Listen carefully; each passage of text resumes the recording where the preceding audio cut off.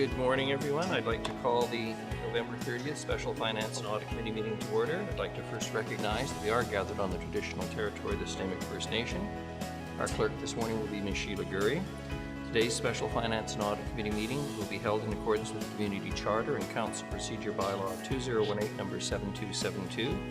Question period sign-up sheet is on the table by the double doors to my left for agenda items only. If during the meeting any member of the gallery has a question regarding an agenda item, please write down your name and the agenda item on the sheet. Members have been granted the authority to join meetings electronically. And today, in addition to those council members assembled around the table, we have Councillors Thorpe and Gesselbrock joining us. So full slate today. Ms. Gurry, the first item on the agenda is the introduction of late items, and we do have one. Yes, thank you, Your Worship. For agenda item 4A8, introduction of items for council discussion, we're replacing next step slide with an updated slide. Very good, thank you. A motion for adoption of the agenda is amended. Moved Councillor Perino, seconded Councillor Meestmeer. All those in favor? Any opposed? None. Motion carries. We have a long morning of presentations, and the first is the 2023-2027 draft project plan highlights. Ms. Mercer, Ms. Fulla, good morning. Good morning, Your Worship. Just let the PowerPoint get started. So we're here today to present the highlights of the 2023 to 2027 draft project plan. So we'll start by giving a bit of a brief high-level financial overview of the project plan, and we'll talk about some major projects that are in the plan, and as well I will also spend some time going through the asset management plan and the 20-year investment plan update. And I'll finish off by briefly talking a bit about the project planning process. And then I'm going to hand it over to the individual departments to talk about the projects that are from their department that are in the 5-year plan. So there's approximately $305 million in projects in the 2023 to 2027 draft project plan. So I'm just going to talk a little bit about some highlights in the first couple of years. So for 2023, some of the larger categories relate to parks projects and strategic projects. So the parks projects account for about 16.5% of the overall budget, and two of the major projects in this category are the Harewood Centennial Artificial Turf Field, and this is a multi-purpose facility that will be used for soccer, football, lacrosse, and baseball. And then we have the Loudon Park improvements.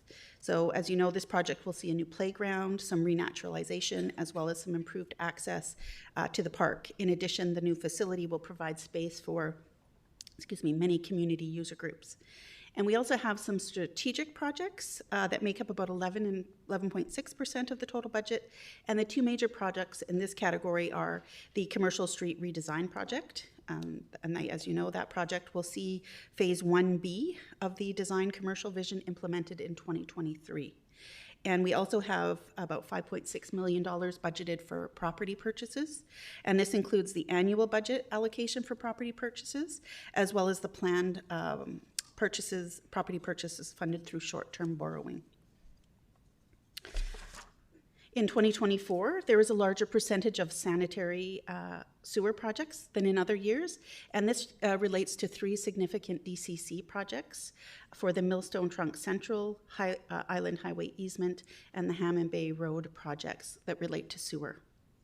And in 2025, 14.3% of the total costs relate to facilities, with the major projects here being the Nanaimo Aquatic Center Mechanical Renewal Project, and that relates to the mechanical and HVAC upgrades, and this particular project is contingent on a grant. So if we didn't get the grant, we would have to relook at that project.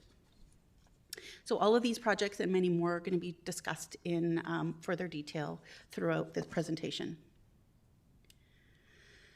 So this slide provides some infrastructure project highlights that are included in the 5-year project plan. So we have $25.3 million in new or upgrades to transportation infrastructure.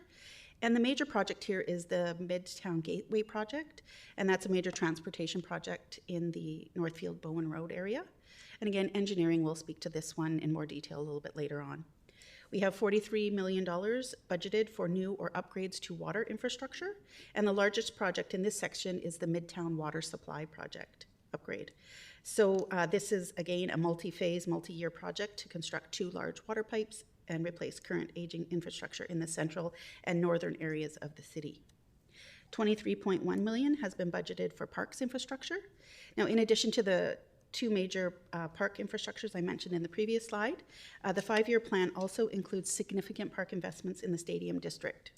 So some of the items included are the bleachers at Coquinstick Stadium, hopefully I said that right, artificial turf field at Sir Oxman Stadium, parking lot improvements, and a media coaching booth.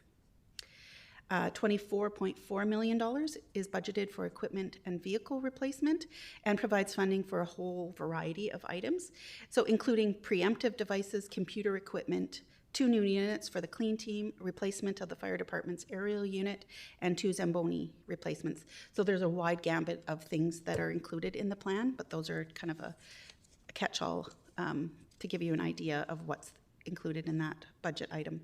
$16.8 million relates to road rehab projects. So rehab projects along Bowen Road and 3rd Street are 2 examples of the projects that are being undertaken in this category.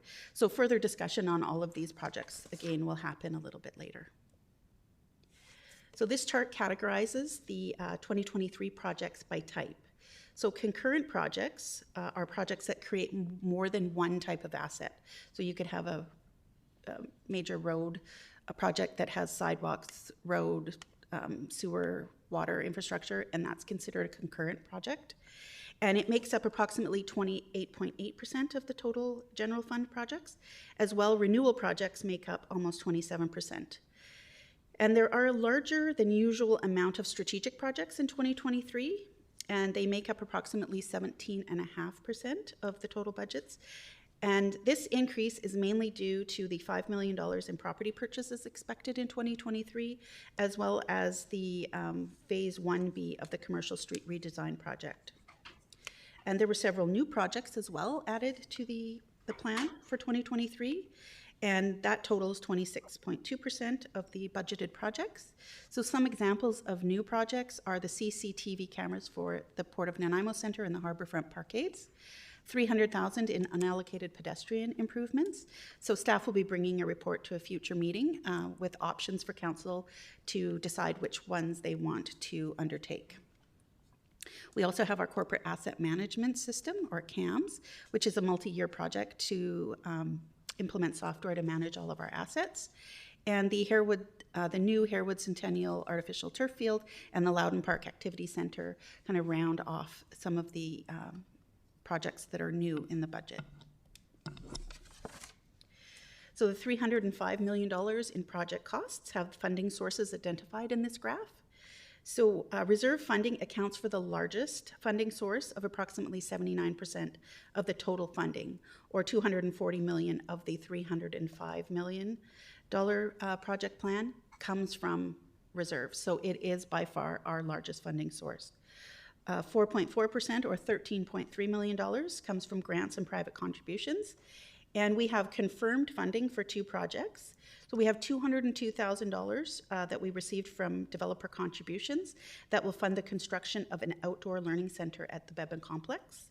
And we have $3.1 million in grants, as well as a $500,000 contribution from School District 68 that were received to help fund the Harewood Centennial Artificial Turf Field. We have non-confirmed funding for 3 projects in the budget. So if we do not receive the money for these, the scope and timing will have to be revisited. So we have about $4.1 million for the Nanaimo Aquatic Centre Mechanical and HVAC Update project. We have $3.2 million for the Millstone Trunk North Sewer project, and $495,000 for the Beban Park Trail, which is part of the Midtown Water Supply project. And lastly, we have 2.4% or $7.4 million in debt funding, and that includes both internal and external borrowings for the 2023 property purchases, as well as an internal borrowing for the Sewer Millstone Trunk Central DCC project. So this graph illustrates the funding by year from general taxation. So our 20-year investment plan targeted a $7 million per year general revenue funding level, and that's represented by the yellow line on the graph. And this was to help close the funding gap that was identified in the last update. So as you can see from the slide, the average to 2027 to 2022 was just a little under this amount at $6.8 million. So going forward, the plan includes funding that exceeds this target in an effort to close the funding gap that was identified in 2017. So for 2023, funding has been increased to $8 million, and staff are recommending in years 24 through 27 that funding be increased by 5% per year to help keep pace with inflation. And the estimated 5-year average for 2023 to 2027 is $8.4 million.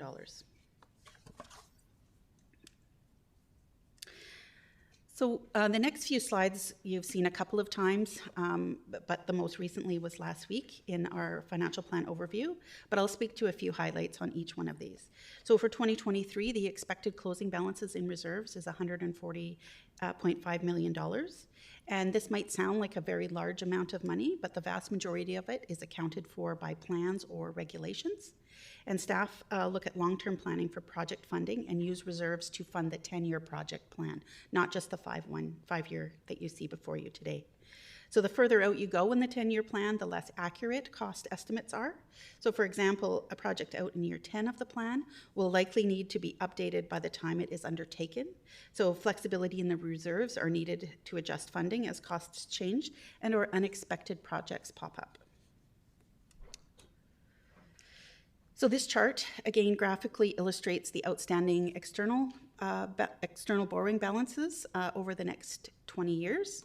And just as a disclaimer, this does not include the Nanaimo Operations Center, the Police Operations Building, or the South End Community Center, or the Waterfront Walkway. And the only other note I'll make here, as you can see in 2032, we have an increase in borrowing, and we're anticipating that borrowing will be needed for the Wellcock Secondary Access Project, and that is the only external borrowing we have outside of the 5-year plan. And this represents the debt servicing costs over the next 20 years. And I touched. Thanks, Mr. Mercer. I have a question that's related to both reserves and debt. Okay.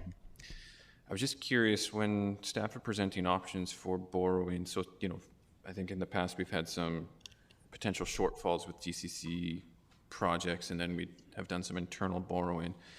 What determines your recommendation on whether we go through short-term borrowing through MFA or borrow internally from a different reserve? And is there, I guess, restrictions? And also, what is the length of process of each? So I'll try, through your worship to Councillor Brown, so I'll try to break it down, so if I miss anything, bring me back to the points that I missed. So the difference between short-term borrowing and long-term borrowing, so there are some different options with MFA. So if it's like for our sanitation equipment, garbage trucks, and that kind of thing, we can do short-term equipment borrowing, so that's for 5 years. So that's how we determine that. Mainly our short-term borrowing has related to that. We do have some short-term borrowing for the property purchases in 2023, and there is, through legislation, we're allowed to borrow, Ms. Fulla might have to correct me on this, but we're allowed to borrow so much money per person or per capita, and we have a limit on that. And so we've used the short-term borrowing for that land, to purchase the land in 2023 and pay it back over 5 years. So, but that's kind of, and everything else, it really is generally long-term borrowing, and we would have to have electoral approval for that.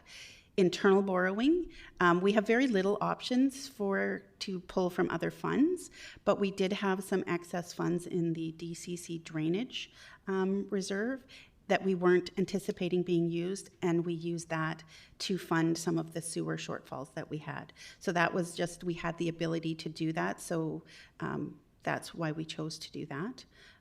Did I answer everything? Yes, thank you. That's great. Just one additional question is what's the length of process for borrowing? Like, is it something that staff identify and, okay, we can borrow relatively quickly, or is it a sort of a lengthy process?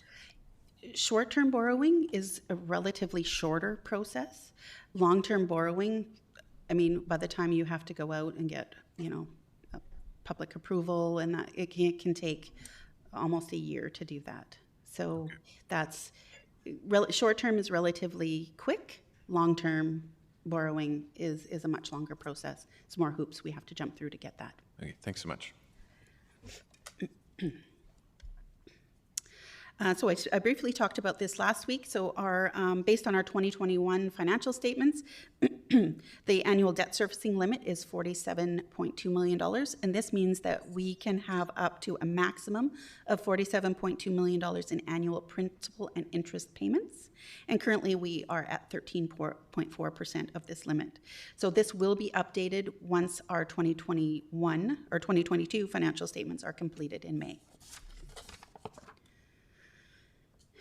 And I've already alluded to this earlier, but the city has 4 significant projects that are at various stages of planning, but have not yet been included into the 2023 to 2027 draft project plan. So the main source of, Sorry, Yeah, Councillor. just on the police operations building, I was looking at the contract, and we're required in contract to fix that building. Has that been looked at? I'm not sure if Mr. Corson is here, but my assumption is that is all part of the upgrade to that facility. Because the other ones were not mandated by contract, right? That's just, we would like to do it, whereas the police operations building is mandated in the contract with the province.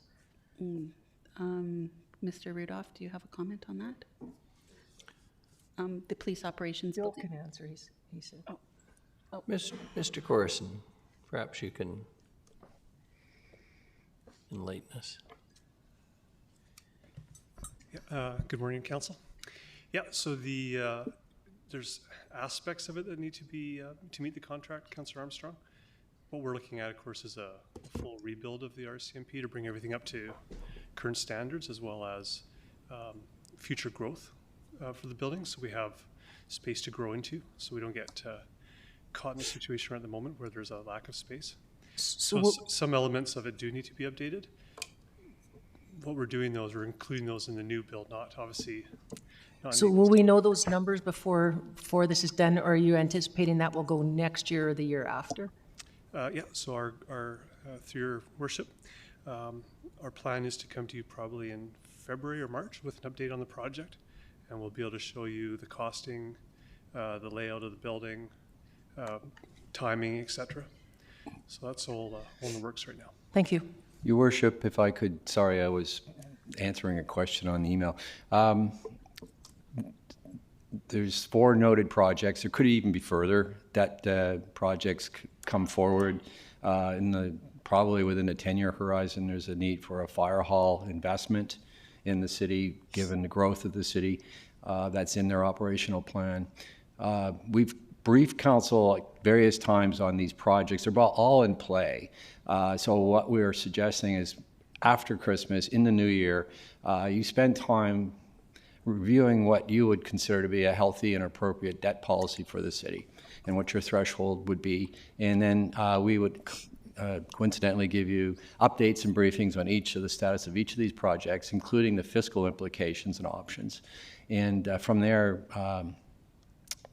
there's either going to be don't go ahead, or when to go ahead, and what process to go. So there's fiscal, there's legislative, and then there's just what is the project. So this is one of those projects, and so I think council needs to have comfort with its own debt policy and philosophy, and then those projects all require some form of debt to proceed, and they're all in different time horizons. And all of them will take numerous years to complete. So there's more work that needs to be done on that, and it would be subject to either an alternate approval process or referendums. And the timing of that is anticipated to be in the next term, or this term. So this is they've all gone through processes. Some of them are more operational, and some of them are more community-based. And we will be back to give you a complete briefing on all those projects early in the new year.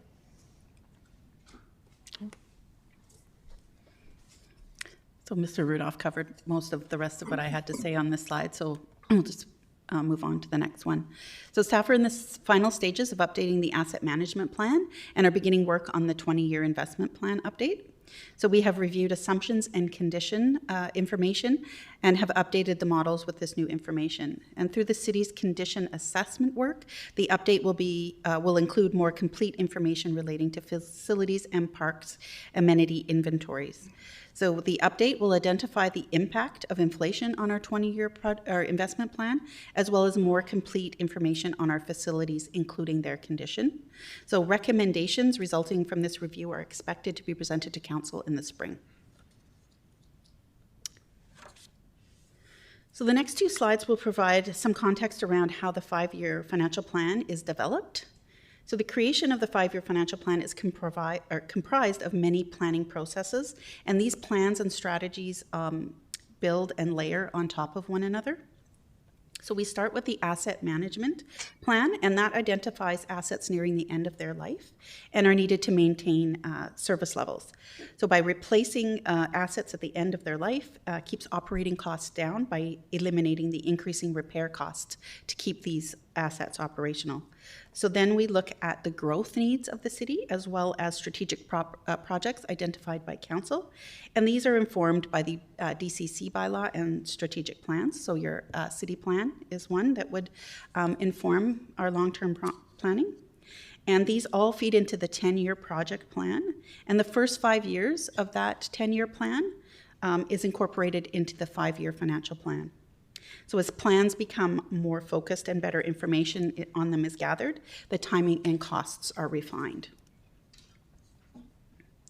So once we collect all of the information for the 5-year financial plan, we determine what financial and non-financial constraints we have.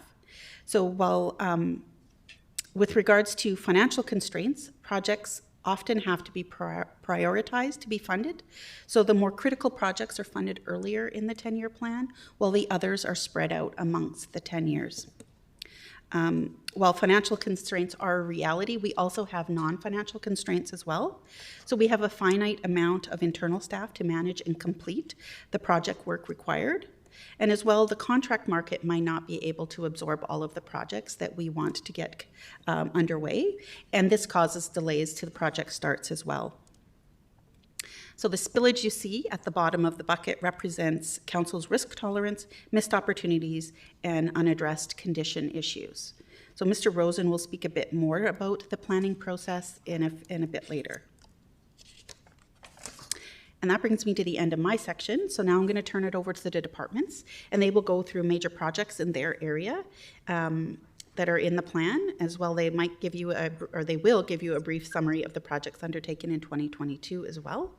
So Ms. Pan is here to discuss the project she has in the budget relating to sustainability issues. Good morning and welcome. Thank you. Good morning, Council. So we have a couple of slides just to highlight some of the initiatives that we proposed in the draft budget. So one of them is the Home Energy Assessment Rebate Program. This is not necessarily a new program. We have been offering home energy rebates to our residents since 2018, and it's been hugely successful. And especially in 2022, we have basically seeing like a record-breaking participation.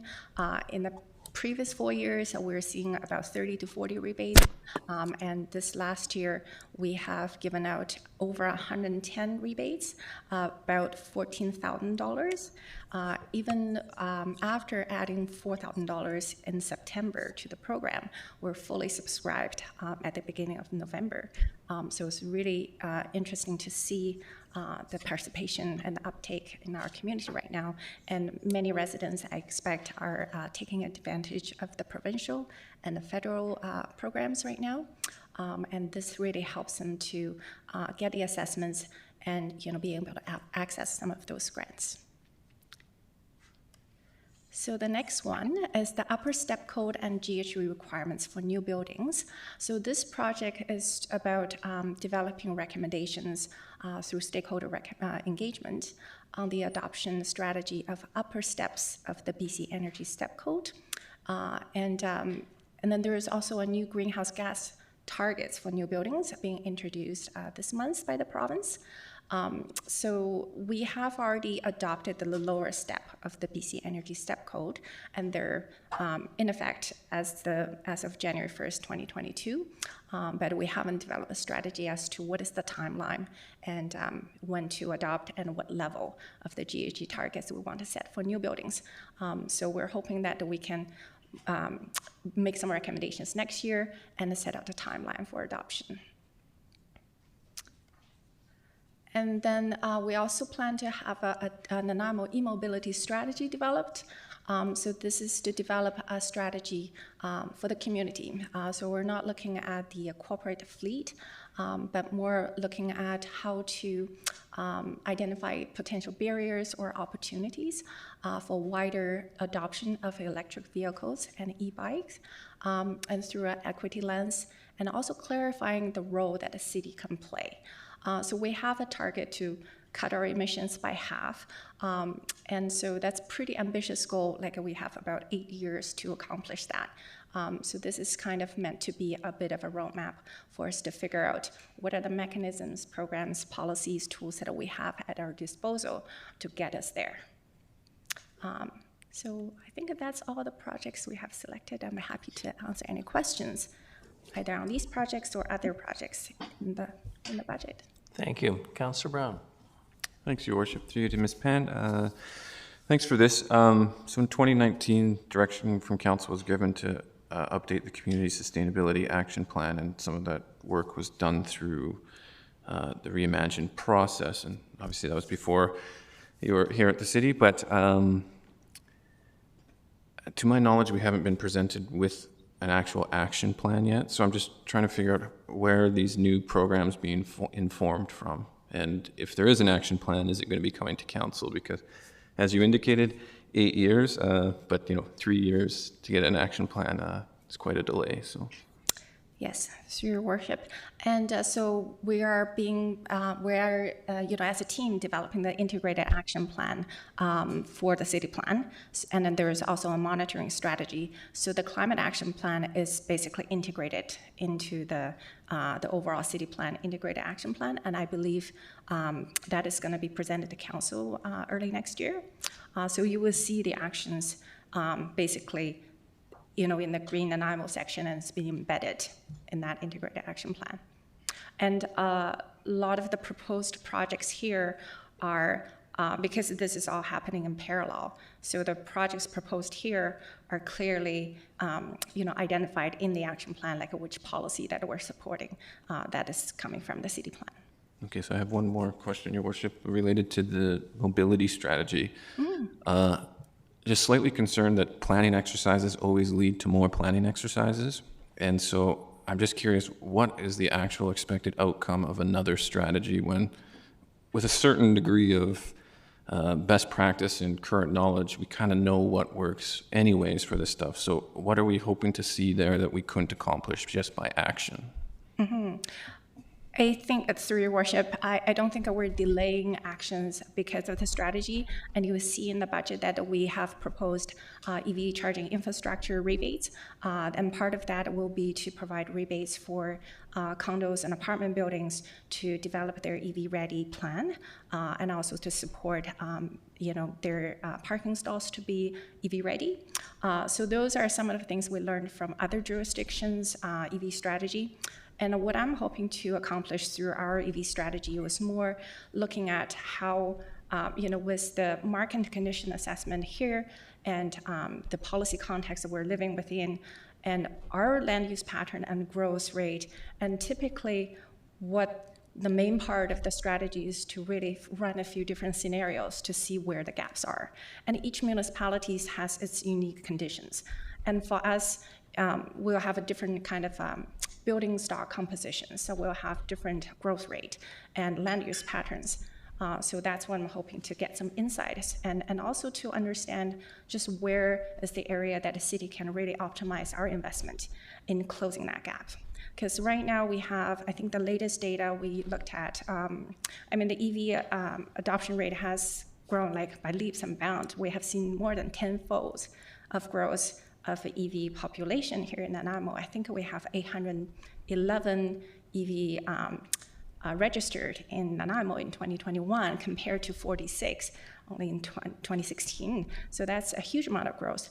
But compared to the 65,000 vehicles that we still have in the city, that 1.3% of EV certainly is not quite enough to get us to the 50% reduction that we need to see in terms of emissions.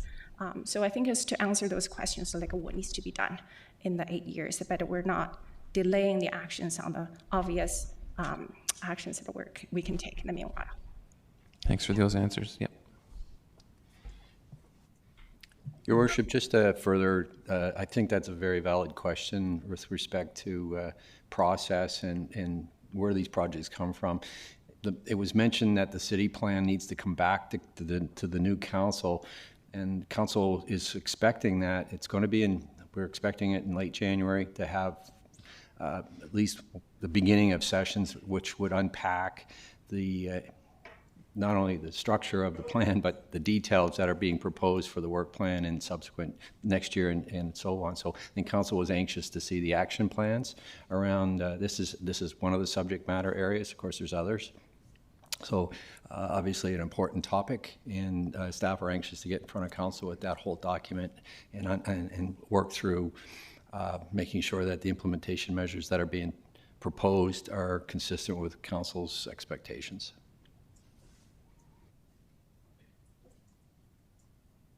I think that's it. Thank you very much on this one. Thank you. Appreciate it. Oh, pardon me, Councillor Gesselbrock. Thank you. Through you, just clarification to Mr. Rudolph. So we could expect the integrated action plans, in some form, like January, February. Through to Councillor Gesselbrock, yes, I think one of the exercises that post-budget process over the next week or so is allow us then to develop a set of briefings that council needs in order of priority. This is one of the top priority ones. I mean, we've already gone through some so-called workshops on governance, finance, development, and those types of things. But now this is the next, the subject matter topics. Our tentative date is January 23rd. That's our scheduled GPC day that's available in January at this time. And then subsequent meetings could take place in February. So I don't think it's a one meeting thing. I think it's a several meeting conversation, to be honest. And even in that, which sections do you do first? So there'll be high level, and then what is the implementation program proposed? And so that's completely in council's hands to review and give comments and direction to staff on. And that's scheduled for late January right now. Thanks. Ms. Mercer, please. Your Worship, the next section is information technology, and Mr. Abe Lang will be here to talk to the few projects that they have on the slide deck. Good morning. Welcome. Good morning, Your Worship. I'm here to provide an overview and update on some IT capital projects. One project from 2022 worth bringing forward is the Development Services Approvals Online Application. This is a grant-funded project, but the work will be beginning in 2023, and I believe the project is of some interest to Council. The Development Services Approvals Online Application process has been identified as an area needing improvement. The existing online application process was implemented quickly in response to COVID and is quite labor-intensive and challenging to track. Shortcomings in functionality when submitting applications online, concerns on the time required to complete an application, and challenges with clearly communicating the status of the application, especially regarding wait times for outstanding items from the applicant or staff, highlighted the need for improvement. A little slower. It's almost like there's an echo, too. Yeah, there's a bit of an echo, so just don't want to miss a word. Okay, I'll slow down. The expected result is an adaptive online application process that captures more application requirements up front, that clearly identifies where in the application process the applicant is, and what items are outstanding, along with who is responsible for next steps. New reporting technology is expected to significantly improve status reporting, which will help staff manage timelines and expectations. A new solution has been selected. Project work definition is starting this month, with implementation work expected to begin in January. The grant funding timeline requires implementation by August 15th of this year, and we expect substantive completion of the project by then. Next is our ERP project. Yes. Tech support for tech support. I did turn it off and on again, yes. So next is SAP, our ERP implementation. As you know, SAP is our current ERP, which means Enterprise Resource and Planning Solution. Our ERP houses core functions for the organization, such as payroll, procurement, such as purchasing in stores, accounting services, such as accounts payable, month-end reconciliation, and financial reporting, and HR, things like personnel data, hiring, benefits, qualifications, and training. Our version of SAP goes end of life in 2027, and the effort to upgrade justified a new procurement process. Our implementation of SAP is perceived as expensive and labor-intensive to update. Our procurement process is aiming for a modernized and flexible solution that aligns with our organizational needs, such as the ability to be configured quickly by the staff that use it. This allows the system to keep pace with the changing work, and the ability to be integrated with easily, which supports other initiatives such as CAMs, permitting, and more. And also, users should be able to access, modify, or create reports as they need. They should have control over that, and they don't currently. The RFP is completing in Q4 of 2022. We're currently addressing some final scoping concerns, and the implementation is expected to start in Q1 of 2023, which will require a large and multidisciplinary group throughout the organization. Our target go live is July of 2024, and the project budget is $3.2 million, including staff secondments. Last project is our corporate asset management system, or CAM. Councillor Armstrong has a question. Yeah, just on the SAP, going back to that, because we've heard at previous debates that it's not being utilized properly. Will this help bring this up to us utilizing that huge investment in that program? That's the expectation. One of the challenges with SAP, the beauty and the curse of it is you can do anything you want with it, but that's complicated and involves consulting and money to make those changes. A system that's more modernized and flexible will allow staff or IT level work to cause those similar changes to occur. So we're expecting to be able to keep up with the changes in work over time better in a modernized solution, whereas with our existing solution, changes would require a significant project and capital outlay to make those changes. So will this also include training for staff? Yeah. This budget? Thank you. Yeah. So the last one is the Corporate Asset Management System, or CAMS. You've heard mention of asset management before. This is the system to support that. So implementing CAMS will allow us to modernize and standardize our asset management processes through improved condition assessment and lifespan estimation, planning, and projection, and will enable better collection of work information. CAMS is used to track service requests, work orders, and inspections of city assets. And the system is expected to improve costing knowledge, as costs can be better tracked at the asset and job level. The solution will also support service requests from the public where appropriate. Staff secondments for this project are from grant funding, and the result is that the implementation team is focused and well-resourced. Some of the adopting departments may experience resourcing challenges as the system represents a higher level of service, requiring improvements to or even establishment of data collection processes, along with formalization of maintenance and work practices. So changes to work are expected to be significant. A vendor was selected in 2022, and the project is on schedule and on budget. Technical integrations are largely complete, with GIS, SAP, and Tempest integrations complete and in final testing. We're implementing 4 modules, and we're using an iterative approach, meaning that we have several underway, but we're only launching one at a time. The other approach is a big bang, where we do all at the same time, and we felt that would be overwhelming for the organization. The first step is sanitary sewer. Configuration is largely complete, and we're in demos and fine-tuning with the staff now, and we're expecting to launch in Q1 of 2023. Signage and paint markings is the next one. We're in data preparation and configuration is underway. This consolidates the service from a separate system that we're paying for separately. So it reduces IT complexity and allows us to retire a solution and reduce costs. We're aiming to complete this module in Q2 of 2023. Third is storm drainage. We're in process review and we're establishing asset collection processes with that group now. We're estimating completion in Q3. And the last module underway is fleet. This is for our fleet maintenance for our vehicles. We're just starting the statement of work. We're using contracted services for this as a project accelerator with a group that is experienced specifically with implementing fleet. It's a little bit different from the other ones for us. This also consolidates another outdated platform called AssetWorks. So this further reduces complexity and allows us to retire another module product that we're paying for, estimating completion in Q3 as well. Going into 2023, we're aiming for water distribution and water supply to start in Q3, and dams is a third system that we're going to be able to retire and consolidate into the CAMS module. So we get to retire 3 separate systems into one. And in 2024, we will be implementing roads, parks, civic and parks facilities, and sanitation. And that's what I have. Any questions? Thank you very much. Look, I'm the most technically challenged person in the room probably, so tell me in a practical way how this works. What are we getting for it? So how is a person sitting at a desk over in SARC going to employ this? What are they going to do? What are they going to be able to ask? What information will come back? How will it come back? I mean, just literally give me the... Sure.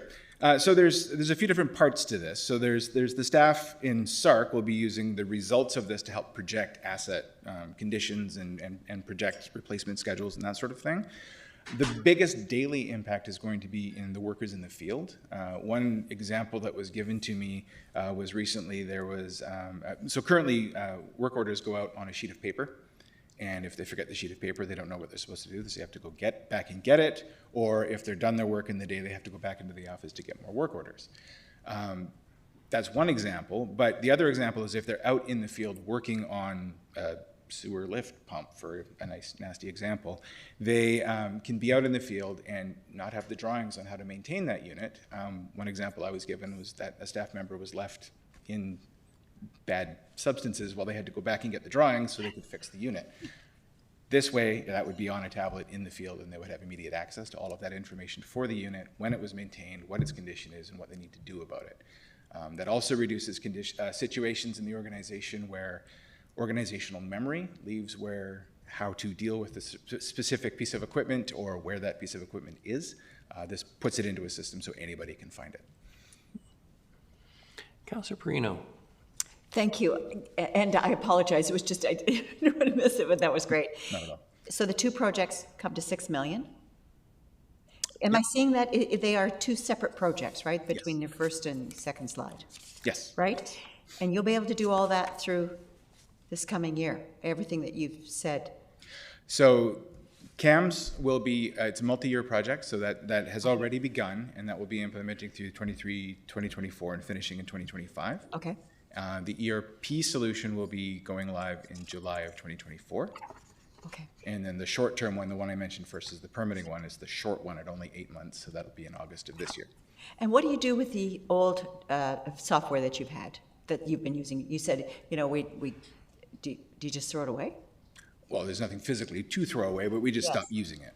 You just stop using it? Yeah, there's a retirement process. There's the equipment that needs to be retired, and equipment in this situation is virtual, so there's nothing, again, there's nothing physical to move. Yes, yes. But yes. Okay, thank you. Yes. I'm not seeing any other questions. Thank you very much. Much appreciated. Ms. Mercer? All right, thank you. The next group that will be up is Engineering and Public Works, and they will give you, it will probably be a longer presentation as they have probably the bulk of the projects for the city, and Mr. Rosen is here to present that. Mr. Rosen, good morning. Welcome. Thank you. Good morning, Your Worship and Council.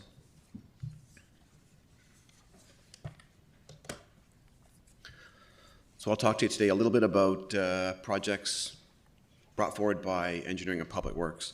And a lot of that is the physical infrastructure that the community sees and enjoys on a daily basis. For example, the water system, the sewer system, much of the transportation system, so on and so forth. So before I get started on it though, I wanted to talk to you a little bit about the project planning process. So it takes quite a long time between conceiving of a project, developing it out, how it fits into the plans, doing the detailed design, and then actual implementation or construction. It's often about 2 years. It is possible to accelerate those, but generally speaking, it costs more and it's a little bit less efficient to actually accelerate them. We have a little bit of a conveyor belt sort of assembly line of projects, and if you disrupt that, it tends to cost a little bit more. So I mentioned last week as part of the business plan presentation, there's a little bit of a misalignment between the project natural timing cycle and the budgetary cycle. So inevitably, it's obviously a lot better to pave when it's warm out, and you can only do certain drainage projects when the fish aren't there, and so on and so forth. So there's a little bit of a mismatch there, just for council to be aware of. I want to talk a little bit more about the market conditions, supply chain issues we had in 2022. One of the things that we've obviously experienced is inflation. What we're seeing right now is we've done a few tenders fairly recently. What we're seeing is there's market capacity for construction services, but the costs are about 20% over what we had budgeted for them in 2022. So as part of our development of this project plan, staff have to forecast what the budget would be for each and every project. And we do that typically in the spring. So throughout 2022, obviously it's been a bit of a moving target. So one of the things that we did throughout this process is to make sure we had sufficient budget going forward. We ended up applying a 15% budget adjustment across the board to all the engineering and public works projects. Obviously that's very impactful, and I'll get into that a little bit more as I get down the presentation. But one of the things I just wanted to mention in terms of how we ensure that the city gets good value for the tax dollars is we bundle projects. So if we have, for example, a water main replacement that's driven by asset management on a particular street, we'll go and we'll have a look at the condition of the sanitary sewer, the storm sewer. We'll look and see how it fits into the active mobility network, what's the condition of the asphalt, and we'll put together a project that makes the most sense at the time. Like, we don't want to repave the road and then 5 years later have to go and replace the sanitary sewer, for example. So it's one of the ways we get good value. We're constantly monitoring the construction market for capacity, so we do these market soundings and kind of test the waters and things like that, because we don't want to go and put a project out on the street and there's no capacity there, so we really don't get competitive pricing. And we're constantly looking at the general conditions within our contract to make sure that we have contract terms and so on that are favorable for the contracting community. A good example of that is we provide flexible timing on completion dates.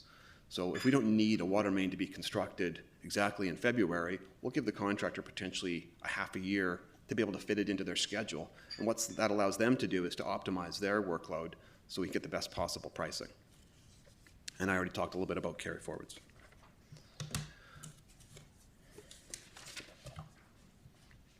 So I want to talk a little bit about what sort of drives projects and how we bring them into the proposed capital plan here. So a big one for us is asset management. So this is really just about sustainment of the infrastructure that we need to be able to keep the services going. So water, sewer, transportation, all that stuff. So it's really about checking the condition of something. Does it need to be replaced? Another one is risk. So there's risk in everything, but a good example of that would be like a drainage pipe might be undersized. So there's a bit of risk there. If we don't upsize the pipe, we're exposed to that risk until we end up completing that work. So depending on the magnitude of that risk, it may drive a project. One I don't actually have as a bullet here is growth. There's been a lot of growth in the past couple of years, so just being able to provide the basic services to new development and so on is a driver, in particular for the sanitary sewer system. There's a lot of capacity challenges within that are driving a lot of our projects. Certainly strategic projects are important, and we draw from council's strategic plan, we draw from city plan and so on to sort of feed those in, and then obviously opportunity. Like I mentioned, if we have a water main replacement on a street, an opportunity might be to, at the time, we can put in a sidewalk. It might make the most sense at that point to take advantage of that opportunity. And those can be really quite favorable. And unfortunately, we can't always take advantage of these opportunities just for fiscal reasons. And I'll get into that. I have a couple examples of that I'll talk about in a bit.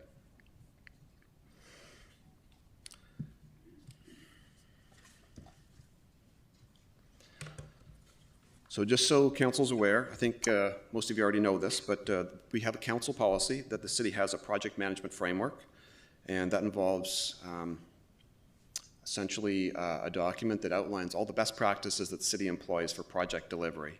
So it ensures that taxpayers get good value for each and every project that we deliver.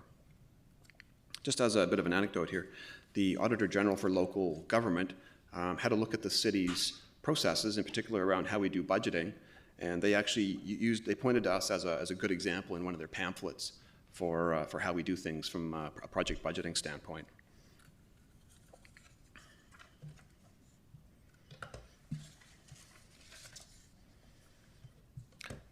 So we'll just talk a little bit about some of the project highlights from 2022. I won't get into detail on these ones, but there's a number of key projects that were completed in or in the process of being completed in 2022. Metro Phase 2 is a good example.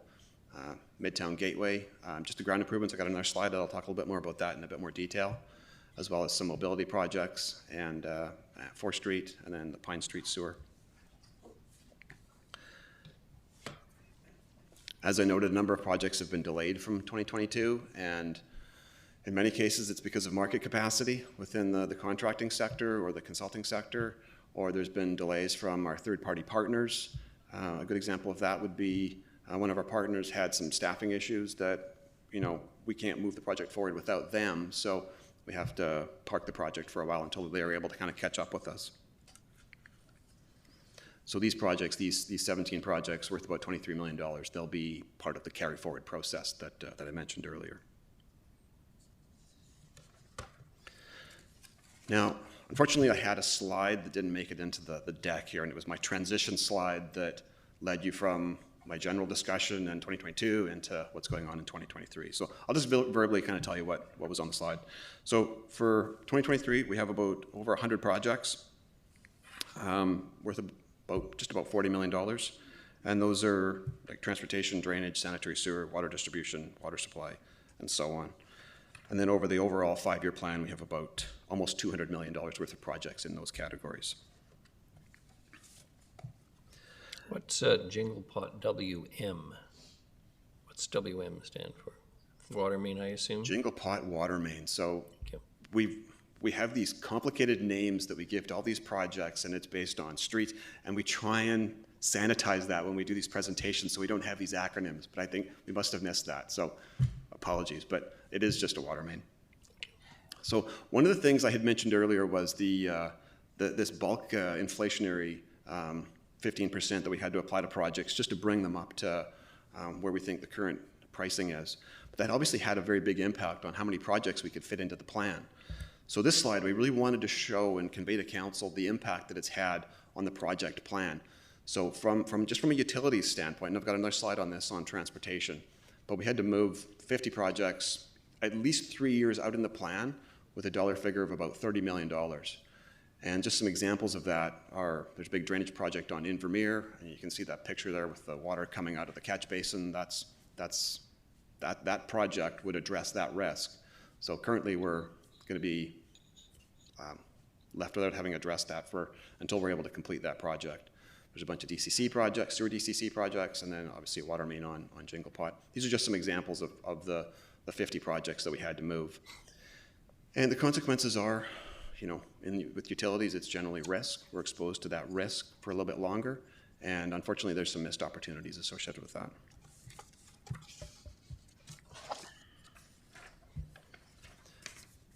So same kind of situation in transportation. 10 projects moved 3 years or more, value about $37 million. Some pretty substantial projects had to get moved.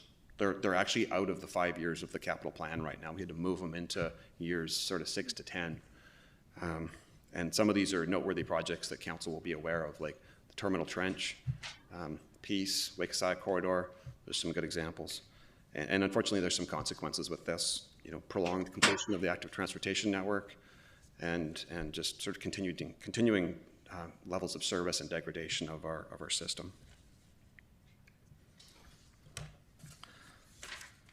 So this slide here is really just to convey to council what the impact is. So if you look, and don't look at specific projects. Councillor Eastmere has a question. Thank you, through you, Your Worship. Just wondering about the Wakeside corridor mobility upgrade. Can you speak to whether that's like an internal or external reason that has been delayed beyond the 5-year plan? Through your worship, Councillor Eastmere. So the Wakeside corridor was originally conceived it was a concurrent project. So it included utilities, it included transportation upgrades, and so on and so forth. And for funding reasons, we weren't able to complete it in time. So we had to do some fairly large asphalt patches on Wakeside just to keep the road together. So that was, we mitigated one of the urgency drivers for it. So we've got those patches out there. We did those a couple of years ago. So the asphalt's holding together right now. Another one of the drivers was the drainage system under Wakeside. And so what we've actually got in the plan is to deal with the drainage system just in this localized area. But for funding reasons, really just funding reasons why we couldn't do this. I mean, it's a large project. It's about $10 million. And so it's like, really, what's a priority? I mean, there's obviously projects that are in the plan, and we try and draw from council's strategic priority to fit those in. But really, it's... Can you elaborate on funding reasons? Like, is that federal money that didn't come through or a grant that we didn't get? I'm just looking for more clarity. So for Wakeside, a lot of it would be driven by what we call general revenue. And so some of our projects are obviously water utility, sewer utility. A lot of the transportation projects, the larger ones, are DCC projects. So we get funding from development to pay for them. And depending on the corridor and the particular project, there'll be a different balance of that funding source. So for Wakeside, a lot of it was just general taxation. So it's an expensive project from the most sort of precious resource the city has.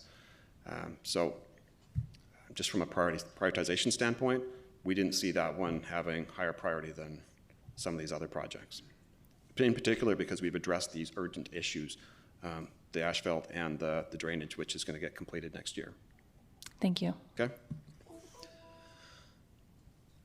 So this slide and the next slide, I wanted to convey, and don't look at individual projects on this because of the way projects are classified. There might be some that are done that don't show up on here, but really just have a look at the overall number of projects that we've completed in the past 5 years in the active transportation category.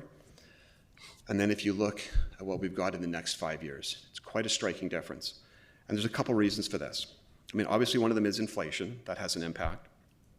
Also, the loss of the community works funding has a big impact because we use that funding a lot for these active transportation projects. And then the third one is for the past 2 years, for in 2021 and 2022, council increased the pedestrian unallocated funding from $300,000 up to $1 million. And so that shows up in terms of what we've done. And looking forward, we've projected it out at $300,000 a year. And because it's not allocated yet, it doesn't actually show up. But the take-home message here is, I think looking forward, we're not forecasting as much active transportation upgrade as we have done over the past 5 years. Councillor Prino. Sorry. Not even sidewalk projects? Not even minimal sidewalk work over the next 5 years? Through your worship, Councillor Prino, there certainly is some sidewalk work included in the 5-year plan. A lot of it is attached to some of these other transportation projects. So when we have a fairly large transportation project, and I've got a few slides coming up, I mean, we don't just do, like... I know. It's just the way they classify them, right? So we have like the road project, but it includes sidewalk, it may include cycle facilities, it may include lighting, and they're all categorized differently. Okay, but because when I look at, you're right, you look at that, it's such a drastic difference from what has been done in the past that I'm concerned that people are going to see that and say, wow, you're doing nothing. And that's not the case. It's just dependent on where you show it, right? Certainly there is some truth to that. Like for financial reasons, we're showing less work projected out in five years. If council was interested, council could increase the PET unallocated funding if there was a way to find funding for that. In previous years, we've been fortunate with some grant funding and some senior level of government funding to help with that. Okay. I don't anticipate that that's going to necessarily come forward in the near future. Okay. Thank you. Okay.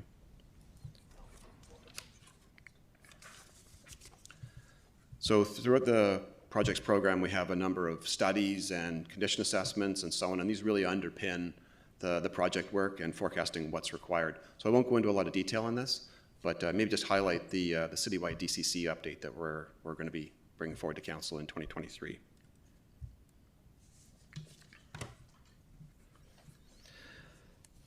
So for the 5 years of the plan, here's a summary of the transportation projects that we see here. So about $6.5 million in active transportation network upgrades. And a lot of those are actually attached to those larger projects that I had mentioned earlier. And the road upgrades at $18 million and some renewal of existing infrastructure, just about $32 million.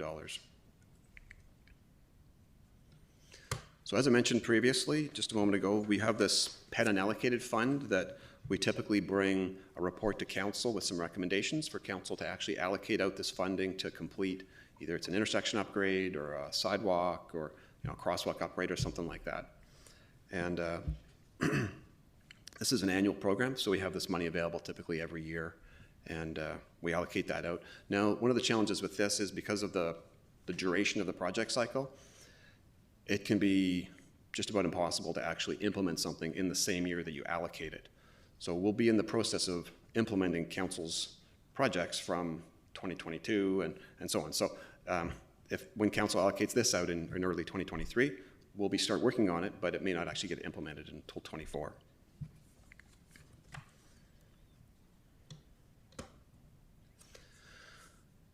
So I won't go into a lot of detail on these, but here's an example or a selection of utility projects that are in the project plan for 2023.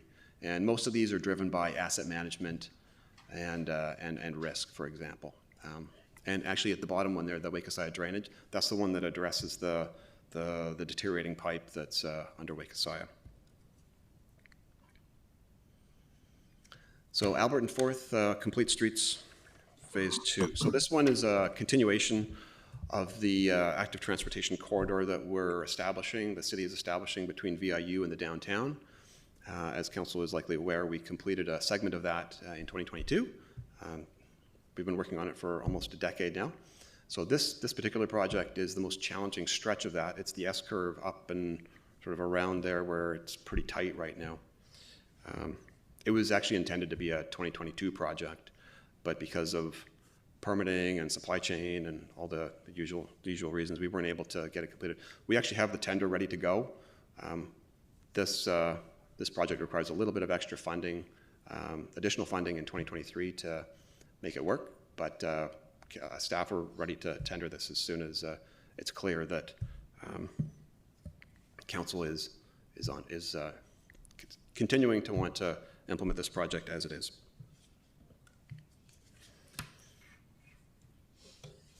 Midtown Gateway. So this was a bit of a challenging project because it includes the whole host of utilities that are associated with this, as well as transportation upgrades. And we've been working on this, the city's been working on this for about 15 years. So we had intended to start the project in 2022. Unfortunately, because of the inflation and other issues, we had to break the project into 2 different phases. So phase 2A is currently under construction right now, and that included the ground improvements and the underground utilities. And so that allows us to actually get the Midtown water supply pipe in place without disrupting that timeline of that project. And then what we did is we broke out the surface works into a phase 2B, which will be started in 2023 through 24 and so on. So this is the phase 2B piece where it completes things. We've got the new connection to provide some additional road network capacity, as well as the active transportation connection through the off-Bowen Bikeway, as well as providing some opportunity for some development in the area. And it's just a really good brownfield community gateway development that will add a lot of value.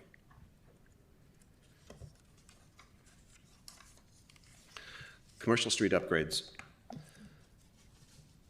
So you can see there's a whole host of phases that this project was broken up into. The phase 1B, which is actually the Bastion commercial intersection, as well as an extension up to sort of Church Chapel Street. So we're going to be completing that or undertaking that in 2023. It'll be a little bit of a pilot program, I think. We're going to see how that particular cross-section plays out and what the costs are and so on, so we can report back on that. And then within the plan, we also have phase 2, which is the stretch near Diana Krall Plaza. Councillor Brown has a question. Thank you, Worship, and thanks to Ms. Mercer for providing some of the funding breakdown on this. If I recall correctly, there was a water component, and I'm just curious: is there underground infrastructure that is required to be replaced with this project at this current time? Through your worship, Councillor Brown, yes, there is some utility infrastructure that needs to be replaced. We have looked at utility infrastructure, and we've included that in the capital plan where it needs to be to align with the rest of the project. Okay. So for example, with 1B, we've had to add in a water main replacement to that segment to get that done first, essentially. Okay, thank you. And I'm just going to look something up, but I have a further question, but I got to pull up some info. So overall, this commercial street project is forecast to be quite costly, and without the community works funding, it's pretty challenging to fund it. So I think we're undertaking a study right now that'll look at the functional design that'll allow us to establish the details that will essentially it will facilitate the phasing of it.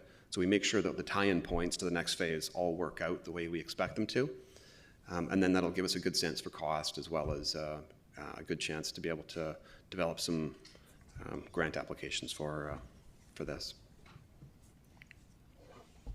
Thank you. I found the information. So you may or may not be aware, Ms. Mercer provided some just a funding breakdown, and part of it talks about phase 1B with the water component, and then the 656,000 coming from property taxation. A follow-up question I had on that was,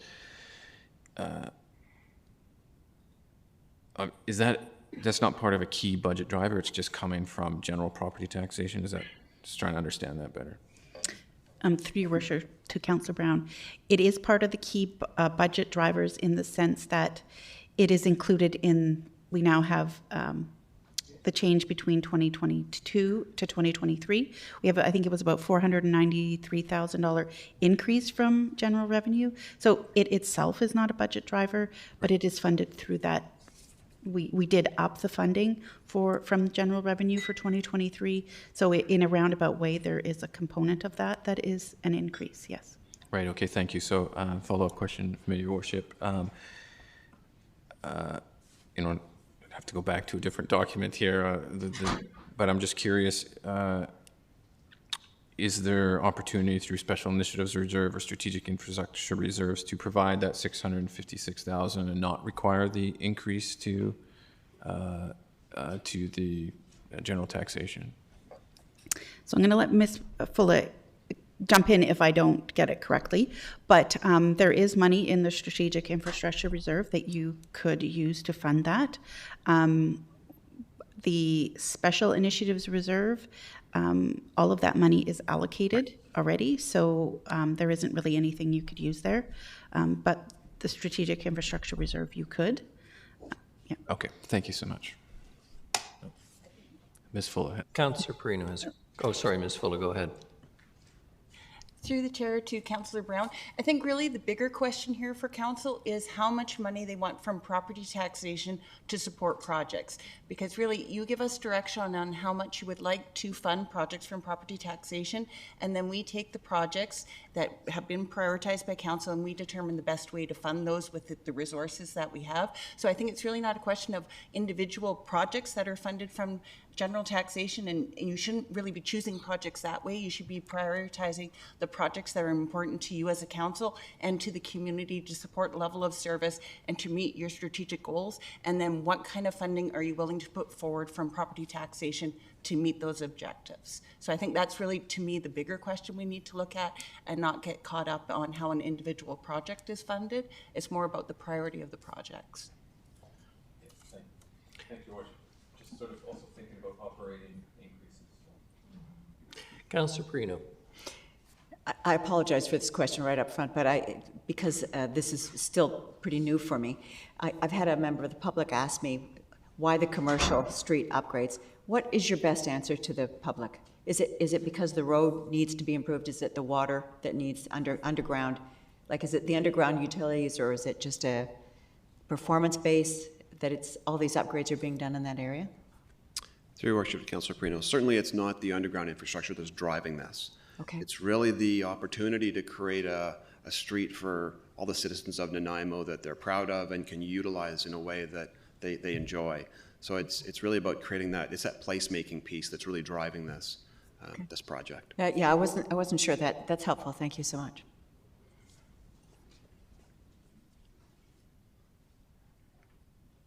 Okay, carry on. 5th and Bruce intersection. So this is an intersection that's currently got a 4-way stop on it, and it meets the warrant, or it will be meeting the warrant for signalization, similar to the Jinglepot Westwood that we completed a couple of years ago. So in this particular case, a lot of the work has already been done by some adjacent development in terms of pre-ducting and so on. So it's reasonably straightforward project. Bowen Road rehab. So this is essentially it's an asphalt renewal. Obviously, Bowen Road is a major arterial for the city. It's extremely important. And if we let the asphalt go beyond the point of being able to rehabilitate it, it's extremely expensive to rebuild the sub-base and the base and all that stuff. So we really want to catch this before it gets too far. Typically, asphalt, the asphalt lifespan ranges from about 15 years, maybe out to about 50, depending on the utilization of it. So on an arterial like this, it's not unusual for it to only last about 15 years. So it's pretty costly rehabilitation. Now this is one of those examples where you recall back to Ms. Mercer's presentation where we had the bucket with the puddles, and one of the puddles was missed opportunities. So unfortunately with this one, staff had a close look at the opportunity to install bike lanes on this stretch of road as part of this road rehab project. And it can certainly be done, but it would cost an additional $750,000, which we don't have at this time. So unfortunately, that's going to be a bit of a missed opportunity. I just wanted to make sure Council was aware of that with this particular one. But we don't want to wait too long to do the road rehab. And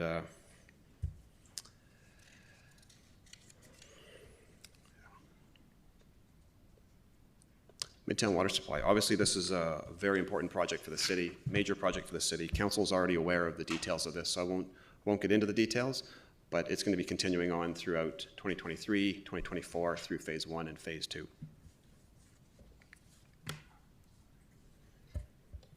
So for 2024, we've got various utility projects. I won't get into the details of these. These are just a selection of projects that are sort of typical of what we complete in a given year.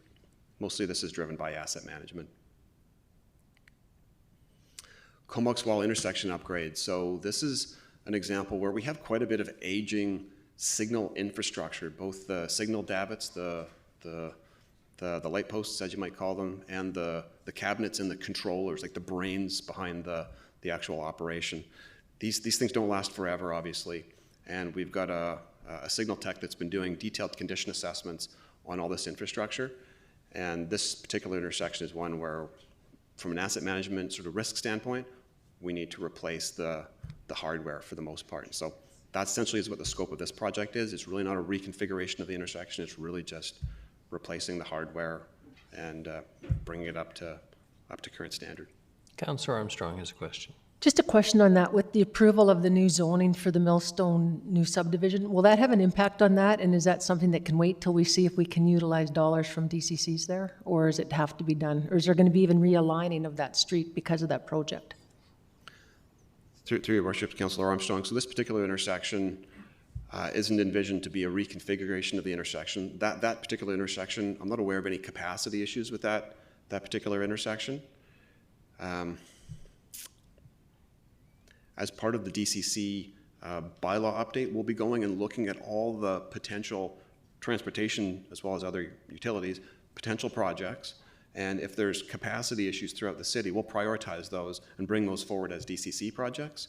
It's possible that an intersection like this could become a DCC project if it is being driven by growth. Thank you. Okay. Hammond Bay Area utility project. So this is really driven by a sewer capacity need for upstream growth within the catchment. There's an opportunity to make some surface improvements at the intersections, largely driven by asset management needs at either end. This is another example where, as part of the restoration of the road, it would be great to improve the cross-section, put in some good bike lanes and sidewalks and so on. But we would need additional funding to be able to make that happen. Millstone Trunk Sewer. So this is... Councillor Perino. If there's one thing that I've heard so often, it's that Hammond Bay, but it's past, right? It's down further down towards, where we get right into town, like right into the main part of going downtown. It just, there's no sidewalks there. You can't walk it at all. It's just really not, like that area is not bad for sidewalk area. It's just further south that it's really, tell me there's a project there where we can put in a sidewalk so people can walk. Through your worship, Councillor Perino. So Hammond Bay Road, the city is well aware of the challenges there. Obviously, we're highly constrained by the terrain. Yes. The biggest challenge of all are the driveways, because the driveways are steep, both on the high side and the low side. And it can be challenging to widen the road because you have to nibble into the driveways and either make them steeper and so it can be very, very costly to do anything to widen the road. And so starting about 15 years ago, the city completed some fairly detailed engineering studies to find out what kind of road cross-section we could apply through the various stretches of Hammond Bay Road. And we actually implemented one of those cross-sections back in 2010, which was the stretch from Departure Bay Road just past Friar Tuck. So yes. if you're familiar with that stretch, yes. that was that sort of bare minimum cross-section that we had targeted in that particular case. Back in 2010, when we completed that project, it was about $7,000 a meter to implement that. It was very, very expensive. So now with all inflation that's happened in the past decade and so on, it's going to cost a lot more than that. So there's a lot of driveways, a lot of retaining walls. So as part of the last DCC update, we had considered that as part of whether it should be a DCC project and so on and so forth. Very, very costly to implement any kind of even modest upgrades along Hammond Bay Road. What I will say is the regional district is contemplating some renewal of their force main along Hammond Bay Road. So that's going to present a bit of an opportunity for us to do some restoration work and make some improvements there. That'll still be quite costly, and we actually have plans to bring forward some information on that to council in the near future. Okay. Thank you. That's helpful. Thank you. When Mr. Rosen uses the term nibble, what he really means is expropriate. Exactly. Which is incredibly expensive. And with respect to the complaints, and I'm not seeking any political friends out in Hammond Bay when I say this, when you look at the amount of pedestrian traffic on this end of Hammond Bay, which is what you're talking about, as comparison to, say, Wakasaya or Bowen or any other places, there's a significant number of people walking to services and facilities. That stretch of Hammond Bay Road, I mean, there are no stores, there's no pubs to walk to, there's no whatever, and I get it, and one of my close friends and a strong supporter of mine complains about it constantly, but it would be a very difficult and costly project for the overall public benefit. I don't disagree. It's just one of those things you hear about a lot, and you think, gee, it'd be nice if they could just walk, but there has to be some reasonable assurance that we can afford to do it too, versus other projects. So I get it. Thank you. Thank you. Millstone Trunk Sewer. So this is one of the most important trunk sewers the city has. It conveys about 30% of the city's sewage. And so we've been completing projects to improve its capacity over the years. And so the next stretch is between East Wellington and Westwood Road, and that's scheduled for 2024. So the townside area utilities, this is a good example of an asset management driven concurrent project all bundled into a particular neighborhood. So there's a lot of water, sewer, drainage. Initially, we had envisioned quite a bit of road rehab, but for affordability reasons, we had to dial back on that a little bit. But this is a pretty large utility asset management project over multiple years. So here's some noteworthy projects from 2025. I won't get into a lot of detail on them, but the same thing for 2026. Midtown Water Supply Phase 3. So this is a continuation of the Midtown Water Supply, bringing the water up to a new reservoir up near Vandernook. There's actually an opportunity here to, on Rutherford Road, as part of the restoration, to improve the active transportation facility within Rutherford Road. that we've included some of that in the capital plan. There's a reservoir upgrade needed that provides service to the College Heights area, and this is driven by storage requirements and an aging substandard reservoir. So fleet replacement's an important piece. We have a program where we're replacing vehicles every year on an ongoing basis. So throughout the 5-year plan, we're replacing 69 units at a value of about $9.4 million. And then over 23, we've got a few smaller vehicles planned. So the intent would be to replace these with electrics as we can. Not all can be done that way, depending on what type of vehicle it is and whether we have charging infrastructure and so on to be able to support those. Question on that. Councillor Armstrong. I just have a question on that because I was talking to somebody in Sydney and they said that they're really struggling with their electric vehicles as big because they can only go 4 to 5 hours and then they're taken out of service because the charges aren't lasting long enough. Is that something that we've looked at? Are we researching? Is it working and what should we be looking at for that? Through your worship to Councillor Armstrong. So is the question, is the charge duration, or is the charge capacity of the vehicle sufficient to provide the city the service? Yes. Necessary? I see Mr. Sims walking up, so I'll defer to him. Your worship, thank you. As we talked about earlier, fleet staff will be in front of council to provide some part of as part okay, of the I can wait till then. that can wait. Yeah. But it's a good point, and it's something I think Mr. Miller indicated that we definitely want to shift our fuel use or fuel type use more and more to electric all the time. But we also want to make sure it's going to be functionally for an operation. So it's no good having a fully electric garbage truck if it only lasts 3 hours a day, kind of thing. But as an example. Thank you. I'll ask those at a later date. Thank you very much. So, Your Worship, that's it for my presentation. If there's any questions in general, I'd be happy to. Thank you, Councillor Eastmere. Thank you, through you, Your Worship. Over the 5-year plan, I understand there's a plan to replace these 69 units. Is there any efforts being made at the city level to reduce the size of the city's fleet as part of our climate goals, to not just fully switch to electric, but to actually reduce the number of city vehicles that are required? Through your worship to Councillor Eastmere, absolutely. So fit for purpose. Each replacement vehicle is reviewed in terms of what it needs to do, what utility it needs to have to be able to be fit for purpose. And so where there's an opportunity to downsize or reduce a vehicle's, functionality or whatever, we're absolutely doing that. Do you have any numbers around like attrition of the fleet over the next 5 years that we could potentially anticipate?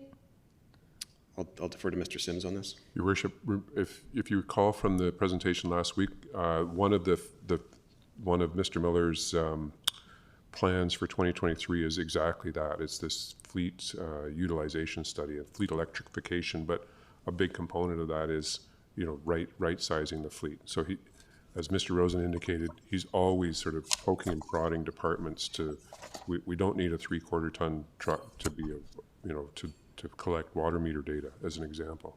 You can get away with a Prius. Those are the sorts of things that he's always challenging each department on. But in the same time, it's who's using what units and how much usage are each of the units seeing, and could you pull from a pool as opposed to just having a vehicle parked there. So that's sort of operationally that's happening, but it'll be a little more formalized with that study. Thank you. Yeah, I would love to see any numbers around that so we can brag about how we're reducing our fleet. Councillor Perino. Thank you, Your Worship, and through to you, probably to Ms. Mercer. Just from a budgeting perspective, when we don't finish projects and, some of them have to wait a year or whatever, or they're stretched out over a period of years, how do you work the budgeting? Do you put it all away that first year? Do you, especially when they're just a year behind, do you then just have the money put away for that project? Through your worship to Councillor Perino. So 2 different things. If a project is a multi-year, yes, we budget accordingly in each year. Okay. based on our estimate of what we're going to do in each year.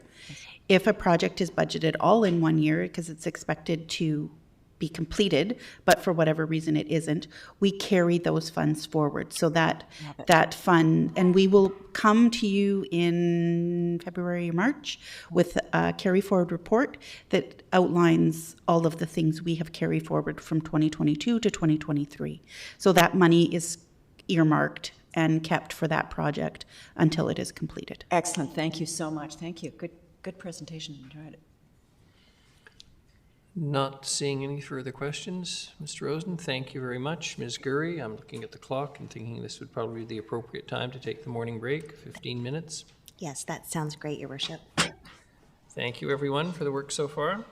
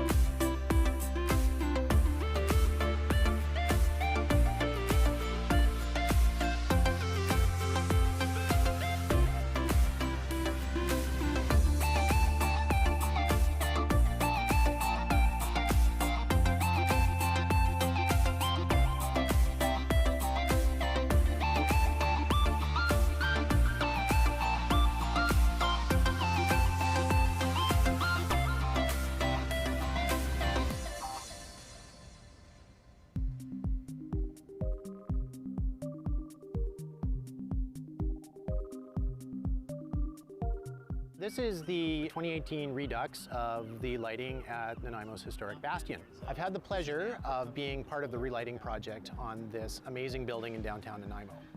So what we did is we've replaced the original high-pressure sodium lights, which basically did an okay job of lighting up the bottom 10 feet of the building, and replaced them with modern LED lighting that has the capacity to change color.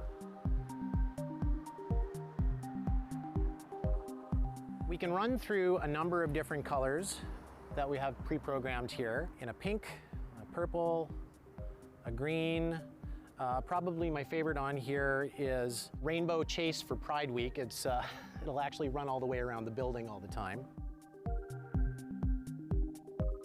With this new technology, organizations can now request that the bastion be lit to promote their cause by going to the City Nanaimo website and following the instructions.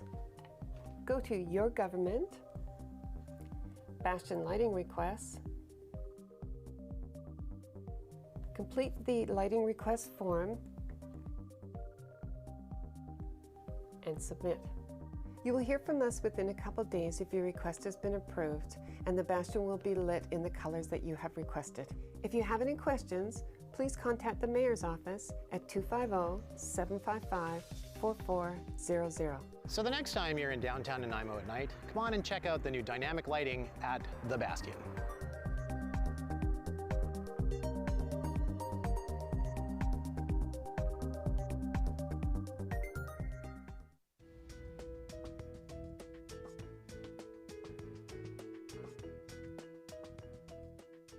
We're here today to make a couple street names. There was some vandalism in town, and we're just going to make replacements. In the roads today, we're doing our Dundas Street and Bruce Avenue.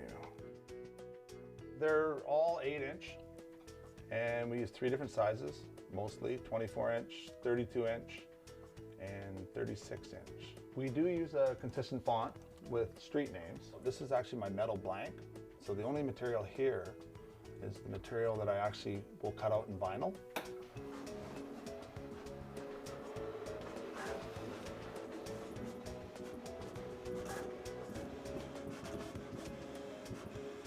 From here, we have to take out the vinyl that's not needed, which is the outer. So all we want to do is save the inside borders.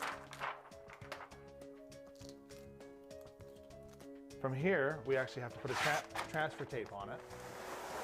And what this does is it allows us to take the blue vinyl and pull it away from the clear backing that it's on, so we can apply it to our aluminum blank. Now that we have our 2-sheeted piece of vinyl, we take our aluminum blank, which has high intensity diamond grade, which you can see behind me. We have all different colors. We have orange, yellow, white, depending on the type of signs. Most of our white signs are regulatory, and the yellow ones are warning signs. And right here, all I'm doing is pushing the transfer tape a little tighter to the vinyl. And then from there, we peel it back, our plastic, which basically leaves us with a big sticker. We put it on the aluminum.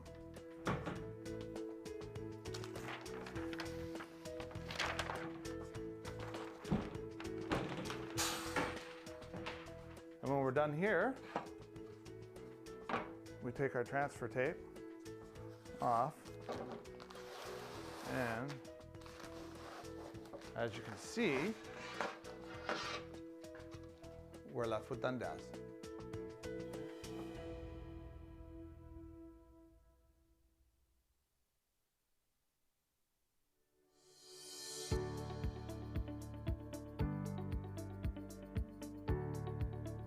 We're here at Bruce and Dundas.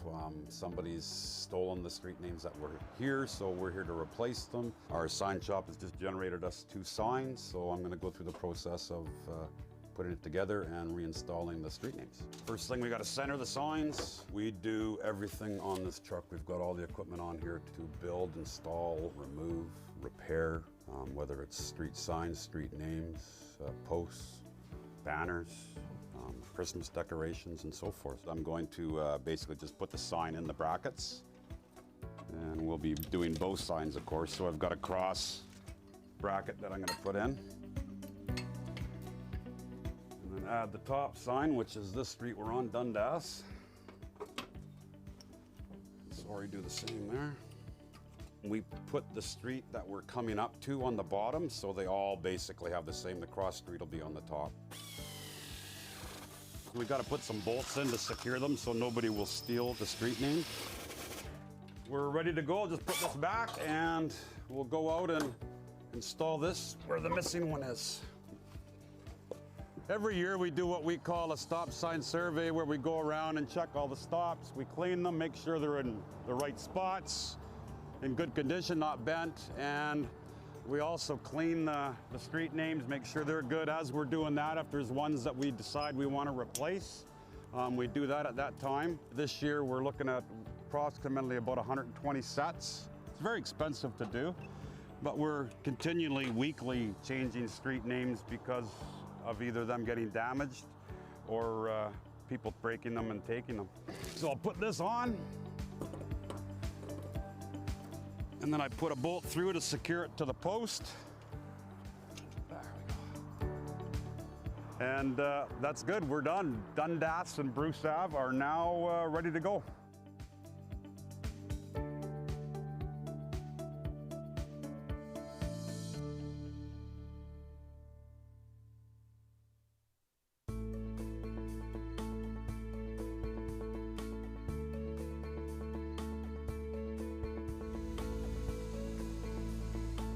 You are looking at Unit 400 from the City of Nanaimo Public Works Department. This truck is called our paint truck. It puts down most of the center line in the City of Nanaimo.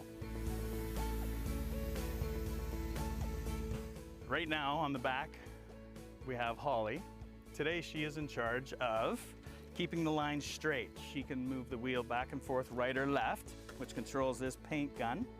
And then right behind the paint system, there's a glass beads that are dispensed onto the fresh wet paint for retro reflectivity at night.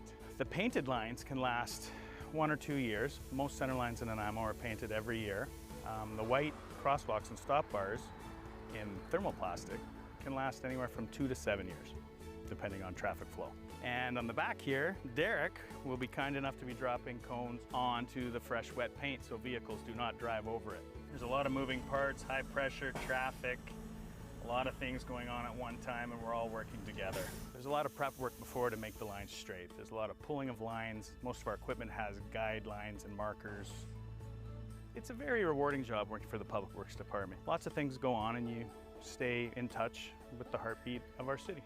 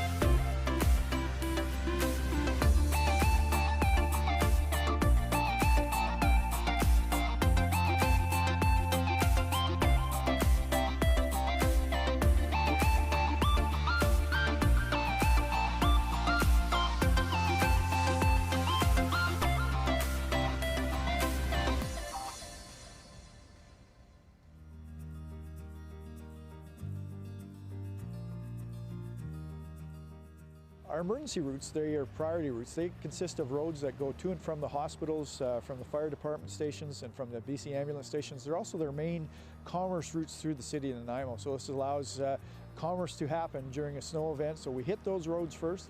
Once those are clear and open, then we move into the secondary roads, and then we move into the residential areas, which are dead-end roads and cul-de-sacs. And it can take up to 96 hours before we get into the residential areas. One of the side effects of plowing snow is it does end up on the sidewalk, and this can be very frustrating for homeowners and business owners that have just cleaned the sidewalk. It also pulls into their driveways. The crews try to keep it as close to the curb as they can, but we need to open the road right up to the curb to allow the drains to be exposed for when the snow starts to melt.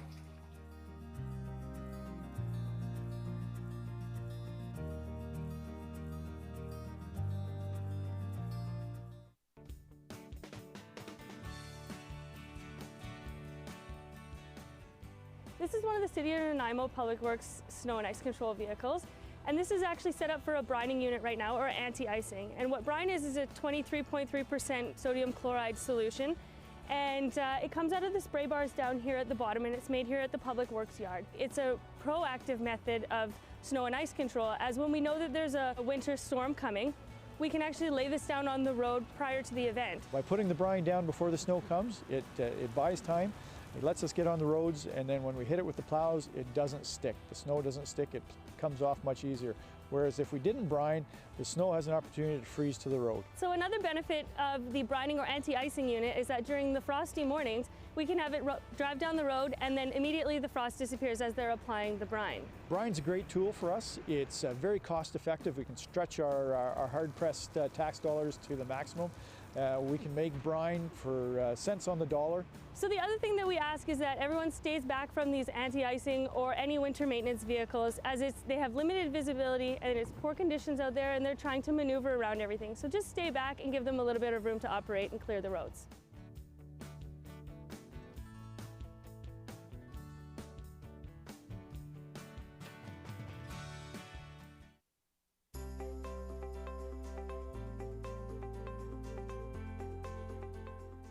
So here we are in the Public Works yard, City of Nanaimo, and what you look around, you can see our various tools that we use for snow and ice fighting.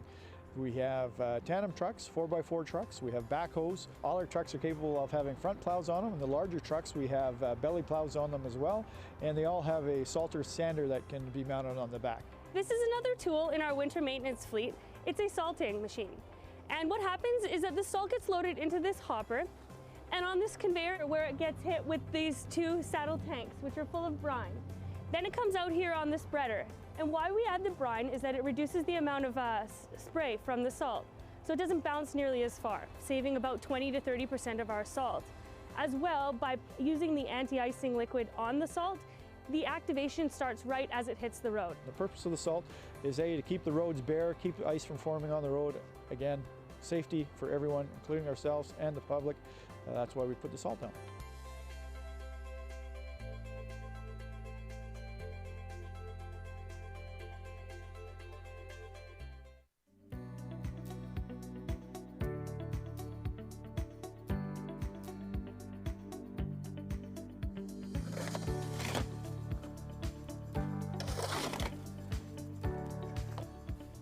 Today we're talking about clearing catch basins or road drains on residential roads. The first thing to understand is where the catch basin is in proximity to your residence. When clearing a catch basin or road drain, we want to make sure that you make yourself visible and aware of oncoming traffic. When clearing snow or debris from a catch basin, we ask that you put it in an area where it will not plug the catch basin again, not placing it on an already shoveled driveway or sidewalk. Sandbags are available at 2020 Labio Road 24/7. Just remember to make sure you bring a shovel. The City of Nanaimo and Public Works appreciate your help in keeping your catch basins clear. Thank you.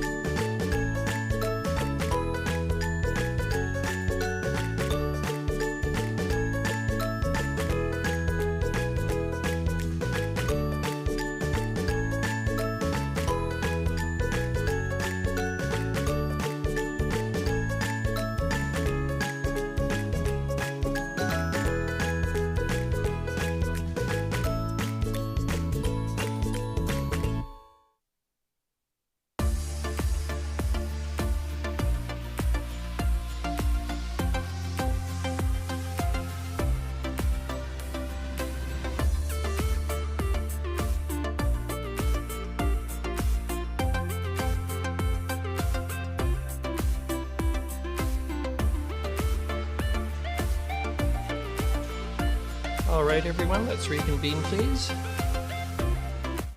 Ms. Mercer? It's a big morning.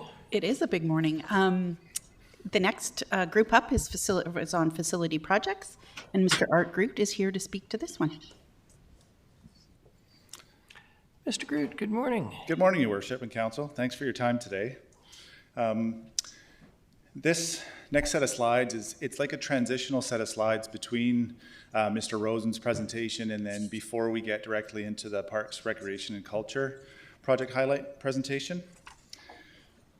Although facility and park operations is in the Parks, Recreation and Culture division, my staff are also responsible for operating maintenance and capital projects in other sections and departments in the organization. This includes police, fire, public works, parkades, administration buildings, and cultural facilities. Projects are completed in partnership with my staff and with Ms. McCaskill in the Facility Asset Management section, as well as staff in Mr. Stewart's Project Management section. Both of those sections are in Mr. Rosen's department. The following slides show examples of projects that are planned in the coming years at various facilities that are not parks, recreation, or culture facilities. Please feel free to ask any questions along the way.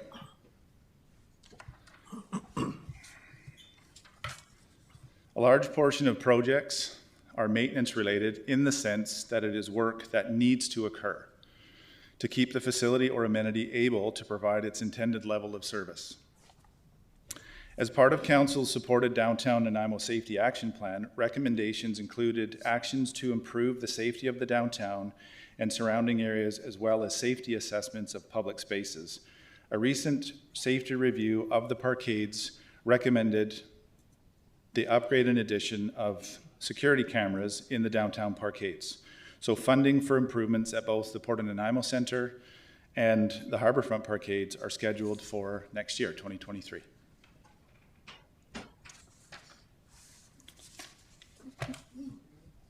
Facility maintenance and improvement projects are planned at the Police Operations Building, the Police Annex, the Service and Resource Center, and City Hall.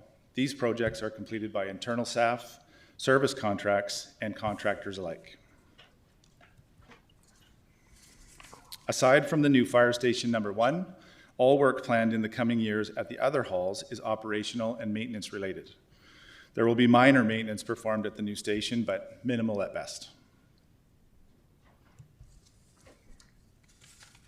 Similarly, the work planned for the next 5 years here at the Conference Center exists of upgrades, replacements, and improvements of the current systems and existing assets. Work will be managed and completed by both facility operations staff and the IT department. And at this point, I'd actually like to ask Ms. McCaskill to come up and speak to the next few slides. Good morning. Welcome. Good morning. I'll just start with maybe a little bit of introduction because the Facility Asset Planning Group is the newest group to engineering.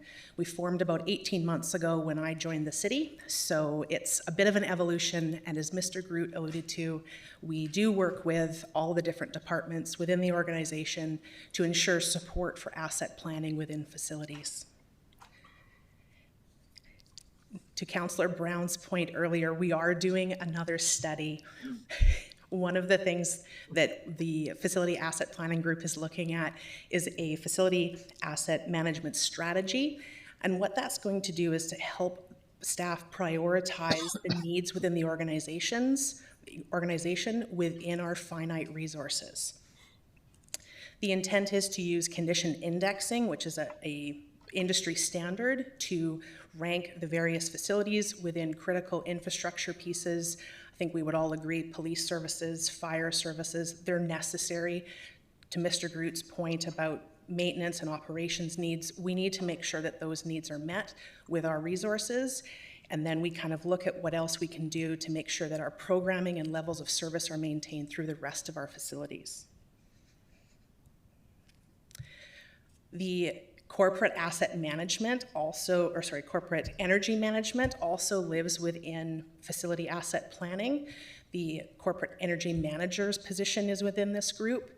And one of the things that we're doing through the next 2 years is to look at 2 of the policies related to energy and emissions management. That is specifically the energy conservation and management policy, which addresses the way the facilities use, the existing facilities use energy and create emissions, and then the green building policy, which is the way that we consider new buildings and how their energy and emissions will be considered as part of their design. So one is for existing buildings, the other is for new buildings. We did present to the Environment Committee back in it was July of this year, so there's some more information that we collected from that committee, and we are going to be using that as part of our feedback as we develop these policies to come back for council consideration.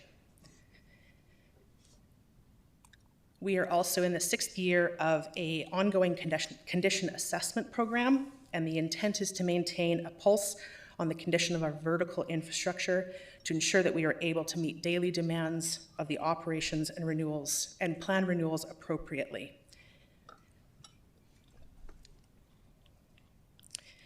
We intend to complete the condition assessment of the major facilities in 2022, and then we'll start on the smaller facilities in 2023. Part of that $200,000 budget that's shown is used for strategic, specific component condition assessments as well. A good example of this would be the Nanaimo Aquatic Center condition assessment for the mechanical system that highlighted our opportunity for optimization and reduction of energy and emissions. And some of the, and obviously the IT monies that we heard about this morning will help in this process. We are very excited for the CAM system to come in. To Councillor Armstrong's question, I believe it was earlier, part of the way that will integrate with what we do is we can track the number of maintenance requests for a specific asset, and then we'll be able to then adjust the forecasting for the replacement of that. If we're seeing more needs for renewals, we can then adjust our planning appropriately. I think it's, the reason I raise this is, and I'm being very serious when I say this, not just sarcastic and self-deprecating. For people out there who wonder, oh my God, they're spending millions of dollars at City Hall on stuff they can't see or hear. Basically, you know, it's not like planting trees down a boulevard where you can actually see the benefit. There is huge benefit to what's being spent in IT that enables us to look after appropriately, as you point out, just, and this is just the buildings, $545 million worth potentially of solid assets. Mr. Harding and Mr. Groot maintain a large team that essentially keeps a bunch of things going, and if nobody knows they're there, we're all doing our jobs correctly. And at that point, I'll turn it over to Mr. Groot. Thank you very much. Okay, so project highlights for Parks, Recreation, and Culture. The following slides are project highlights within the Parks, Recreation, and Culture division, which may have also been part of last week's business plan presentation, but worth reviewing and mentioning again because they are like multi-year projects. As with the other facility projects previously discussed, this work is completed by various staff within PRC, the Facility Asset Management section, and staff in Engineering's Project Management section. Staff meet on a regular basis throughout the year to touch base on operational items as well as capital project timing of the projects and capacity of the various staff members in these groups. So again, please feel free to ask any questions along the way. The projects listed in this slide are great examples of projects that have been presented to Council during their various stages for Council's awareness, review, input, and ultimately approval to move forward. This could include approval to move forward with feasibility studies, conceptual designs, grant applications, and ultimately with construction of a new improvement or a facility or an amenity. Some of these projects are also great examples of partnerships with various stakeholders and partners in the community, such as Island Health, School District 68, local service clubs, and the user-specific groups of a facility or an amenity. 2022 project highlights are a combination of operational, renewal, replacement, and partnership projects that have resulted in the start or completion of phased projects, the strengthening of relationships, and replacing or upgrading assets to be able to continue to provide the appropriate levels of service.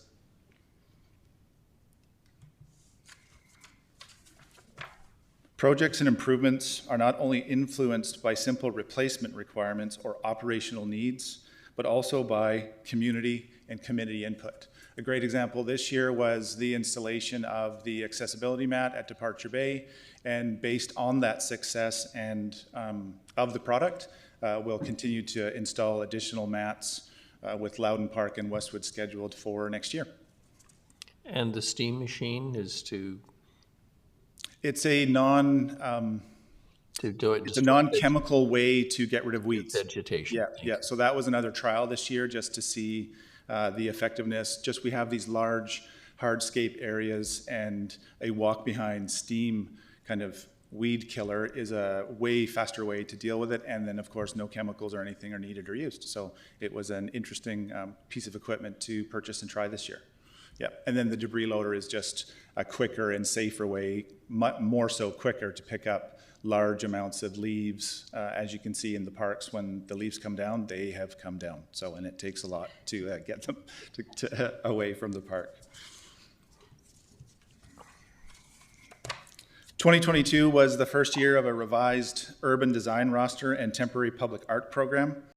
Culture staff administered and supported public art programs like the Poet Laureate, street banners, utility box wraps, and manhole covers. In late 2021, staff presented the outdoor learning space concept to Council, and at the March 16th Finance and Audit Committee meeting, staff updated Council that staff had assigned $50,000 for the detailed design development for the proposed outdoor learning center at Bevan Park. The preliminary concept design had also been reviewed for feedback by the Advisory Committee on Accessibility and Inclusiveness at their meeting held on January 12th. The committee suggested ensuring entry points, sidewalks, and play elements were as accessible as possible, including for wheelchairs. The new outdoor space would be utilized by early years, after school, summer, adult, and family programming. The project is currently in the capital plan for 2027.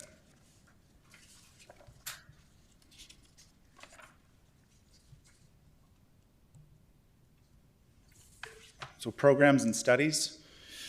These annual programs and studies provide the information and data required to properly plan for annual operations, as well as providing input for the 5 to 10 year capital plan.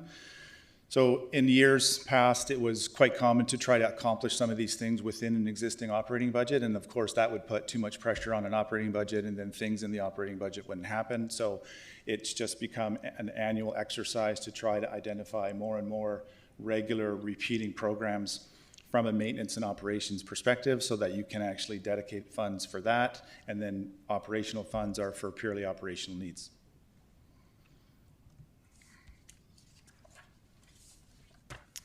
Programs and studies continued. They are also intended to provide, like I just said, dedicated funding for the work staff know needs to happen every year specific to each of the programs. Study funding will vary from year to year and is influenced, at least on the facility side right now, by the condition assessment programs in both facility and park operations. Again, facility and park operations staff, in collaboration with facility asset management staff, work on prioritizing which studies need to be achieved on an annual basis. And of course, those studies, designs, and reviews are what feed our capital plans and our operational plans as well.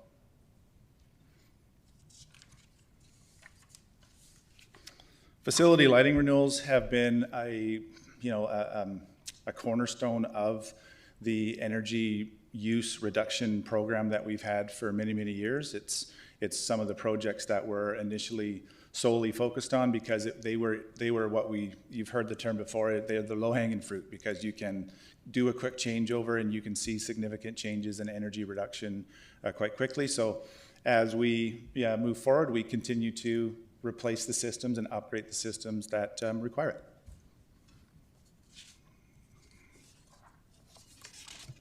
So in 2021, Bevan Complex had the highest, or the second highest natural gas consumption after the Aquatic Center, and fourth highest electricity consumption within the facilities. The systems in place at Bevan Complex are based on what now is considered to be outdated technology, and many components are at or nearing the end of their useful operational expectation. Council identified priority to reduce energy and emissions, and staff proposed to complete an optimization study to maximize energy and emission management prior to considering design and capital planning for revisions to the HVAC systems at this multi-venue complex. As you can appreciate, Bevan Complex is not a singular facility. It is a multitude of facilities and rooms and functions under a single room or under a single roof or multiple roofs. So it's a very complex one. So it's also gonna provide us with a significant amount of information to help support moving forward, and then also help support items out of the 2015 Bevan Park Improvement Plan. That it was a facility-focused improvement plan. So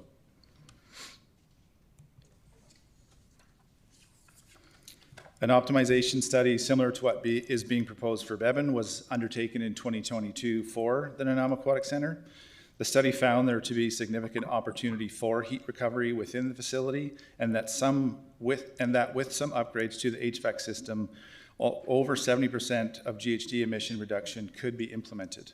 Staff reviewed this project with Council in May of 2022 and were directed to apply for senior government funding through a Clean BC's Communities Fund grant. Staff expect to hear soon if the Nanaimo Aquatic Center project has been shortlisted, with final decisions expected in summer of 2023.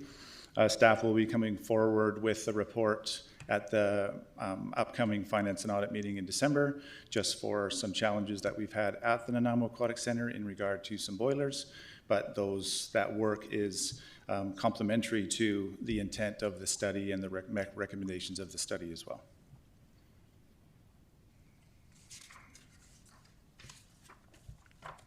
Stadium District improvements. Although significant progress has been made at the Stadium District in 2022 was a very successful inaugural season, there's much more planned in the coming years at this location, of course including the design and construction of the bleacher seating at the Q Stadium, with an integrated press, media, and coaching booth. The parking lot, of course, is in need of servicing and lighting in a future year. Bullpens, which have never, like formal bullpens at the backside of the baseball stadium, which have not previously existed. The bullpens are kind of there in along first baseline and third baseline. And then, of course, the replacement of the potential of artificial turf infield replacement at the baseball stadium itself. If I may, Mr. Grooten, sure. I just want to pay compliments on behalf of Council and the citizens of Nanaimo to Parks and Rec and Mr. Harding and the whole team. I know this has been an ongoing project for a very long time, and it is a major improvement for the community, attracting sports tourism, providing incredible recreational opportunities, also an opportunity for reconciliation, as we know, with the renaming. So I'd seriously, compliments and thanks. Appreciate it, thank you. It's also a really good example of a project within the organization that has been managed and collaborated on with all the different sections, departments, divisions, special events, culture, project management, asset management. So that's what makes it such a special project as well.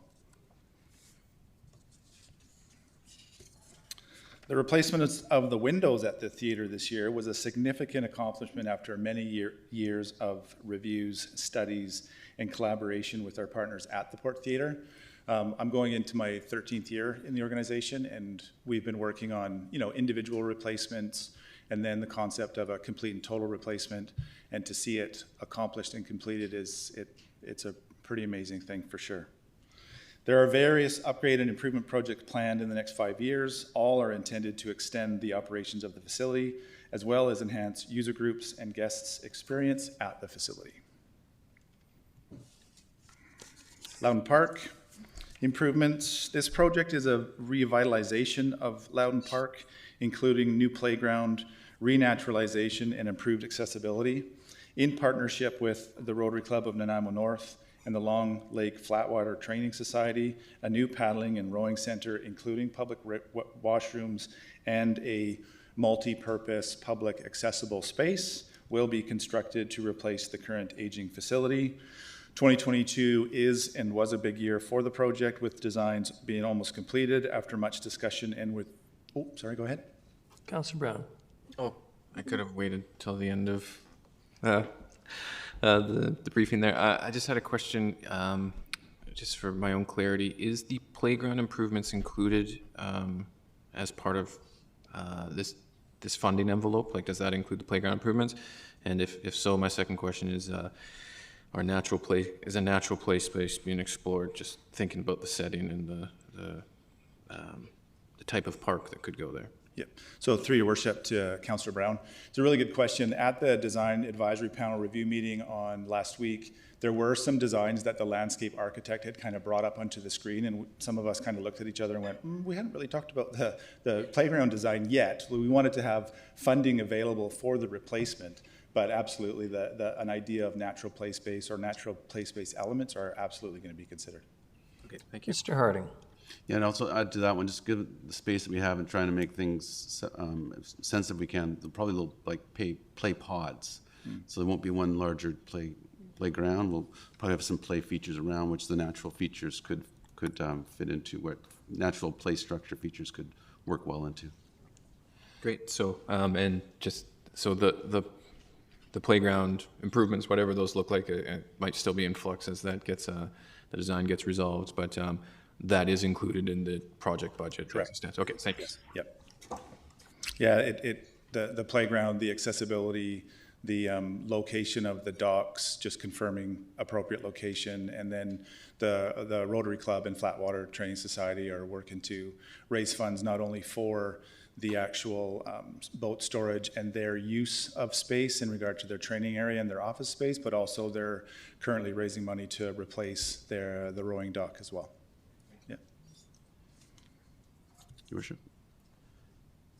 I would just want to put one caveat on here. As Mr. Rosen was mentioning through his presentation, with inflation and other increases in costs, as we get into the detailed costing of this project, we will, be looking to see, is the budget, will it fulfill what we want to achieve? If not, coming back to council with options of either reductions or changes or requesting for more funding. Right now, we think we're close, but we're still working on the detailed costings as the new cost of last year's projects come in.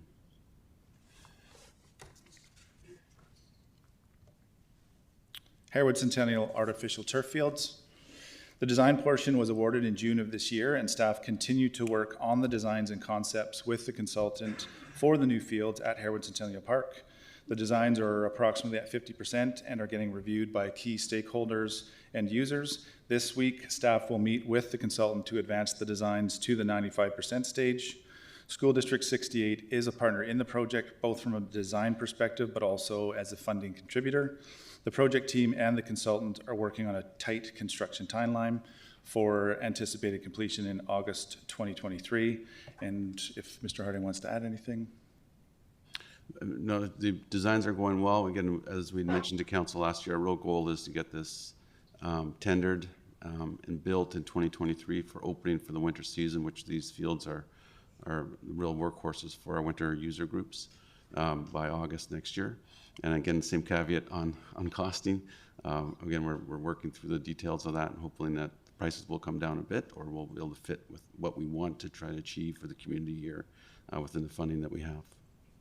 Not that I'm trying to tell you chaps how to do your job, but I really want to emphasize for the public who may not see this tiny bit on the screen, we're going from 300 hours on the natural turf field to 3,000 hours of use annually. 10 times the use of this particular chunk of turf that will enable a lot more citizens in Nanaimo for a relatively small cost, including monies from other levels of government, to provide solid recreation, and particularly in the South End, which has been, how shall I say, the poor cousin in much of Nanaimo's history historically. So again, well done, and I just want the public, and I hope the media will report it as well, exactly what this means. 10 times the amount of use. That's a remarkable improvement. Your Worship, with those numbers, that's per field. So each of the Bevan fields at Bevan Park each get 2,000 hours each. When we attach to a high school, we add those high school hours to it, and these are 2 fields, so it provides a lot of extra use. Sorry to interrupt. Councillor Gesselbrock has his hand up, I think. Councillor Gesselbrock. Just a quick question. You know, like on the Harewood Fields now, you can just go and walk across them. Will these be more fenced off and access just during hours sort of more limited, or what will be sort of the change in that, or is that's down the road? Your Worship, to Councillor Geselbrecht, so they'll be fenced. Mainly they're fenced to keep the balls in and keep activities within the play surface. So they'll be fenced similar to the ones at Bevan Park and at NDSS or the Q Stadium now. But the gates are always unlocked, so people can still walk through.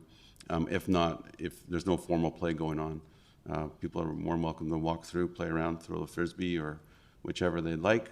Just when formal play comes in or fields are booked, then they can't. Okay, great, thanks.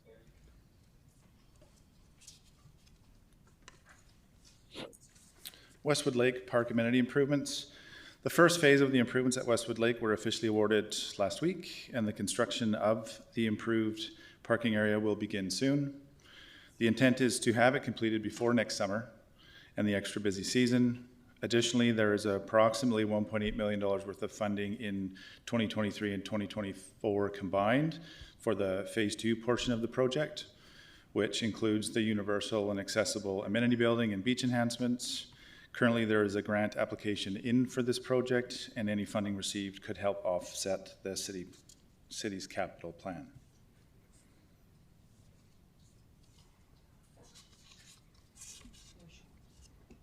Councillor Brown. Thanks, Your Worship. Through you, I'm just curious, the playground facilities, are they looking to get a refresh as part of this phasing? Is that included in the budget considerations? And then same question, especially on this one with the natural setting, is it being explored around natural play space and what that might look like? Again, through your worship to Councillor Brown, good question. So for the first phase, the playground improvements are not included, as it is focused on that kind of first beach, the parking lot, and being able to get the parking into that space so we can do the beach improvements and what have you. The current play structure has kind of been bounced around a little bit in the capital plan in past years, where we've tried to work with user groups on possible picnic shelters or improvements around Second Beach. So phase 2 is intended to include upgrade and replacement of the playground structure. And again, we haven't gone down that road of what does it look like and how big is it. So there's plenty of opportunity to discuss and complement its surrounding environment. Thanks so much.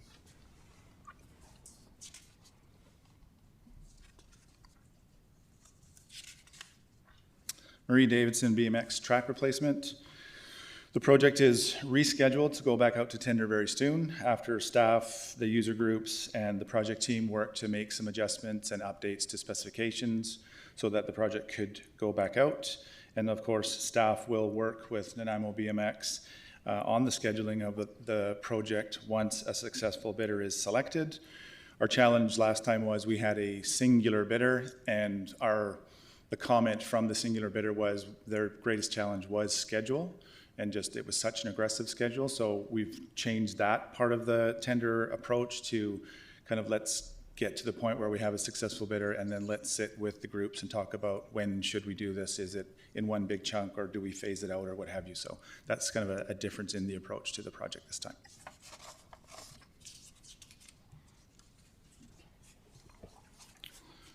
Trail development projects, always in the capital plan every year. There's an unallocated amount of funds that are in the plan, and then every year we allocate portions of that funding to items like you see on the screen, and it is just an ongoing upkeep and upgrade of existing infrastructure to make sure that they're safe and usable trailways.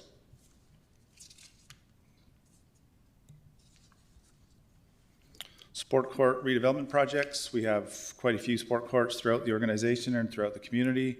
Sport court surfaces in tennis and pickleball courts, they need to be replaced on a 3 to 5 year cycle approximately, just based on the enormous amount of use that we see. And so in regards to Harewood covered lacrosse box, we're exploring a few options around the floor surfacing, because we have had some challenges around different times of year, and the surface ends up being a little bit slippery. So we're just trying an option where it's not an actual coating that is applied, but it's an actual manual treatment to the surface that scuffs it up a little bit and provides that anti-slip kind of surface. And then of course we're only needing to replace the sport lines that are on there rather than having to replace an entire hockey rink's worth of sport court surfacing. So we're trying to look at that from an ongoing maintenance and capital cost perspective. So the next two slides are examples of projects not included in the plan, but would require or will require further discussion, possible design, feasibility studies, or council direction to proceed to a next step. These projects are identified by community groups, specialized user groups, staff, and consultants.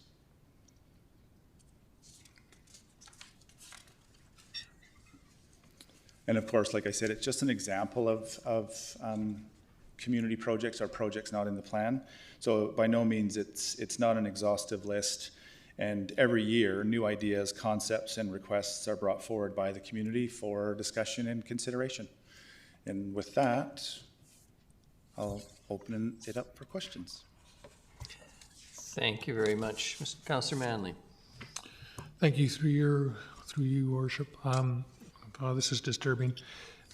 You'll notice I'm wearing a headset in this room, and the acoustics in here are appalling. Like, this room is built for the audience, and in this case, we are the audience. We're here to hear what staff are saying. We're here to hear presentations. And I'm wondering, it came up about the VICC amenities and looking at infrastructure. Can we get an acoustic engineer in here to get this room fixed?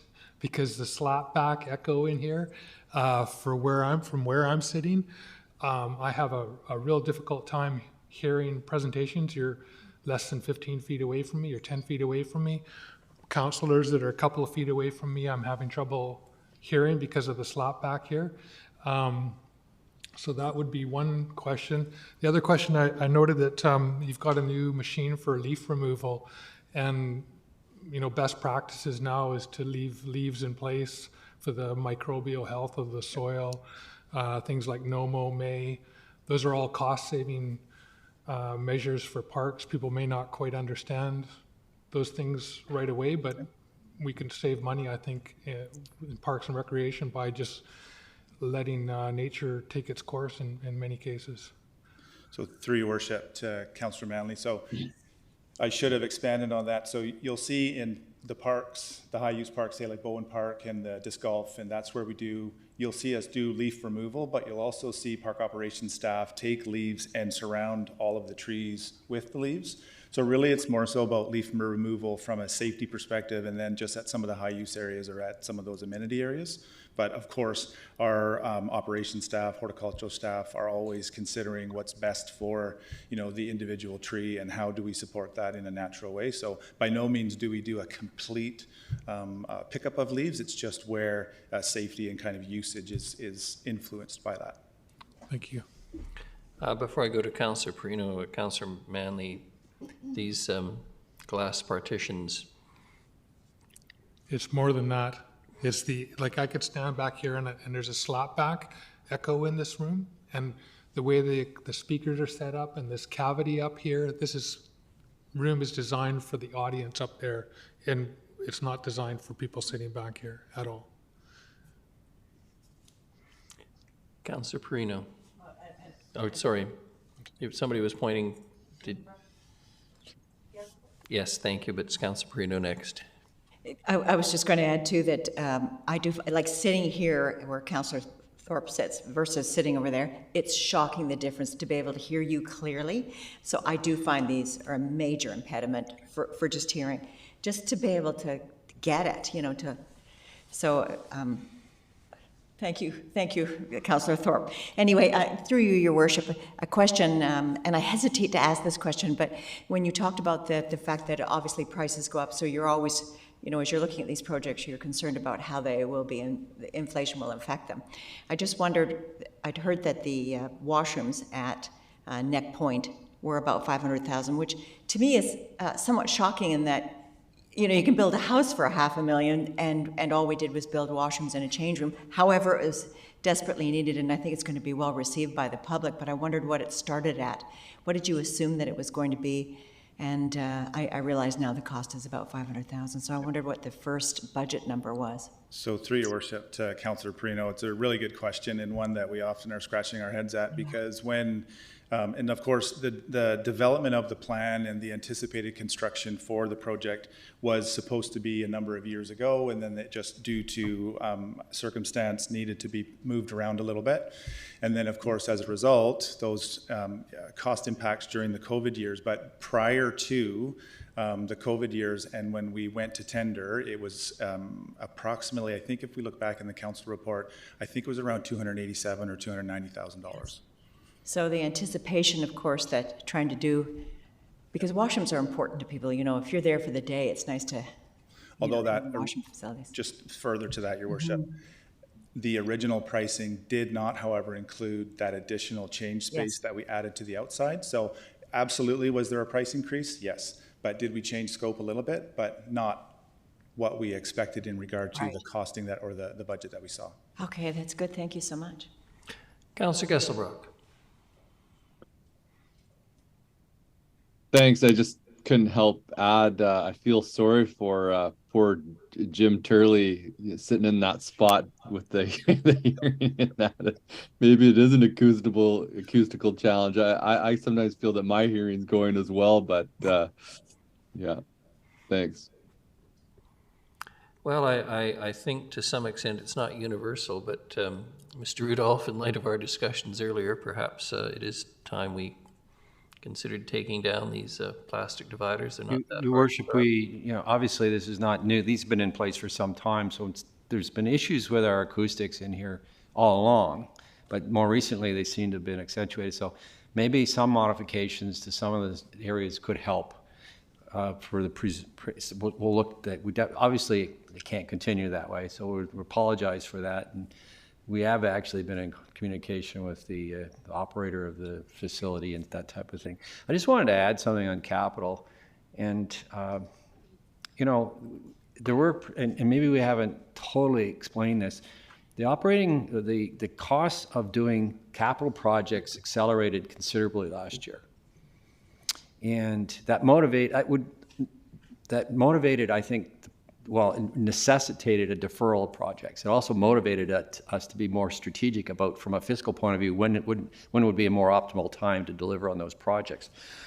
So it's no good to really fast track something that's going to be third or double the price if you waited 2 years and hoping that it comes down. So there's a fiscal dexterity that's necessary here to do things. So the carry forward projects that the report that Ms. Mercer mentioned earlier will be coming, every year, it comes early in the year. You'll see more of those this year than previous, but there's good reasons. It's not only costs, the supply chain issues, the reliability. I think this particular one, the Neck Point, they were waiting for fixtures and that type of thing. So there's always something.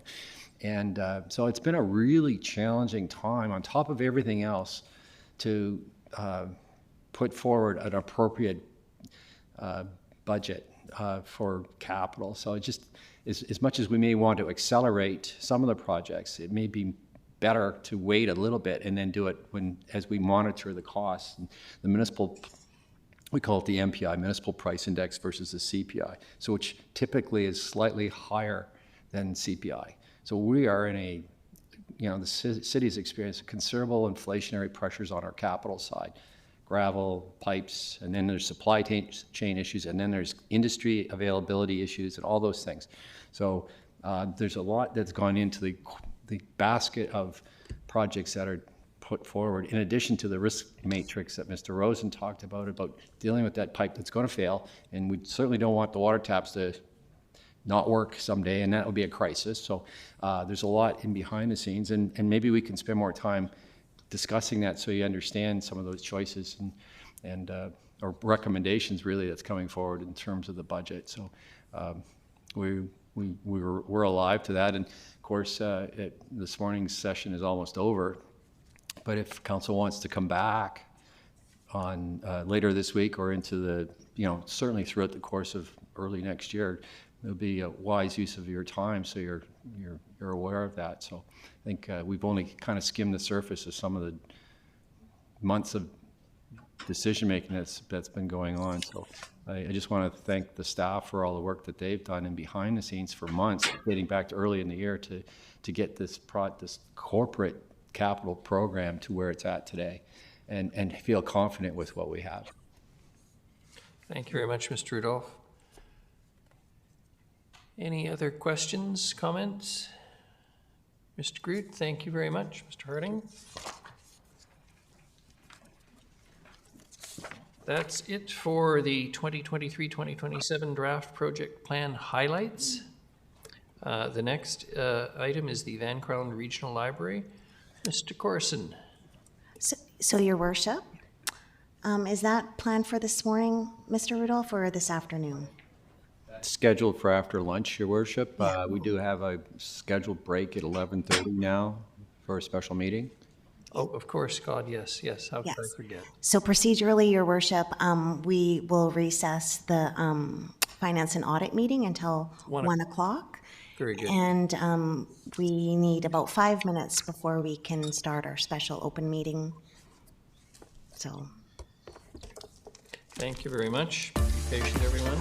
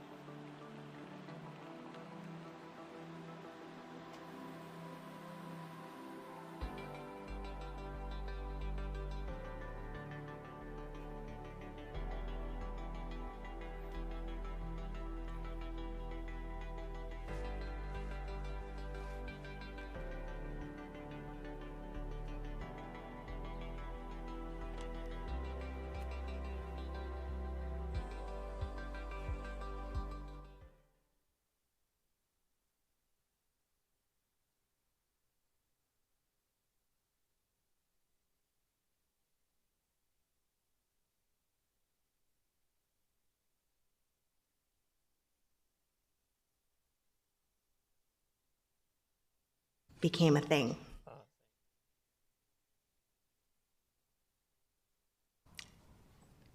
And Mr. Corson is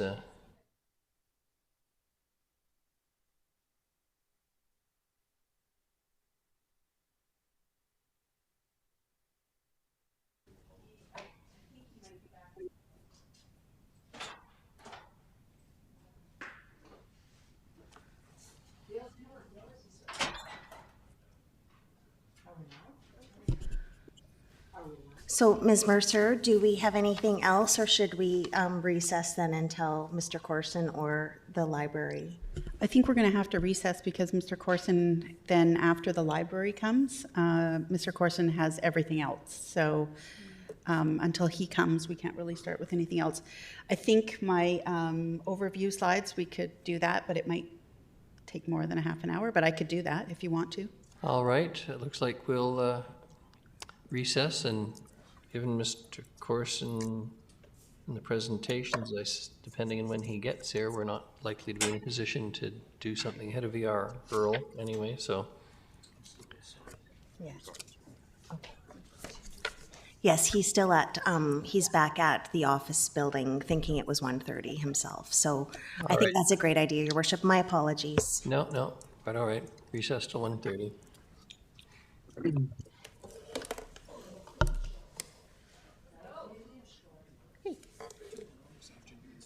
Yep. So tomorrow we'll go over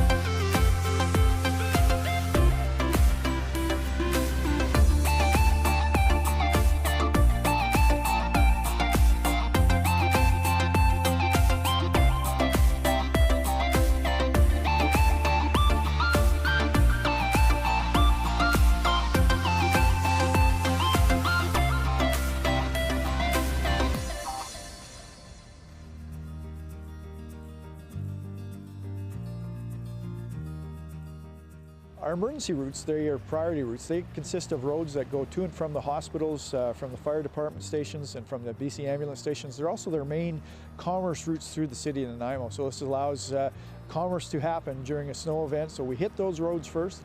Once those are clear and open, then we move into the secondary roads, and then we move into the residential areas, which are dead-end roads and cul-de-sacs. And it can take up to 96 hours before we get into the residential areas. One of the side effects of plowing snow is it does end up on the sidewalk, and this can be very frustrating for homeowners and business owners that have just cleaned the sidewalk. It also pulls into their driveways. The crews try to keep it as close to the curb as they can, but we need to open the road right up to the curb to allow the drains to be exposed for when the snow starts to melt.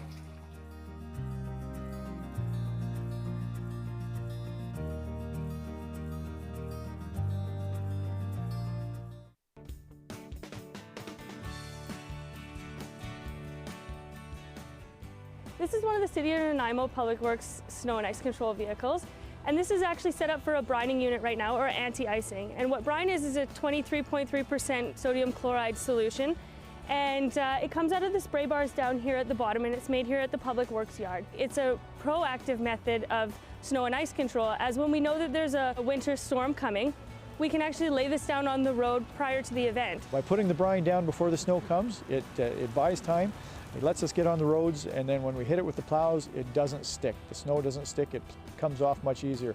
Whereas if we didn't brine, the snow has an opportunity to freeze to the road. So another benefit of the brining or anti-icing unit is that during the frosty mornings, we can have it drive down the road, and then immediately the frost disappears as they're applying the brine. Brine's a great tool for us. It's very cost effective. We can stretch our hard-pressed tax dollars to the maximum.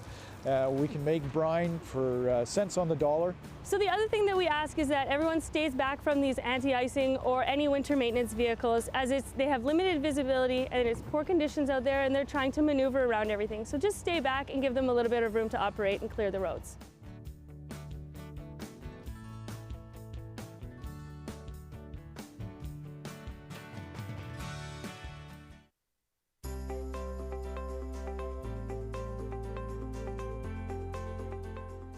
So here we are in the Public Works yard, City of Nanaimo, and what you look around, you can see our various tools that we use for snow and ice fighting. We have tandem trucks, 4x4 trucks, we have backhoes. All our trucks are capable of having front plows on them, and the larger trucks we have belly plows on them as well, and they all have a salter sander that can be mounted on the back. This is another tool in our winter maintenance fleet.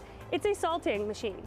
And what happens is that the salt gets loaded into this hopper, and on this conveyor where it gets hit with these two saddle tanks, which are full of brine. Then it comes out here on the spreader. And why we add the brine is that it reduces the amount of spray from the salt, so it doesn't bounce nearly as far, saving about 20 to 30% of our salt.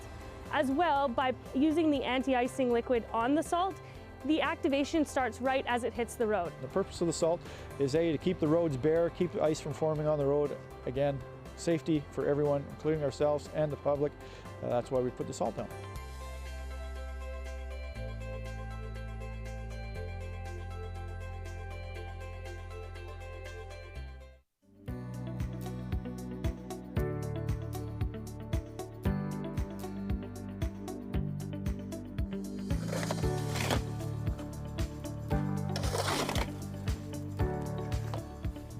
Today we're talking about clearing catch basins or road drains on residential roads. The first thing to understand is where the catch basin is in proximity to your residence. When clearing a catch basin or road drain, we want to make sure that you make yourself visible and aware of oncoming traffic. When clearing snow or debris from a catch basin, we ask that you put it in an area where it will not plug the catch basin again, not placing it on an already shoveled driveway or sidewalk. Sandbags are available at 2020 Labio Road 24/7. Just remember to make sure you bring a shovel. The City of Nanaimo and Public Works appreciate your help in keeping your catch basins clear. Thank you.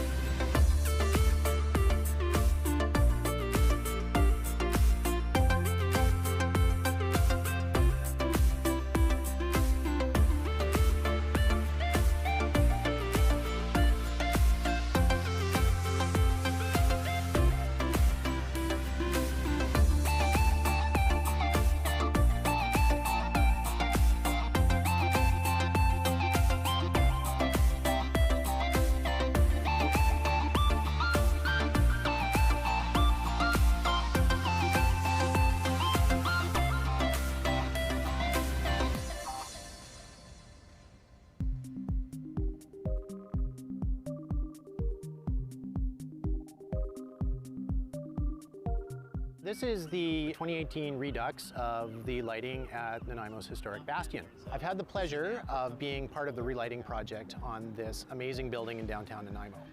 So what we did is we've replaced the original high pressure sodium lights, which basically did an okay job of lighting up the bottom 10 feet of the building, and replaced them with modern LED lighting that has the capacity to change color.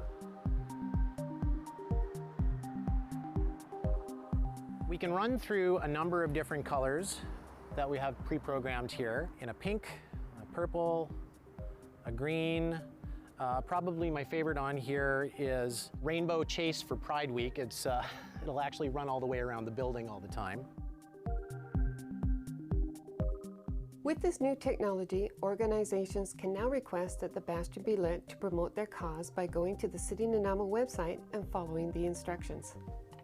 Go to Your Government, Bastion Lighting Requests, complete the lighting request form, and submit. You will hear from us within a couple days if your request has been approved, and the bastion will be lit in the colors that you have requested. If you have any questions, please contact the Mayor's office at 250-755-4400. So the next time you're in downtown Nanaimo at night, come on and check out the new dynamic lighting at the Bastion.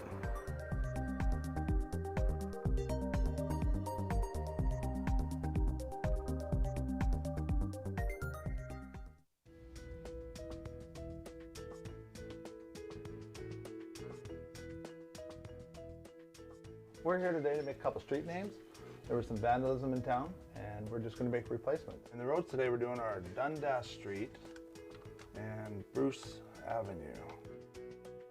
They're all 8-inch, and we use 3 different sizes, mostly 24-inch, 32-inch, and 36-inch. We do use a consistent font with street names. This is actually my metal blank, so the only material here is the material that I actually will cut out in vinyl.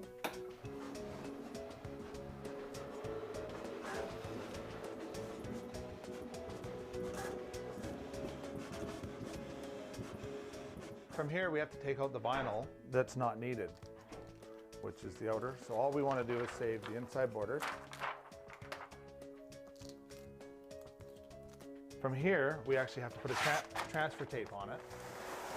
And what this does is it allows us to take the blue vinyl and pull it away from the clear backing that it's on, so we can apply it to our aluminum blank. Now that we have our 2-sheeted piece of vinyl, we take our aluminum blank, which has high intensity diamond grade, which you can see behind me. We have all different colors. We have orange, yellow, white, depending on the type of signs. Most of our white signs are regulatory, and the yellow ones are warning signs. And right here, all I'm doing is pushing the transfer tape a little tighter to the vinyl. And then from there, we peel it back, our plastic, which basically leaves us with a big sticker. We put it on the aluminum.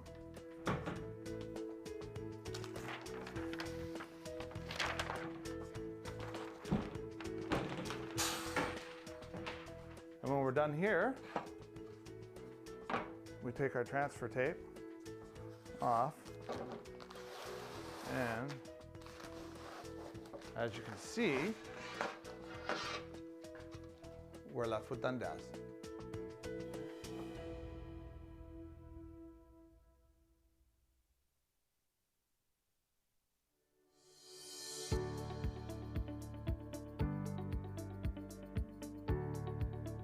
We're here at Bruce and Dundas. Somebody's stolen the street names that were here, so we're here to replace them. Our sign shop has just generated us 2 signs, so I'm going to go through the process of putting it together and reinstalling the street names. First thing, we got to center the signs. We do everything on this truck. We've got all the equipment on here to build, install, remove, repair, whether it's street signs, street names, posts, banners, Christmas decorations, and so forth. I'm going to basically just put the sign in the brackets, and we'll be doing both signs, of course. So I've got a cross bracket that I'm going to put in. add the top sign, which is this street we're on, Dundas. So already do the same there. We put the street that we're coming up to on the bottom, so they all basically have the same. The cross street will be on the top. We got to put some bolts in to secure them so nobody will steal the street name. We're ready to go. Just put this back and we'll go out and install this where the missing one is.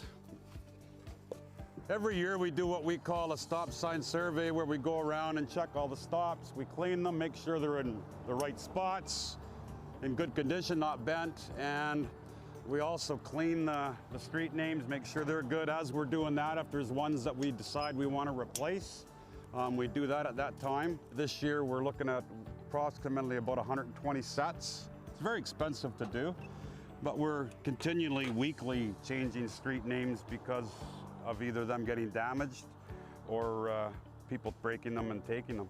So I'll put this on, and then I put a bolt through to secure it to the post. There we go. And that's good, we're done. Dundas and Bruce Ave are now ready to go.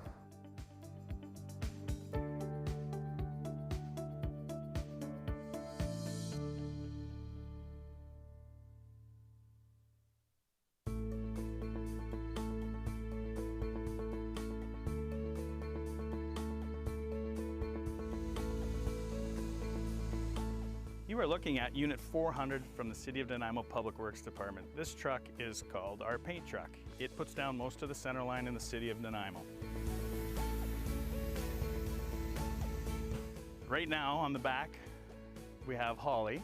Today she is in charge of keeping the line straight. She can move the wheel back and forth right or left, which controls this paint gun. And then right behind the paint system, there's a glass beads that are dispensed onto the fresh wet paint for retro-reflectivity at night. The painted lines can last 1 or 2 years. Most center lines in Nanaimo are painted every year.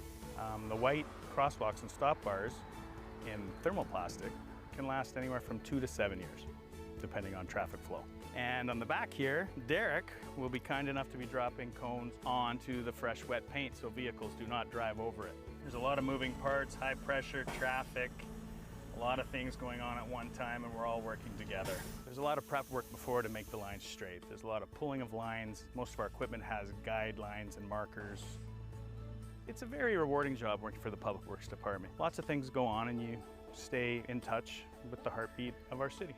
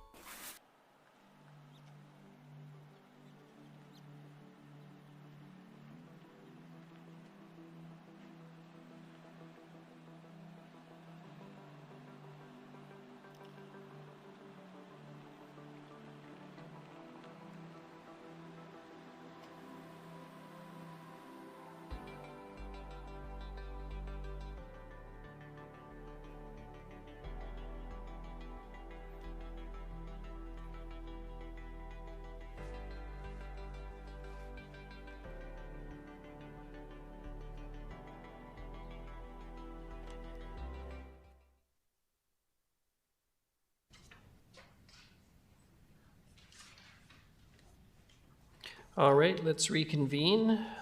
And the first item this afternoon is the Van Crown Regional Library. Mr. Corson's going to introduce that. And then we're going to hear from Mr. Hyman. Mr. Corson, please. Great. Yeah, good afternoon, Your Worship. Ooh, that's loud. Okay, sorry. So this afternoon we're doing a series of presentations about the external organizations that Council funds. And we're going to start off with Mr. Hyman from the Vancouver Island Regional Library. And this is Mr. Rudolph's idea to kind of talk about all these organizations we do fund, so you get a sense of what they're doing for the money Council's providing. In terms of the Vancouver Island Library, we're contributing about $5.5 million next year. Or the citizens of Nanaimo are contributing $5.5 million on their overall tax bill. So it's very, very much worthwhile for you to hear what the services they're providing in the community and the impact they're having. So at this time, I'll invite Mr. Hyman up, and I'll sit down. Thank you, Mr. Corson.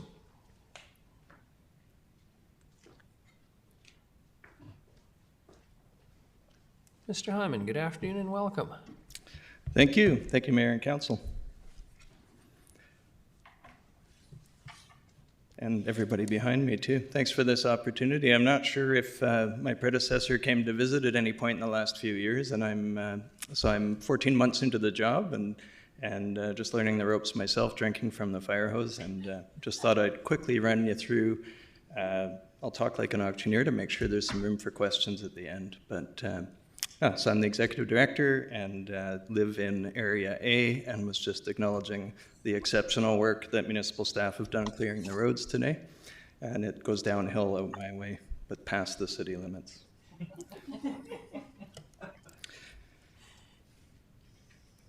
So this is what I plan to cover today, just a quick bit of background on who we are, our regulatory environment, where we've been with the city and where we are at presently, a piece on reconciliation, touch on some of our impact, and talk about our strategic plan, our consolidated facilities master plan, some challenges, opportunities, and where we got in September with our board with an approved 2023 budget.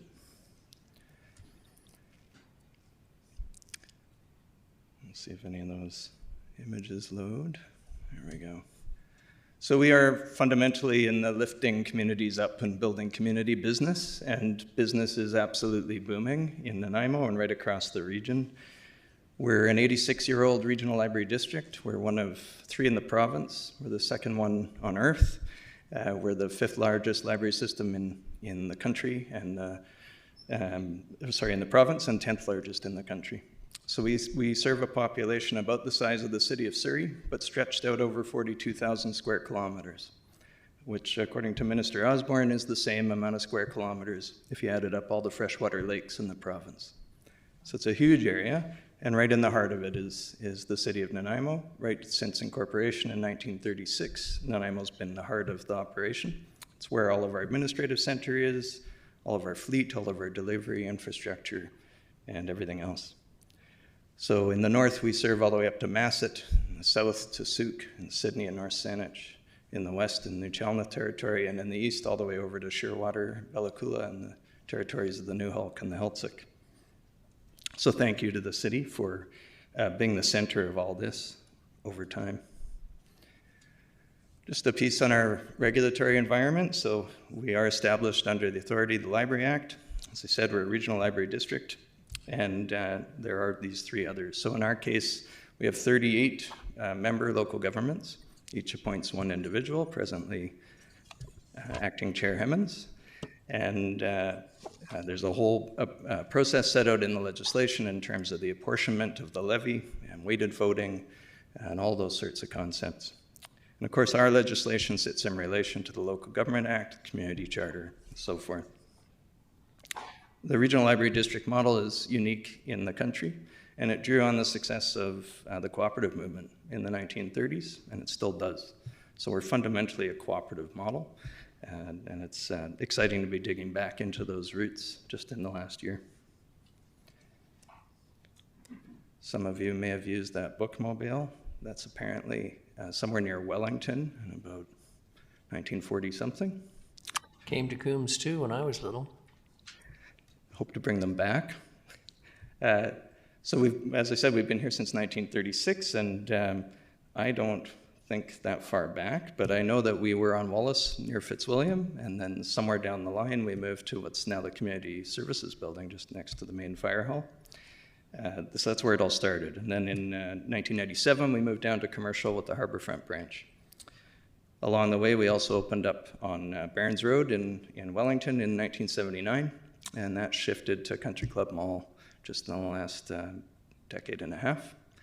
And then in the early 80s, the distribution facility was built out on the north end. In 2014, that became a thriving branch to support the densification out there. So that's where we work as administrators still, and it's awesome to look out my window every day and see the slice of life that's coming and using that facility. It's incredible.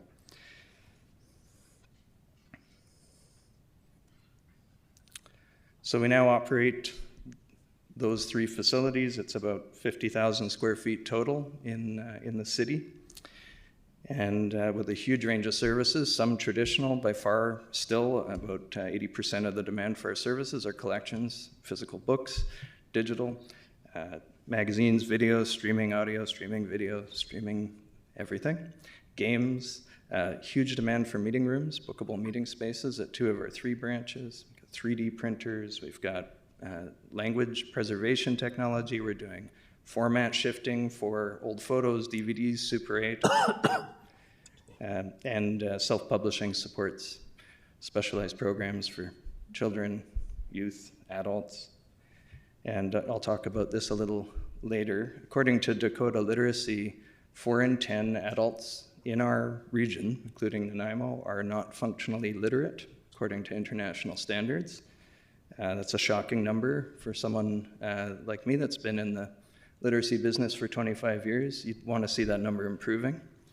And I think there's a core assumption that with smartphones, we're all much more informed. And I think we've all seen in somewhat hilarious ways over the last few years that in fact we're slipping.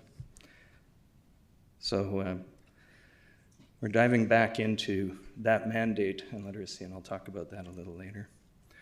So with such a huge service area, we are privileged and grateful to serve communities in the traditional territories of 53 First Nations, on the territories of the Kwakwakwa and the Haida and the Coast Salish and the Newhalk and the Heiltsuk. And we have so much to do to live up to our TRC mandates, Truth and Reconciliation mandates.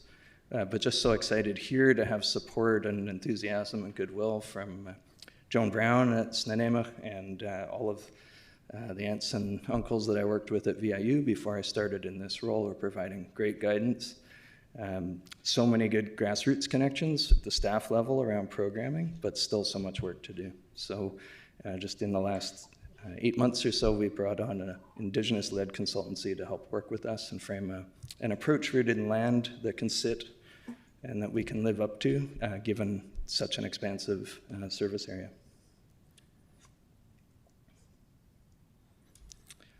So just some impact pieces, and this should have been part of your package. There's a pullout on the scorecard, but just draw your attention to the heat map in the upper right. This shows all of the registered cardholders in the city of Nanaimo and where they come from. So you'll see as it gets redder, there's a lot of community use, especially in and around proximity to the 3 bricks and mortar locations, but it goes much further than that.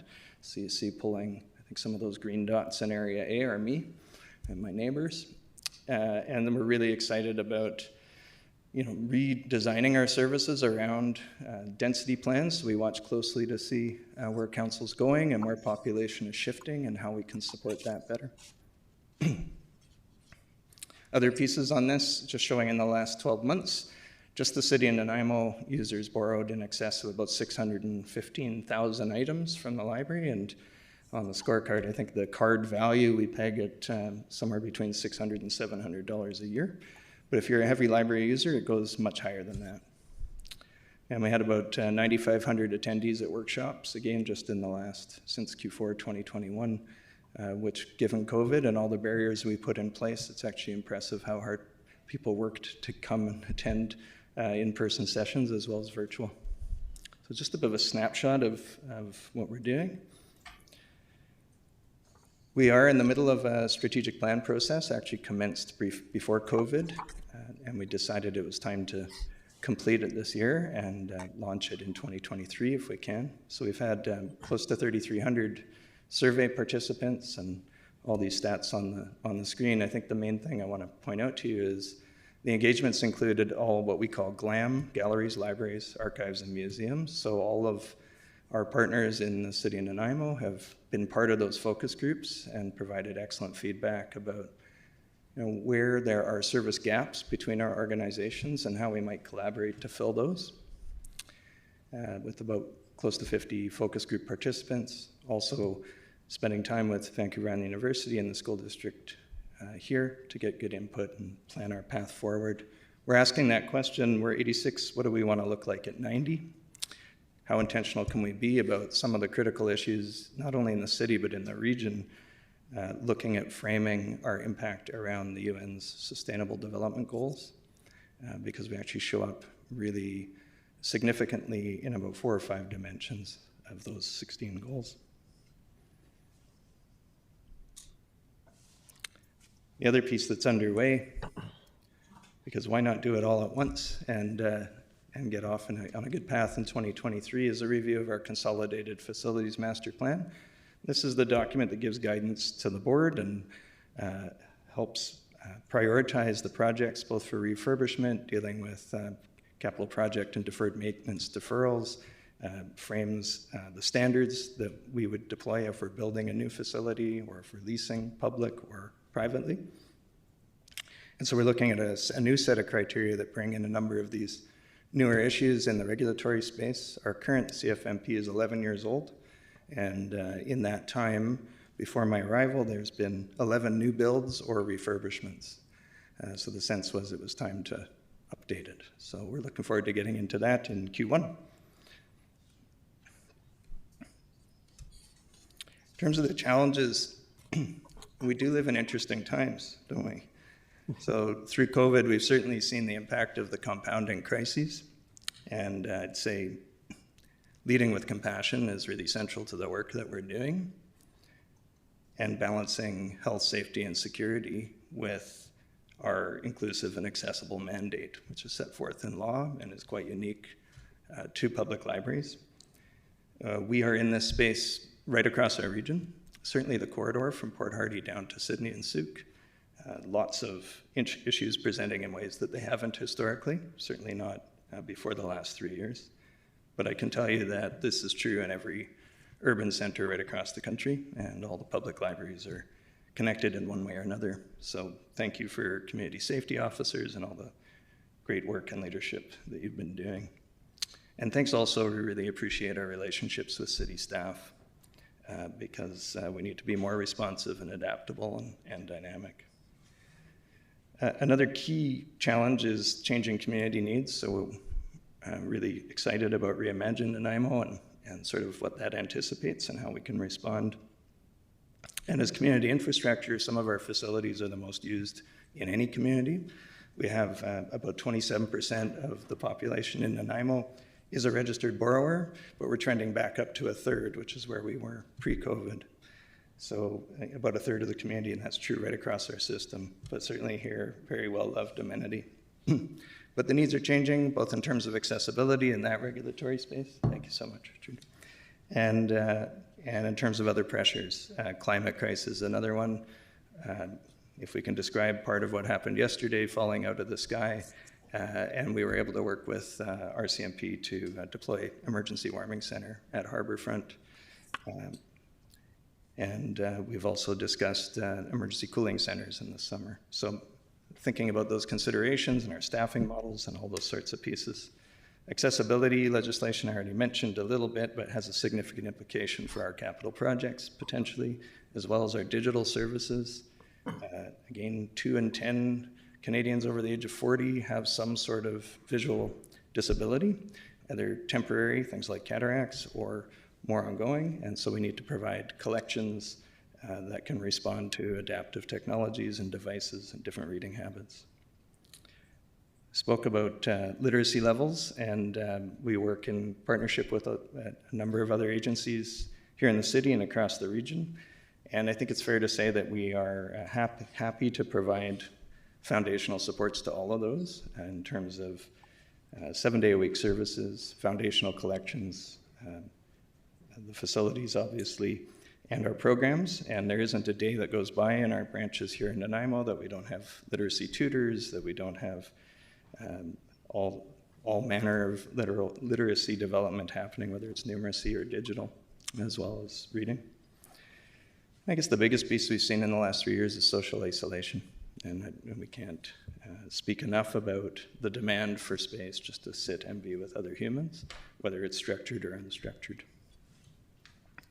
Connectivity, and again, we're following with interest the fiber initiatives in town. 50% of our communities in our service area, and certainly within the RDN, this would be true, maybe not so much in the city, but right across our region, individuals do not have the minimum threshold that the CRTC establishes for connectivity, which is 50 down and 10 up. So we're really excited about the Connected Coast initiative. I sit on that board. It's a game changer for us. It's a paradigm shift. It changes how we can deliver content to communities. It's a game changer for our post-secondary partners and our K-12 partners as well. So very exciting. And then finally, we sit on top of 4 health authorities, 12 school districts, 53 First Nations, 12 MLAs, soon to be 13 with the writing changes, 6 MPs, and I can't understate the possibilities to better coordinate and align initiatives together. There's just nothing but opportunity to respond to those challenges. We are building community, that's our work and that's our mandate, and we hope to do more and more of that. So what you actually asked me to come here today, we're on to that slide now, talk a little bit about budget. So the board did approve in September a historic levy increase of 8.1%. That boils down for the city of Nanaimo based on the provincial formulas to 6.4. And the big change really is inflation. That's the big driver. 97% of our costs are fixed or firm. About 64% of those are staffing, which is true in just about every library in the country. So it really is the impact of inflation, but also we took a needs-based budgeting approach this year. The new guy showed up and just wasn't quite comfortable with how that budget got built from the ground up. So we went through that process. And I could see that year over year for perhaps a decade, it had been an assumption that we could just increase 2%, 2%, 2%, and keep the wheels on the bus. And it was clear that that wouldn't be enough. So board took the perspective that we didn't want to reduce any services in 2023. And that and the needs-based approach and some good conversations got us to this outcome. So it is about a $300,000 increase for the city over 2022. And it gets us on a new footing to start out with that strategic plan in the new year. The total budget for interest is about $33 million. That's capital and operational. And again, that's shared across the 38 local governments. We've had flat funding for 11 years from the province of BC. So that's a diminishing return at the moment, but we're also hoping in 2023 to build our advocacy plan and hoping to present at AVICC to build better awareness about the services and the impact in communities.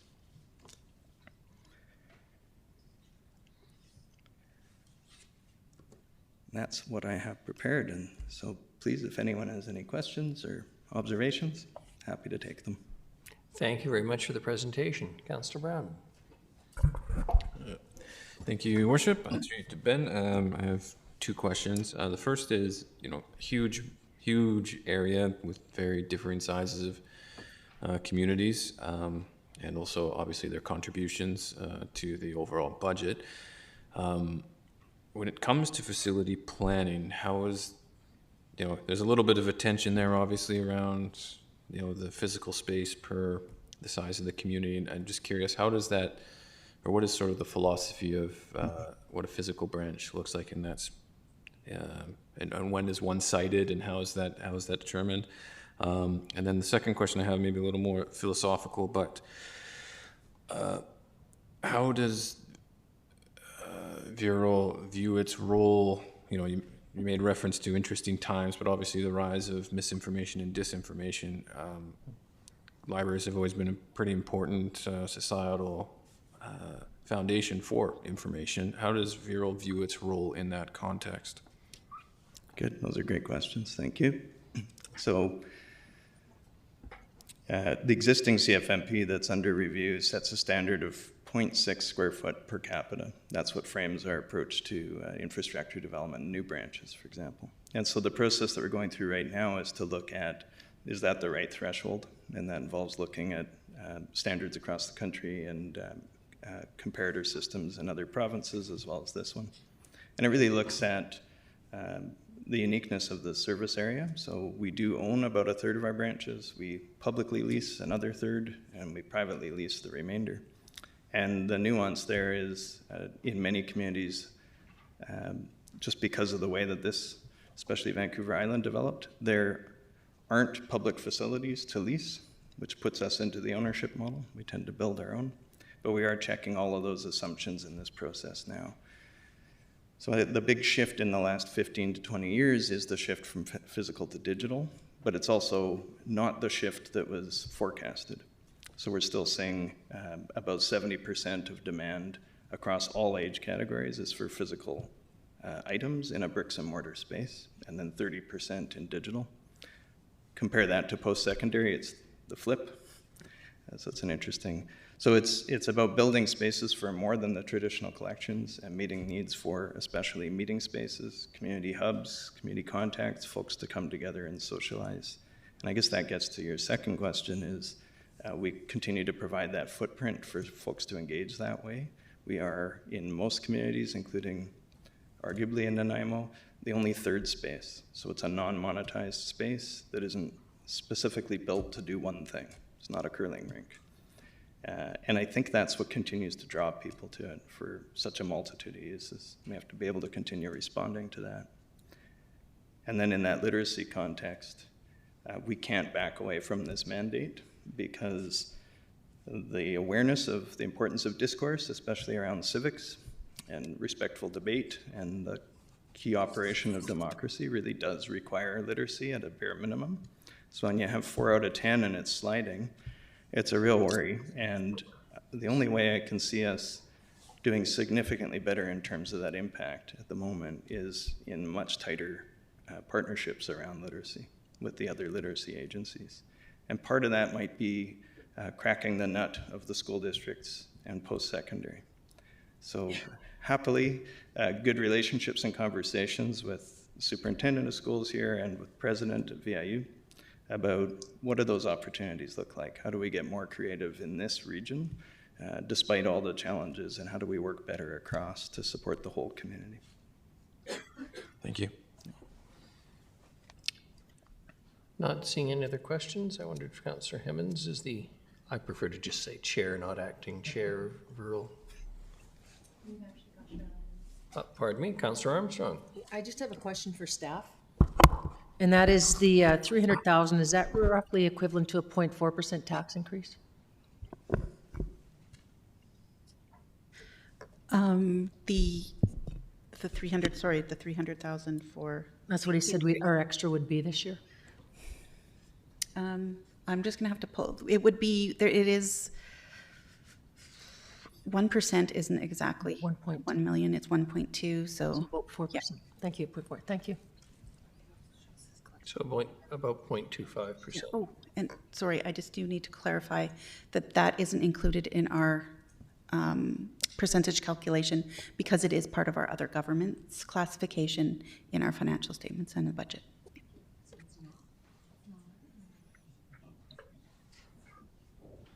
Councillor Hemmons. Thank you, Your Worship, and thank you, Mr. Hyman, for your presentation. I don't have any questions for you. I just wanted to kind of, I think, round it out from a board perspective. So obviously, thank you for the operational pieces, et cetera, et cetera. I just want to share with my colleagues the historical levy that we're facing this year. The board, of which there are 39 trustees. So we're talking Bella Bella, or Lake Cowichan, Tassus, Port McNeill, which lost their mill and is still subject to levies. Like, these are conversations that are happening at the board, the divide between urban and rural, and whether we can continue. But I do want to share that the board did a really, really deep dive on this budget, and we went as far deep as we could go without going into service cuts. And that was a result of these historical kind of pushing things forward, these minimal increases that hit us suddenly. So I think I just want to frame that up, and also just frame the urban and the rural conversations. Those happen constantly at the board table, and they're full of tension, as you would imagine. And then I think the final piece I just want to make is the third space, and the fact that the library is really everyone's living room. And we're seeing that more and more, particularly after 2020 with the COVID pandemic. This morning I understand that library staff and GLAM staff are coming together to have some training on de-escalation and frontline service to vulnerable members of our community. So I share that to say that yes, the library does books, yes, you know, those things that we all know, but VIRL is actually a massive organization with a huge geographic spread, with a lot of disparate ideas about what library services are, and the library service itself is dramatically changing as a result of the social circumstances we're in. So just wanted to frame that up for everyone. And thank you very much, Ben. Thank you. Thank you, Councillor Hemmons. And Councillor Thorpe also has his hand up. Councillor Thorpe, please. Thank you, Your Worship. Through you to Mr. Hyman, thank you very much for the presentation. As a former teacher, I certainly value libraries and literacy, so I appreciate the work that you and your board are doing. Two comments, and I don't mean to be cheeky, but I think it is fair comment to say that in the past, the level of communication between VIRL and this council has not been overly fulsome, and I think you acknowledge that. So I look forward to having that situation improve with yourself and Acting Chair Hemmons. And secondly, I think it is important for our viewers and listeners to recognize that the City of Nanaimo does collect tax on behalf of VIRL, and you've come with a number today. That the Nanaimo total levy increase is 6.4%. Certainly understand the pressures that you're facing and the results of inflation, but the city ends up carrying the can for adding that onto our tax bill to our residents. And basically, we don't have much choice, do we? I mean, this is what you've come and told us is going to be the situation, and here you are. So, I guess that's not a frustration, but it's a unique situation that the city finds itself in. We're presented with this levy, and I'm glad that you're prepared to come and justify those numbers. Thank you. Thank you, Councillor Thorpe. Councillor Perino. Thank you, Your Worship, and through to you, thank you so much for the presentation. And so just to clarify something that Councillor Thorpe just alluded to, the 6.4, that is just Nanaimo's levy, is that correct? That's correct. So you'll go to every other community with a levy as well, every other community that you serve? So the total levy is 8.1, and then that gets distributed based on a provincial formula, which looks 50% on population and 50% on converted land value. So that's interesting. It's helpful. So what does the 8.1 equate to in dollars? It's about a $2.5 million. $2.5 million. Okay. And as Councillor Thorpe said, it's a levy. So then we're bound to it. Is that correct? So each of the jurisdictions that are members of the regional library go forth and bring that levy out to residents and collect it on our behalf. Okay. Well, I certainly appreciate your being here. I didn't realize that we hadn't had a good relationship. And I shouldn't say not a good relationship, but an ongoing working relationship. So it's great to have you here and welcome to, because you're quite new, right, to the area. Absolutely. Good for you. Good. Thank you. Thank you, Your Worship.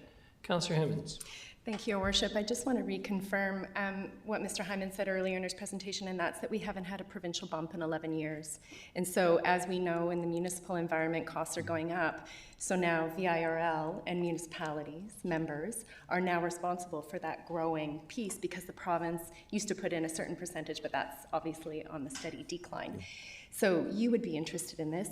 Advocacy is obviously something we're exploring, but as I'm sure everyone is aware, we're in competition for scarce provincial dollars for things like hospitals, roadways that were washed out in climate emergencies, et cetera, et cetera. So yeah, unfortunately, the 6.1, the levy, like I said, without going into service cuts, I think this is probably something we can expect going forward without further provincial investment. Thank you. Councillor Brown. Sorry, now it's adding questions, but I'm just curious, are conversations occurring with ministry or Minister Collin on the out-of-date funding model? Absolutely. I think Acting Chair Hemmons surfaced it, and there was certainly, these were not easy conversations for the board. It is a disparate group, and nobody wants to feel unnecessarily burdened. And the model is unique in the region. We sit on top of so many different jurisdictions from a local government perspective. There isn't a comparator in any other sector. So it is really, really unique. And it's since the beginning, it's been about building those bridges as a hybrid between the remote and the rural and the urban centers. And so I think at the end of the day, in those conversations, certainly new trustee orientation is always very interesting because it's a whole other different type of operation. But historically, I think it's important to know that the school districts were at the table also as part of the district, and so were hospital libraries. And when I think forward to how do we bring in more partners around the table, those are the sorts of conversations that we're starting to have with Ministry Executive.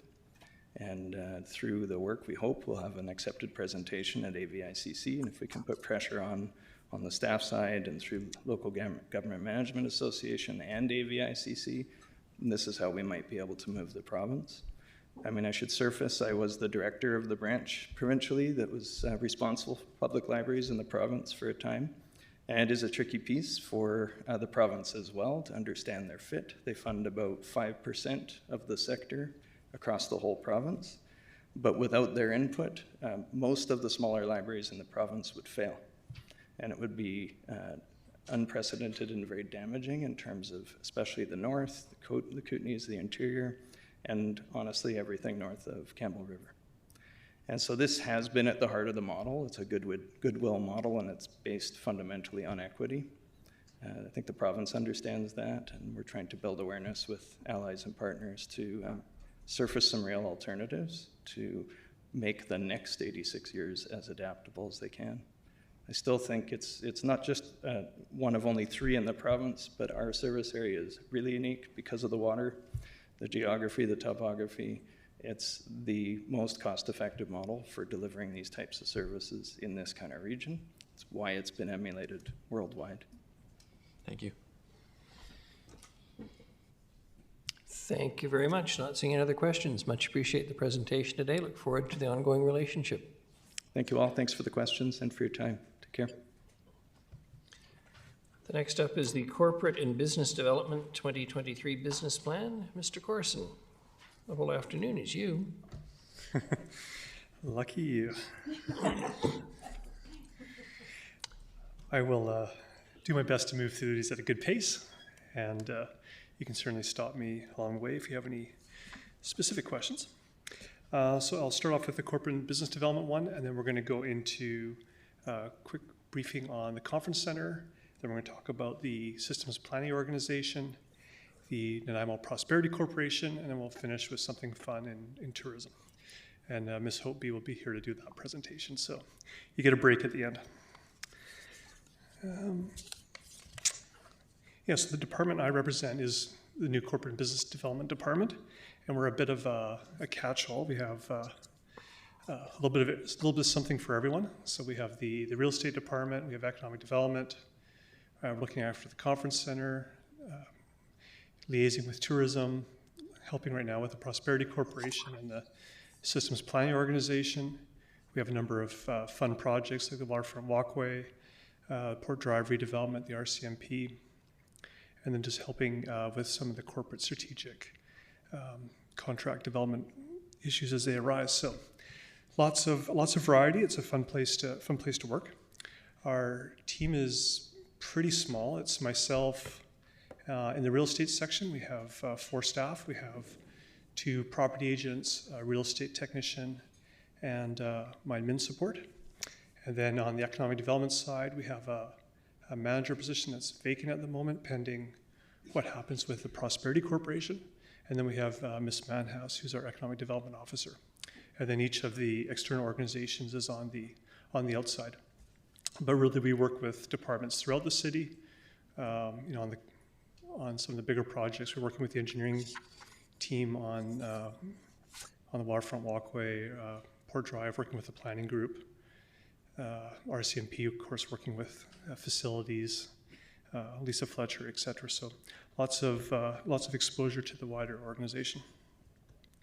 In terms of budget, most of the budget in this area is driven by the contracts we have for the conference center and with tourism. The budget, and then of course with the external organizations as well, which we'll get into. So lots of contract costs there. And then of course you can see the debt servicing, which is really related to the conference center itself. So I'm not going to go into too much detail on these first 3 because you get a PowerPoint on each of those. So that's just there as a marker for you. In terms of some of the other projects that we worked on this year, a big one was looking at the RCMP detachment. We've been doing this for a few years now because we had a space needs challenge with the current facility. And we came up with a 5-year plan on how to deal with the immediate space need issues. And that involves repurposing the former fire admin building at 580 Fitzwilliam, and then freeing up space in the current attachment, and then repurposing that space in the building. So we feel we have a plan that provides relief to the RCMP for the next 5 years. And then at the same time, we're working on this long-term vision for what a new detachment could look like. And through that process, we're working closely with, of course, the officer in charge, Lisa Fletcher. We're working with E Division, RCMP out of Surrey and all their specialist units. And then our facilities team here, and being led through this process by Cassian Architecture. So we'll have an update for council on where this project's heading in February or March of next year. The conference center, we'll do a deep dive in a few minutes on that, but this year the existing contract came up with the operator. We've issued an RFP, and we're in the process of working out the arrangements for the next 5-year contract. So like I say, we'll get into that in more detail in a few minutes. This morning, Mr. Rosen was talking about design commercial. So this was a project we started in the fall of 2020 and completed, it took about a bit to go through it. This came out of a session we had with council early in 2019, which was, we had a GPC just on downtown, and we were trying to figure out where council's vision was for downtown and where they wanted us to focus. And 3 of the key things were addressing vacant sites in the downtown and bringing them back into productive use. Safety and security was obviously high on that list, as was public realm improvements. And Commercial Street, a lot of the existing public realm is aged, it's dated. This is the heart of our community. City plan talks about this as kind of the center point of our community. It's a place of pride. And so this study we did has a whole new redesign of Commercial Street, makes it still accessible for vehicles, but it's adaptable. It can be turned into a public plaza very quickly. And I think Mr. Rosen indicated to you the first section we're doing is between Commercial and Bastion up to the Great National Land Building. And then we have the implementation plan that follows on for each of the other sections. In terms of some of the work we did in the real estate section, we, as council knows, we purchased the former Gene Burns property, which is 6 commercial, and we worked with an architect to look at design options for that property. We presented those to council. So we'll be coming back next year to talk about what we can do with that property. We worked with IWCD contracting, and as part of the Midtown Gateway project, we're able to dispose of some city land there, which helps support their project, but also allows us to put some more money in our coffers for future acquisitions, which was great. A big chunk of our time was on the PILTs, the payment in lieu of taxes that come from the Port Authority. And after a year or two of negotiations, we were able to come to an arrangement where the city will be receiving $300,000 a year for the next 5 years. And we've also backdated that a few years, so we've received that money, and I heard today that our check for this year is available. So I'll be picking that up tomorrow and giving that to Ms. Mercer. We've been helping support the planning staff with a number of BC housing projects, looking at land and doing leases or acquiring land for BC housing. That's a large part of our work. In Bevan Park, we did a lease renewal for the golf course that's in Bevan Park. In the aquatic center, today we have the swimsuit shop and the physiotherapy. We did a RFP for those tenant leases, and we're able to re-award those leases to the existing tenants. So that's taken care of. And we've been working with the Port Authority on a number of outstanding leases in along the waterfront where the leases have been overholding, which includes portions of Mafeo Sun Park, areas on Protection Island, and at the end of Cypress Street. So that work has all been ongoing this year. Just some miscellaneous work. So I'm involved, attend the Downtown Business Improvement Association meetings, which Mr. Smythe has been leading, just making sure there's a city representative there and making sure information flows both ways. Helping out with the commercial night market just to make sure from a city perspective we're coordinated and we're all on the same page supporting that important event. And then we've also been helping the art gallery out with their work on feasibility for a new art gallery in the downtown core. So just in terms of some of the considerations, we're going to get into this a bit more, but in terms of we have a lot of new entities. 4 years ago we receded a bit in terms of our outreach with the community. The last 4 years, council spent a lot of time creating these new organizations to help address specific issues. So we have brand new organizations in the Prosperity Corp, the Systems Planning Organization, Tourism Nanaimo, and the Downtown Business Improvement Association. And as these are all new entities, there's a lot of learning to do. There's a lot of bonding with the boards. We have great people on there, but very much early days. And there's a real need to kind of shepherd these along and make sure that they're set up for success. Another consideration I had just from our team was support for city projects. So we've got a number of these big projects like the Waterfront Walkway or Port Drive or the RCMP projects.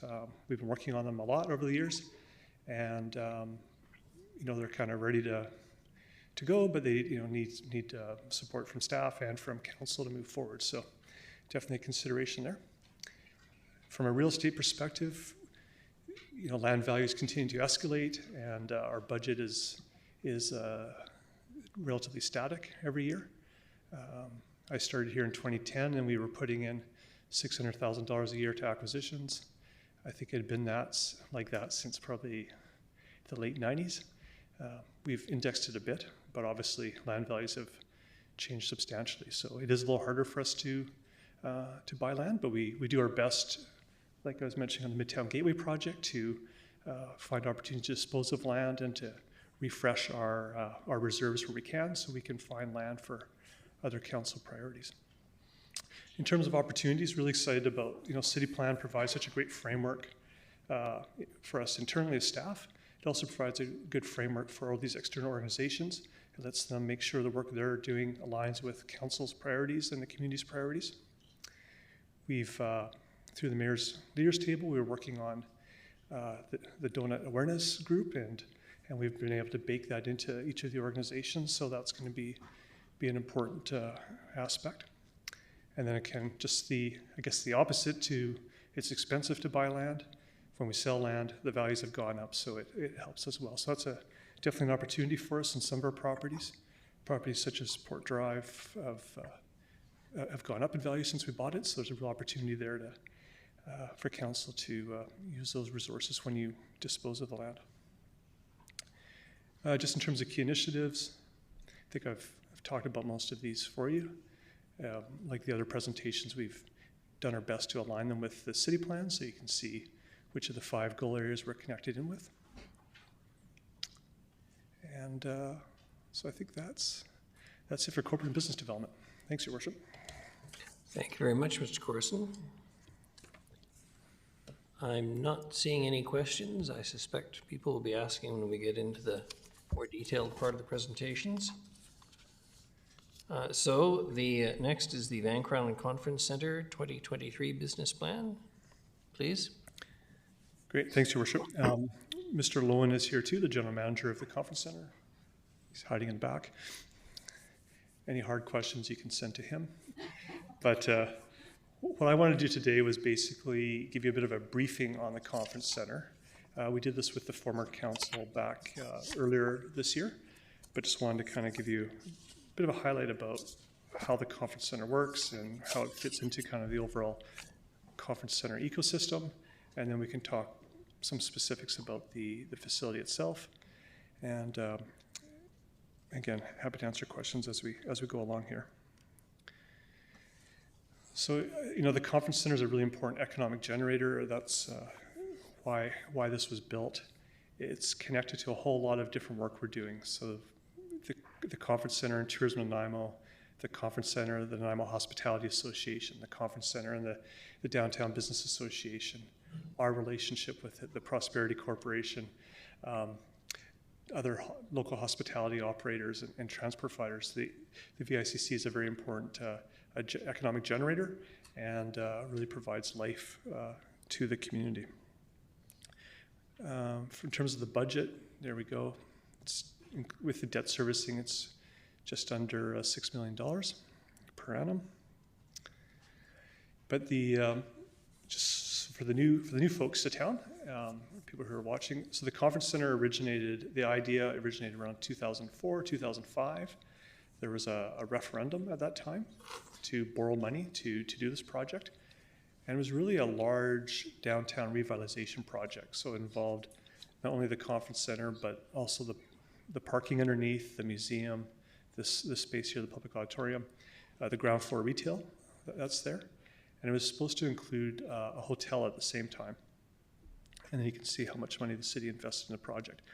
There was also other key big projects happening at that time that council funded. One was the Nanaimo Ice Center, which was tied to that, and there was a Maffeo Sutton Park upgrade there as the former Civic Arena was taken down and the foundry was demolished. So Maffeo Sutton Park was kind of built at that time. So a very interesting time in Nanaimo where a lot of big projects were happening. The Marriott was the hotel was a really key part to this facility, because in order to have a conference center that can function and do larger conferences, you need to have the hotel rooms in your community. And the need for at least 140 rooms, 150 rooms was important for this facility. As the recession hit in 2007, 2008, the hotel project, which was privately funded by a group called Millennium Development from Vancouver, they went bankrupt and the hotel didn't happen. And that's always been kind of the challenge with this facility, is that we don't have enough hotel rooms in the downtown to support this facility to reach its full capacity. So we've been, as staff, we've been working for many years now to get the hotel in place. And it's really exciting to see where it's at now. And hopefully in the spring, we're having a cocktail there. And I know you have I think you have a VICC here next year, and the hotel I'm sure will be full. And hopefully that's going to lead to lots more business. When we look at the books, things are looking really positive in the years coming forward. So I just want to provide council with a bit of that background. So this is, when we did the presentation to council in the spring of last year, or this year, we had a company called CBRE Consultants, and they did a review of the conference center. And I've taken some select slides from their presentation just to give you some background on the facility itself. And I think this diagram in front of you is just a really important one.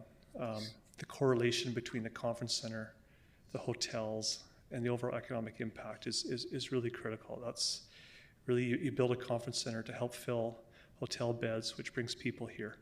And that's, again, been one of the challenges of not having the hotel here. There's also been a few issues with marketing the conference center and the hotels through business and meetings, kind of a coordinated role in that, and we've addressed that recently.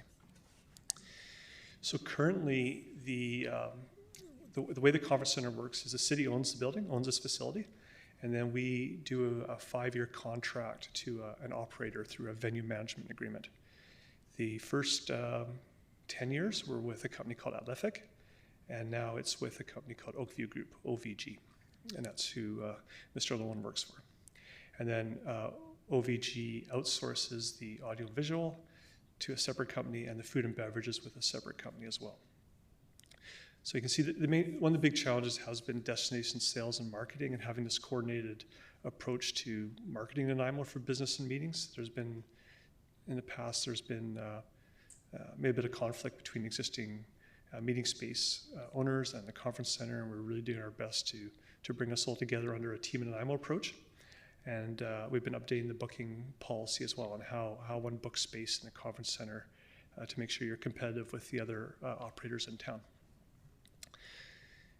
So in terms of where we stand in Nanaimo, these are this facility is part of a Tier 3 convention center across Canada in terms of size. You can see we're about the same as Whistler, a little bit larger than Prince George, and a little smaller than, quite a bit smaller than the Victoria Convention Center.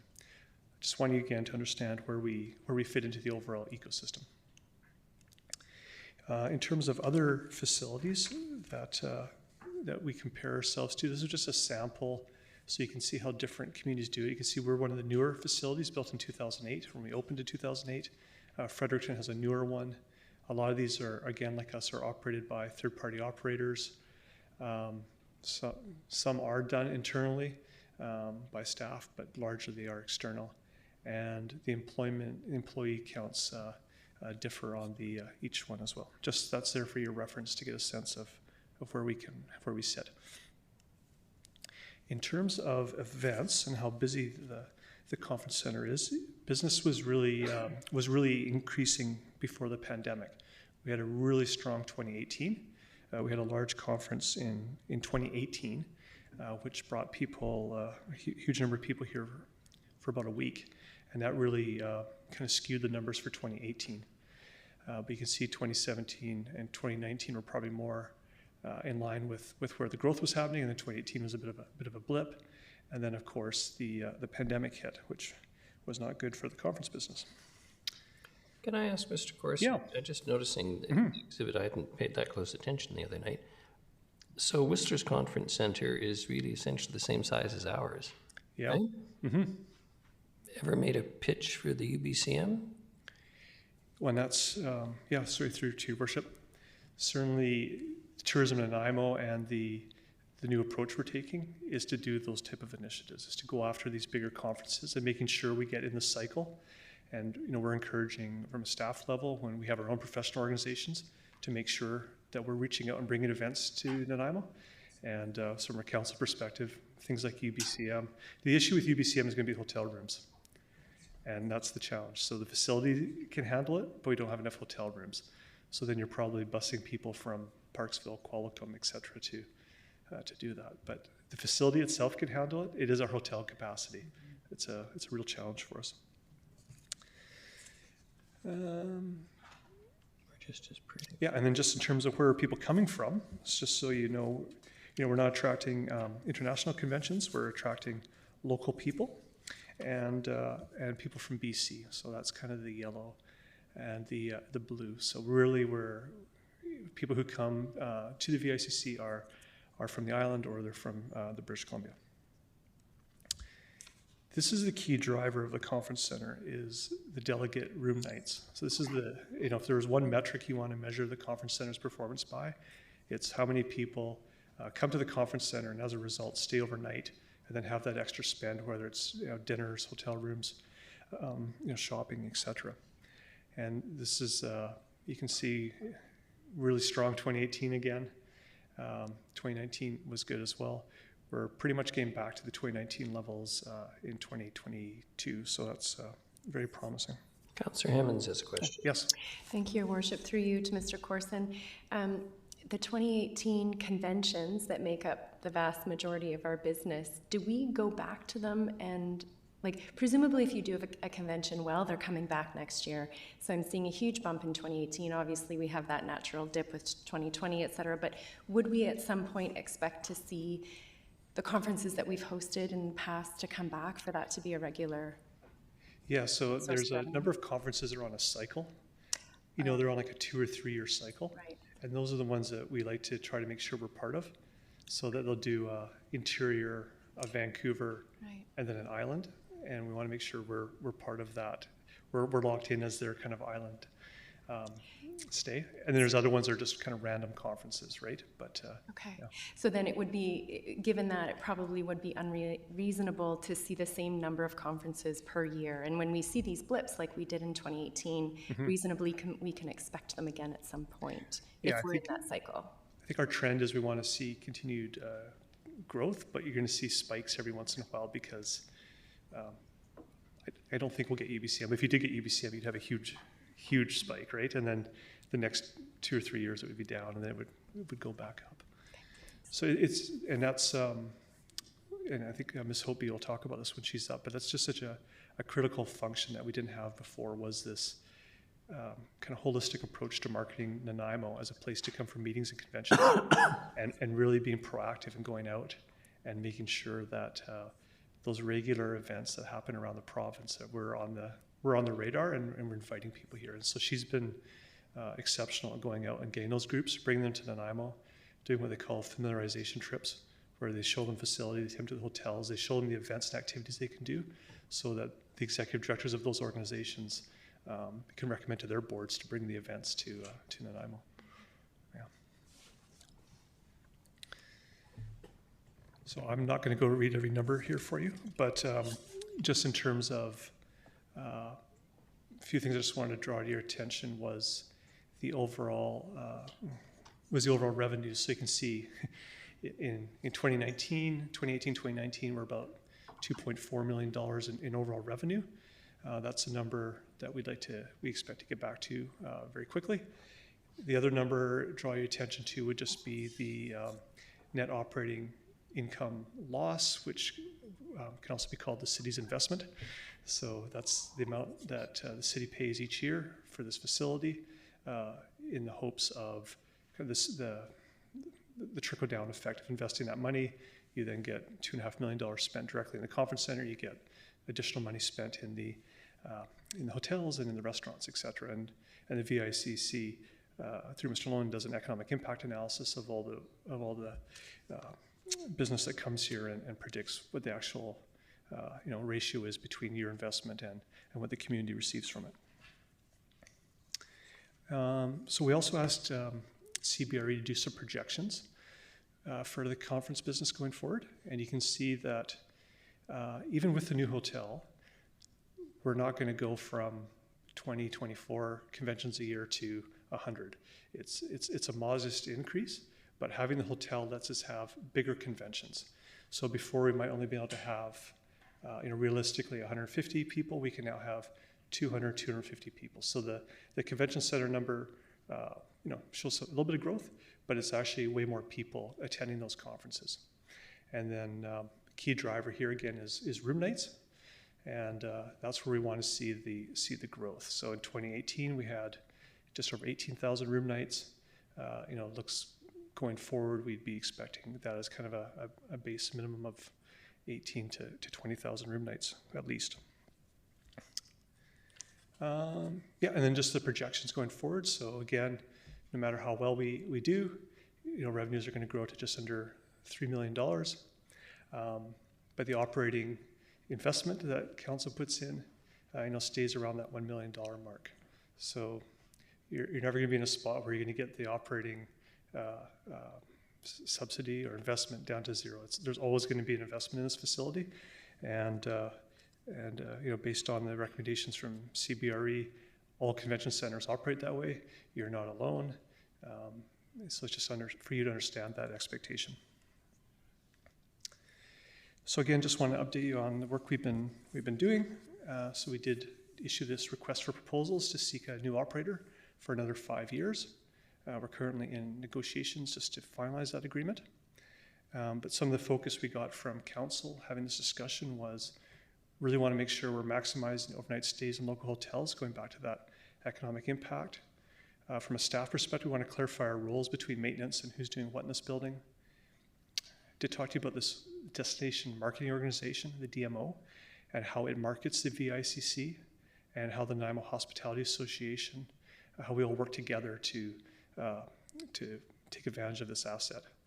And then we're also, some of the feedback we got from council was looking at alternative uses when the Commerce Center is not being used. So can we find other uses to come in here? So it's a community asset that's being used. And the other issue came up was local procurement. So making sure that this facility is sourcing locally whenever possible.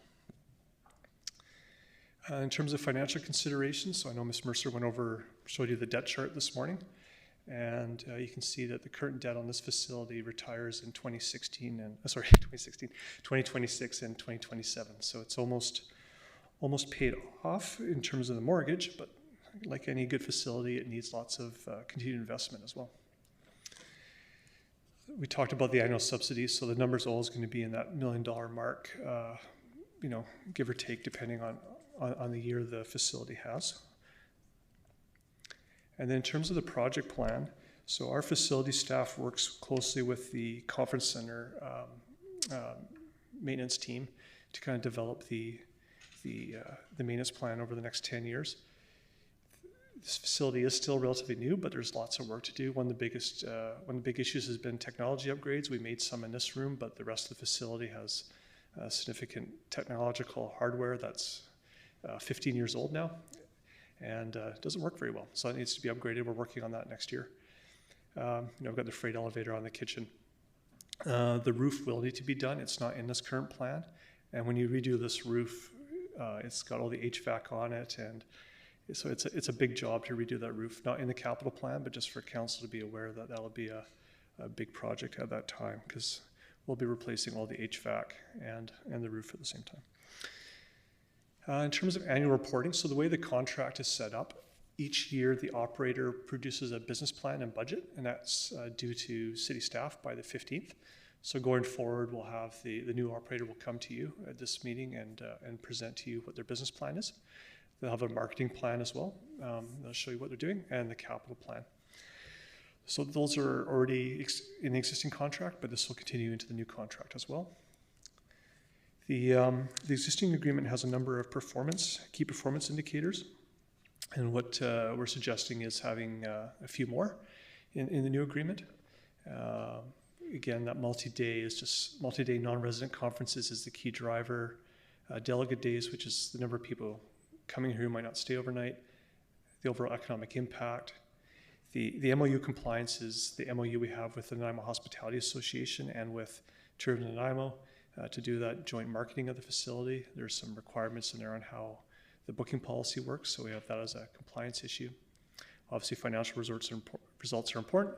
And to Councillor Hemmond's point about customer satisfaction, we want to make sure when people come here and have a conference, they actually want to come back. So in terms of achievements, again, we had this really good work done by CBRE, which shed some light on the facility for us and provided council with a good background on this asset.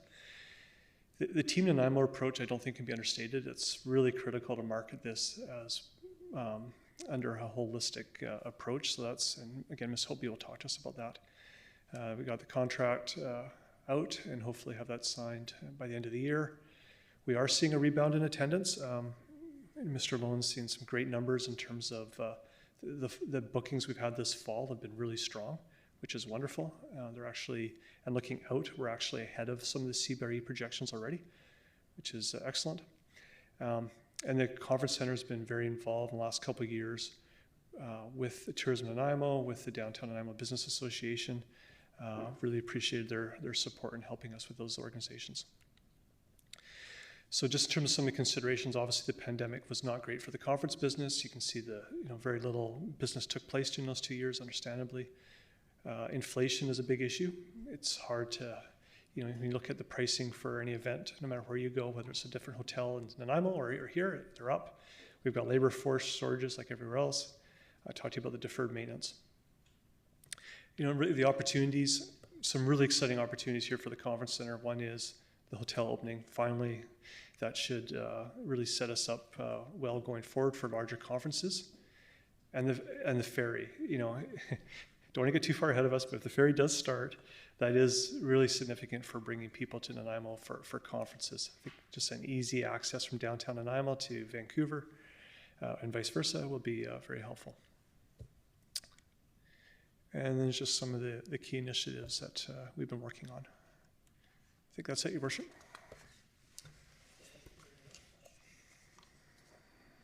Thank you very much. I'm not. Councillor Hemmons. Thank you, Your Worship. Can I just ask Mr. Corson to speak to the community use piece of the conference center and where we are in that and next steps and timelines, please? Mm-hmm. Yeah, so we've been talking to the next operator about those opportunities, about how we can facilities like this. You know, we talked to Mr. Harding. This is a great performance space. How do we get more people using it?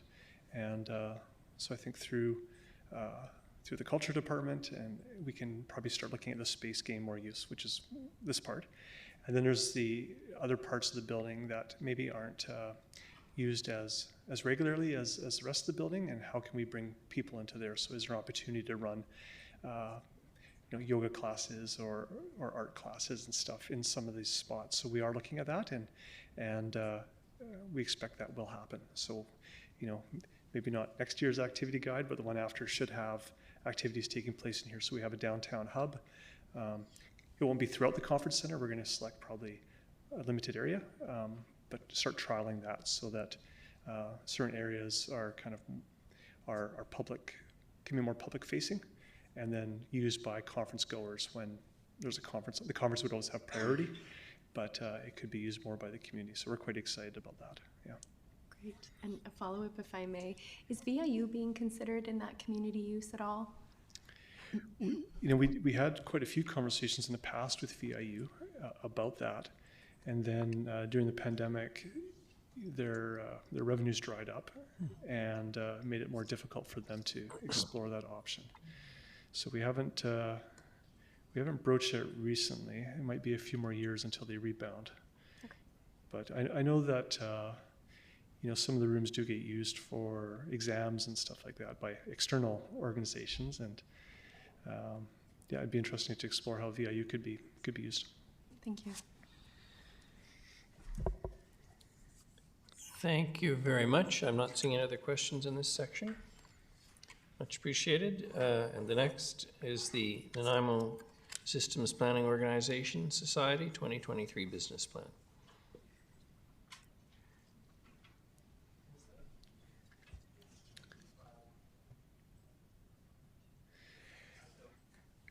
Thanks, Your Worship. So something completely, completely different is the Systems Planning Organization. I'll just pull up the next slide. There we go.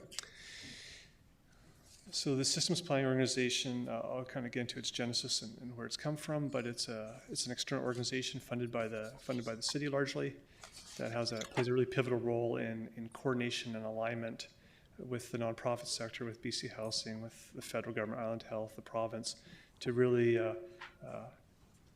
help take a comprehensive approach on how we deal with our vulnerable citizens and how we tackle the challenge of homelessness.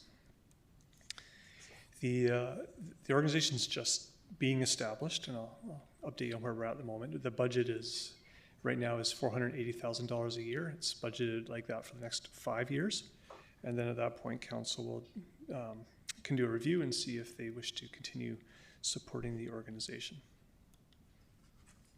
So the genesis of the Systems Planning Organization, or the SPO as we call it, was through the Health and Housing Action Plan. So this is work that took place in 2019 and 2020. We had a broad group of healthcare providers. We had nonprofits, city staff, experts, all in the room working together to kind of come up with a plan on how we could tackle homelessness in our community.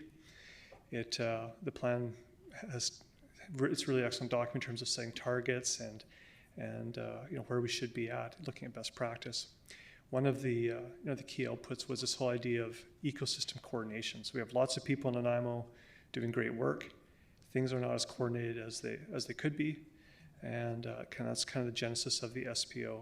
These organizations exist in other communities across Canada, where the idea is there's kind of a go-to point person, and then the rest of the nonprofit community can work through them. The Health and Housing Action Plan itself was endorsed by Council in 2021. This is kind of the framework that came out of the Health and Housing Action Plan. It had these two big commitments around truth and reconciliation and discrimination and stigma, making sure that that's being addressed. And then we had these 6 areas. So systems coordination is really where the systems planning organization sits. And then we have, as Council is well aware, the need for more diverse housing options in our community. The plan talks about leadership and engagement. Preventing people from becoming homeless is really important. How we deal with complex needs, something we're well aware of, and just overall poverty reduction. So it's a very holistic plan. The SPO kind of functions in the whole coordination piece. Oops.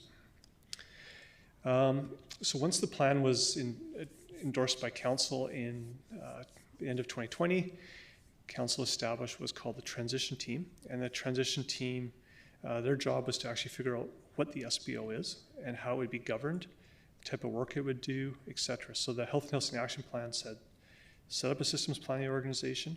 We were able to look at other systems planning organizations across Canada and kind of learn from what works and what doesn't work. Council's transition team developed what was called a charter, which was kind of the framework for the organization. And then we continued meetings with the ecosystem out there, with the Homeless Coalition, and to get their buy-in. In May this year, we got approval.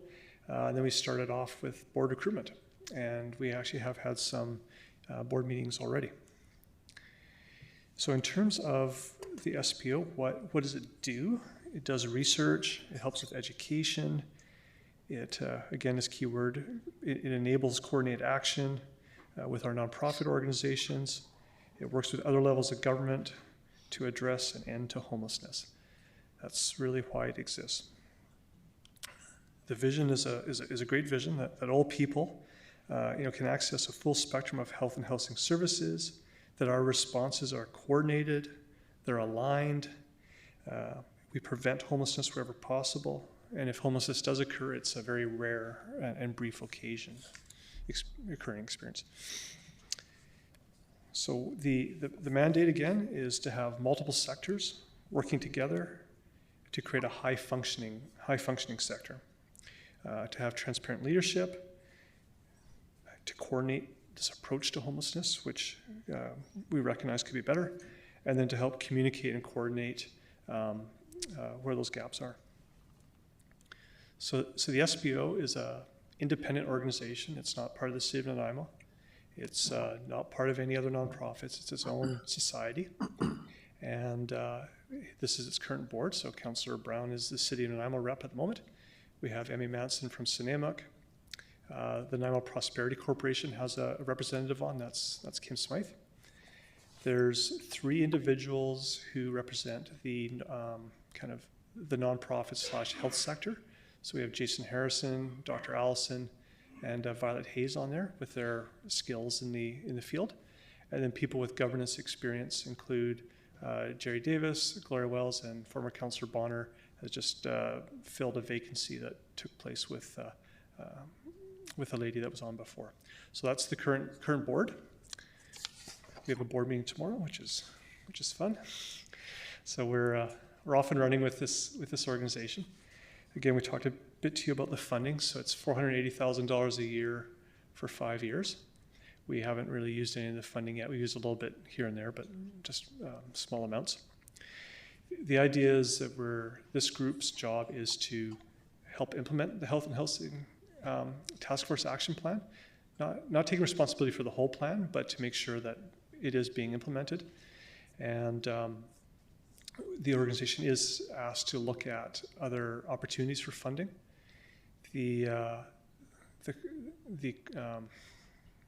the CAB, which is from Reaching Home from the federal government, have allocated $250,000 of funding this year to help with coordinated access and a point-in-time count to be done by the SPO. So there's already money coming to the SPO. We need to get our board in place. We need to get an executive director in place. And then we can start moving forward with some of that. So it's starting to do the work it was supposed to do. Really a strong board, but we do need to get our executive director and team in place soon. Councillor Hemmons has a question, and so do I, actually. Thank you, Your Worship. The $250,000 from Reaching Home, we get more Reaching Home dollars than that. Is there a reason it's been split up and some's going to the SPO, and where's the remainder? Yeah, so this was money that was actually allocated by the CAB specifically to the SPO. So yes, the amount's quite a bit higher than that, but I think the folks on that allocation group felt that this funding would help the SPO get going with the coordinated access, because in the Health and Housing Action Plan, there was quite a large discussion about the integrated access, coordinated access, and so they've decided to allocate funding to the SPO to help with that. And can you help me understand how that will be, how the board will direct those funds? Will they hire someone, or will that be the executive director's job? Yeah, so I believe that'll be through I assume the executive director will produce a work plan and take that to the board for their approval. And then it'll be up to the executive director and their team, whether it's consultants or contracted staff, to help deliver that. And if I may, we've received funding for integrated coordinated access in previous years. Is this an add-on to that? So is it a continuation, or? Yes, through your worship to Councillor Hemmons, I believe this is that funding that was for coordinated access before. It's now being allocated to reallocated to the SPO. It's not new money. It's not additional money. Right. Yeah. Okay, thank you. Yeah. Thank you, and I think you've pretty much answered my question, which was I thought that money was initially designated to United Way, essentially, but it's not coming to, quote-unquote, the SPO directly. It's still coming through an indirect. Yes, Your Worship, that's correct. And I think there is some thought of potentially the SPO could be that central location for instead of it going through the United Way, it might come, the CAB would actually be through the SPO. But again, that's, once the board's kind of bonded and we have an executive director in place, that would be probably a strong recommendation. Councillor Manley, then Councillor Hemmons, then Councillor Perino. Microphone. Yeah, through your worship, I sit on the CAB, so that money was left over from Reaching Home last year. It was slippage that was reallocated for the point-in-time count and for these purposes. Thank you. Councillor Hemmons.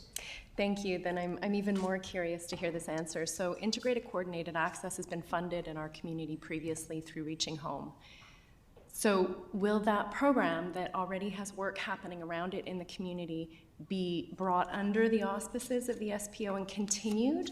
Or are we looking at, or what Councillor Manley just said is that ICA work is happening in community and we've just received a little bit of funding to support it, to do it, to partner with, just trying to, integrated coordinated access is a massive project.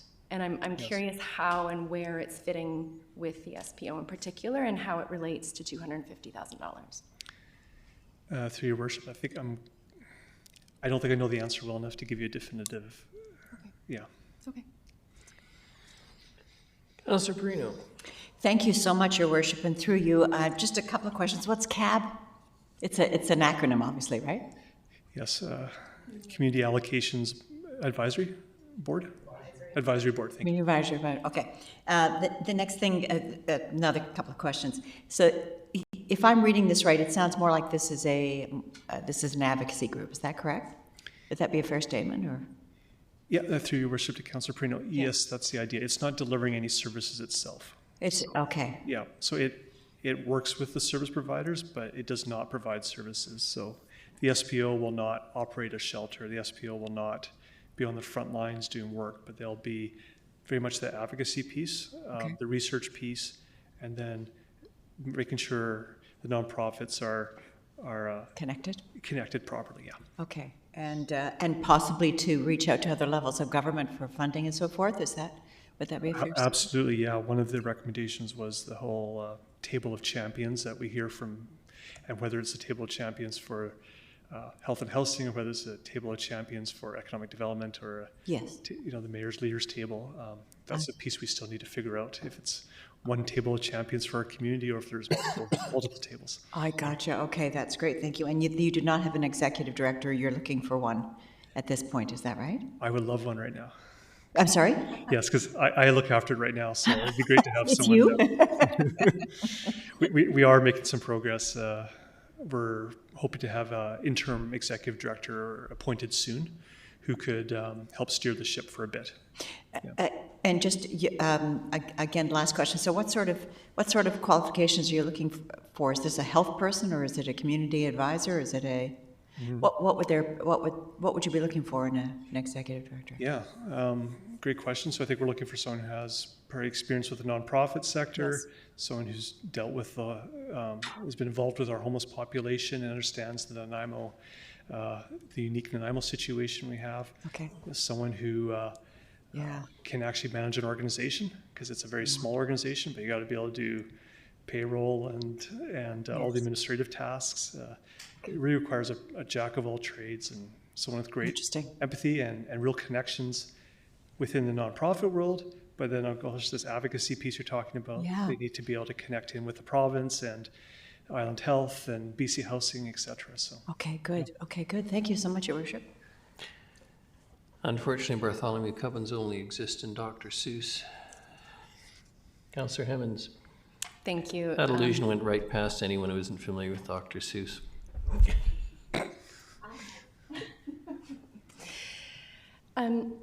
So the executive director has yet to be selected. What is the process for choosing the interim executive director? So, through worship to Councillor Hemmons, we have a report going to the board tomorrow with a recommended individual who's available to assist. How is that this individual chosen? Kind of based on what we're saying to Councillor Perino, just in terms of their skill base, ability to hit the ground running.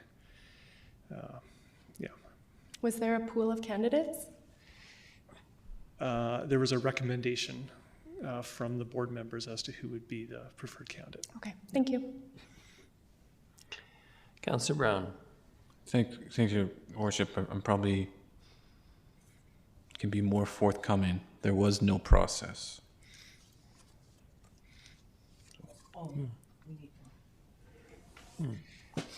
So through your worship, we were working on a Councillor process. Hemmons has one more question. Well, I just want to clarify. So we have an opening, and we need to recruit for this position. In the meantime, we have members of the board saying this person would be a good person. Yes. So through your worship, we have a job description. We were working on a posting for the permanent executive director. Going through a good process, of course, and at the same time, and the board's keen to hit the ground running. So they asked that we look for an interim executive director to kind of cover us off. Their recommendation last meeting was for 4 to 5 months while we do the recruitment of the permanent executive director, and then we'd be able to kind of get things going. So, yeah. I might be a little too attached to this because I was so involved in the early phases, but I did read the minutes where the interim executive director conversation happened, and I will flag that it was uncomfortable for me to see the lack of process and that choice without that lack of, in the context of that lack of process. Yes, I understand. Yep. Your Worship, if I could comment as well, this applies to the Nanaimo Prosperity Corporation as well, and any of these new entities. Good governance has really been a pillar of this previous council and current council, and that applies to any entity I suspect that you fund. And part of the check-in, at least at once a year for council at the budget process, it provides a bit of an opportunity for that. Getting good policies and procedures in place for the operation of the board and that organization is pretty important, not only for the appointment of the executive director, but appointment of members on that panel, and all the other things that, how they do minutes and everything that goes with governance. So, I would expect next year with all these presentations, you'll see a much more robust set of accountability coming in. But the idea was to get some level of transparency and accountability back to council. So this is the launch of these organizations. So not personally involved, and I want to acknowledge the work that Mr. Corson is doing in caretaking this to get it to this stage, but there will be a handoff, and then there will be a working relationship primarily with the planning department in terms of the operations of that entity and so forth. So maybe there could be a check-in on this in a few months to see how it's going. Maybe it's more than once a year, but I think it's really helpful to have a strong council representation like we have there now, and we had during the implementation of it. So looking forward to good governance procedures being implemented in all these organizations. I'm looking forward to that too. Yeah, and through your worship, that is one of the challenges with our 3 new organizations is that governance piece. It's challenging on all 3 of them to, I think people come to these organizations not with the same level of expectation that you have as a council around governance. And people are used to working in maybe more flexible environments. So trying to provide some boundaries is important. Yeah. Just a few more slides, Your Worship. Then I'll move on to the next one. But in the Health and Housing Action Plan, this was the funding recommendation from the consultant. So I just wanted you to understand where that's at. And you can see the number of employees and stuff they were looking at that point. So we're in year 1. The idea was to have up to 3 full-time employees, same in year 2, and then kind of growing as they went towards year 5. Again, that'll be up to the board to make that decision, but that's just what was in the plan. Just in terms of operations, very quickly, the SBO needs to look after its own agency. It needs to have its own office. It needs to look after its own legal and accounting and HR matters, buying technology. So lots of admin work in these organizations to start off with. We've been assisting with that, but it's a lot to do. And then, so I think we've talked a bit about the executive director. They're accountable to the board. I assume they'll be coming here next year to do that presentation. And they're responsible for the day-to-day operations. So just in terms of what's happened this year, we have the board. We have a good board, which is great. We do have the bylaws and constitution almost done. It's getting close to being finished.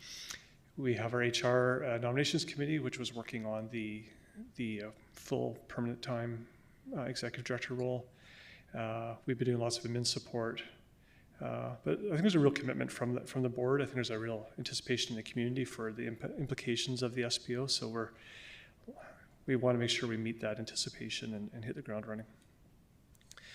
Just in terms of considerations, again, we're going to have a new executive director. We have this whole startup with these societies. So finding office space, things like payroll, photocopiers, furniture, etc. Depending on where the board wants to go, how the staff, if there is staff or they're contracted out, how this organization is going to fit in the wider ecosystem, how it's going to build bridges with everyone else that's out there doing the work on the ground. So some real opportunities, I think, getting a strategic plan right and making sure that there's results that people can see is going to be really important. Making sure the work they do is aligned with city plan and the Health and Housing Action Plan and not going off on other tangents.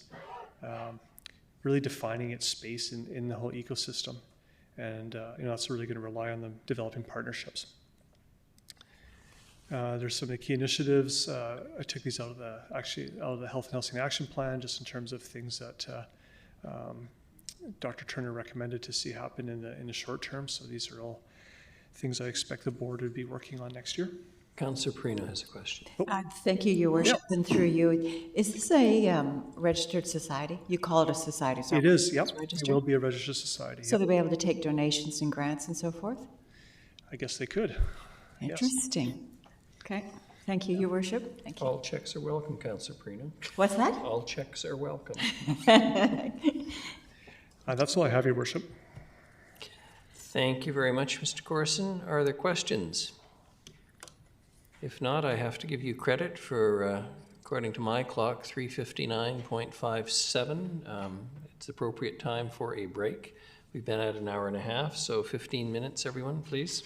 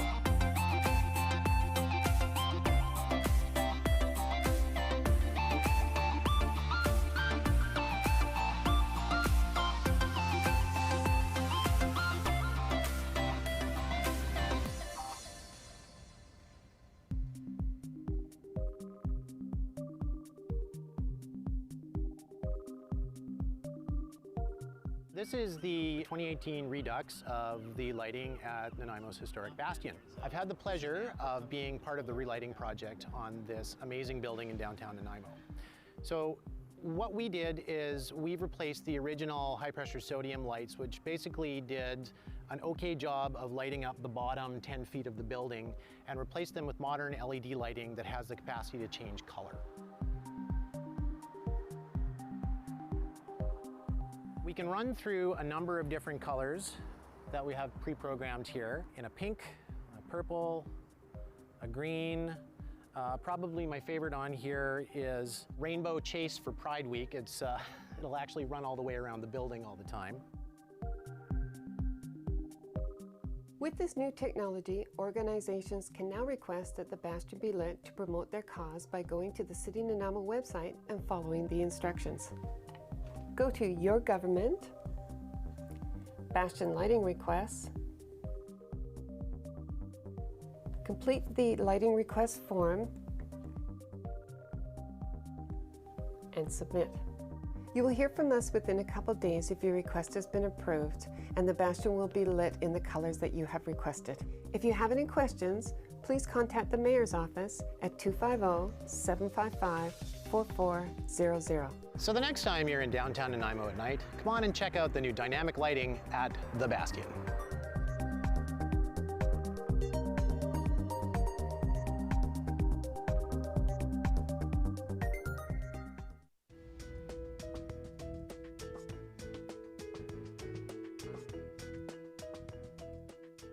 We're here today to make a couple street names. There was some vandalism in town, and we're just going to make a replacement. In the roads today, we're doing our Dundas Street and Bruce Avenue. They're all 8-inch, and we use 3 different sizes, mostly 24-inch, 32-inch, and 36-inch. We do use a consistent font with street names. This is actually my metal blank, so the only material here is the material that I actually will cut out in vinyl.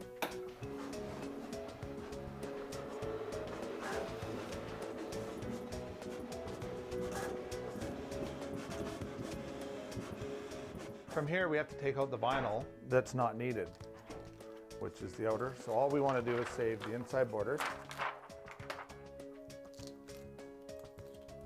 From here, we actually have to put a transfer tape on it. And what this does is it allows us to take the blue vinyl and pull it away from the clear backing that it's on, so we can apply it to our aluminum blank. Now that we have our 2 sheeted piece of vinyl, we take our aluminum blank, which has high intensity diamond grade, which you can see behind me. We have all different colors. We have orange, yellow, white, depending on the type of signs. Most of our white signs are regulatory, and the yellow ones are warning signs. And right here, all I'm doing is pushing the transfer tape a little tighter to the vinyl. And then from there, we peel it back, our plastic, which basically leaves us with a big sticker. We put it on the aluminum.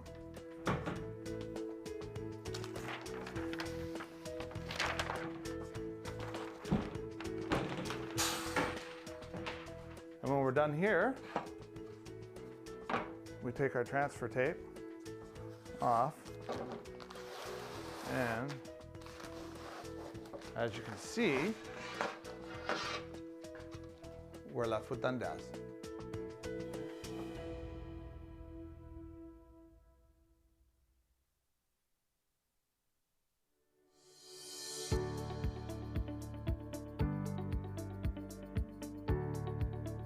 We're here at Bruce and Dundas.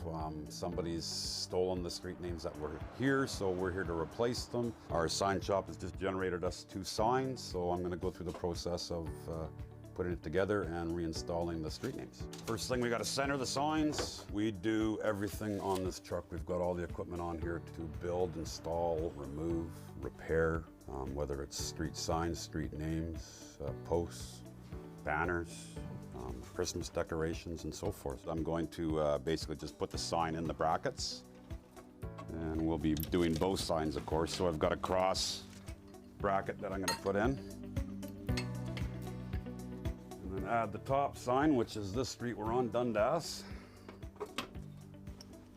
Sorry, do the same there. We put the street that we're coming up to on the bottom, so they all basically have the same. The cross street will be on the top. We got to put some bolts in to secure them so nobody will steal the street name. We're ready to go. Just put this back and we'll go out and install this where the missing one is. Every year we do what we call a stop sign survey, where we go around and check all the stops. We clean them, make sure they're in the right spots, in good condition, not bent, and we also clean the street names, make sure they're good. As we're doing that, if there's ones that we decide we want to replace, we do that at that time. This year we're looking at approximately about 120 sets. It's very expensive to do, but we're continually, weekly changing street names because of either them getting damaged or people breaking them and taking them. So I'll put this on, and then I put a bolt through to secure it to the post. There we go. And that's good, we're done. Dundas and Bruce Ave are now ready to go.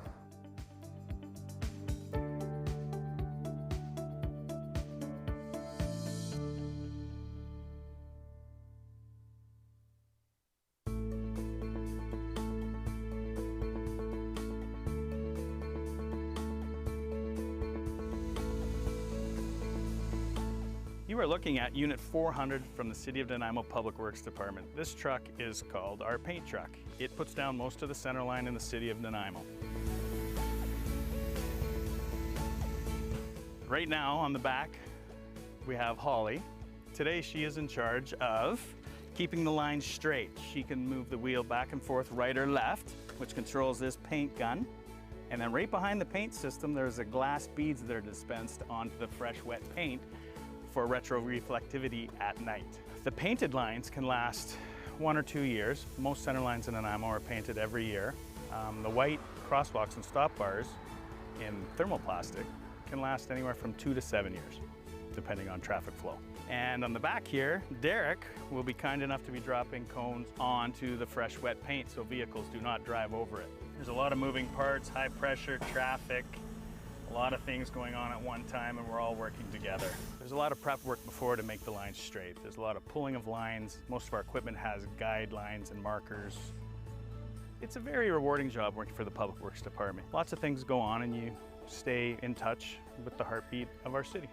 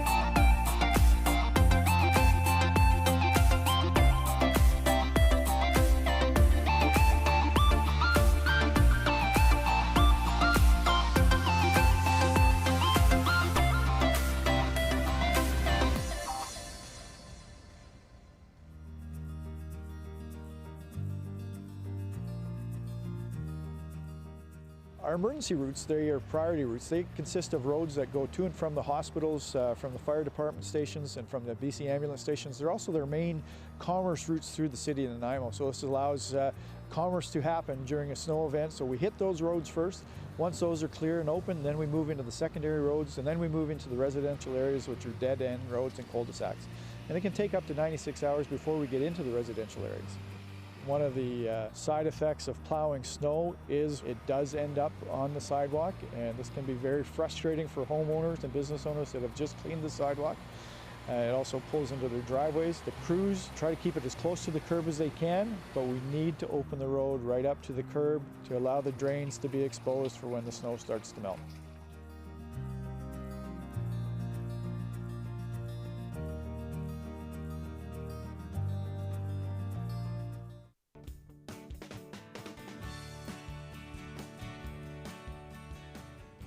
This is one of the City of Nanaimo Public Works snow and ice control vehicles.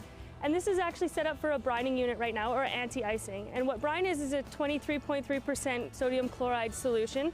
And it comes out of the spray bars down here at the bottom, and it's made here at the Public Works yard. It's a proactive method of snow and ice control, as when we know that there's a winter storm coming, we can actually lay this down on the road prior to the event. By putting the brine down before the snow comes, it buys time. It lets us get on the roads, and then when we hit it with the plows, it doesn't stick. The snow doesn't stick, it comes off much easier. Whereas if we didn't brine, the snow has an opportunity to freeze to the road. So another benefit of the brining or anti-icing unit is that during the frosty mornings, we can have it drive down the road, and then immediately the frost disappears as they're applying the brine. Brine's a great tool for us. It's very cost effective. We can stretch our hard-pressed tax dollars to the maximum. We can make brine for cents on the dollar. So the other thing that we ask is that everyone stays back from these anti-icing or any winter maintenance vehicles, as they have limited visibility and it's poor conditions out there, and they're trying to maneuver around everything. So just stay back and give them a little bit of room to operate and clear the roads.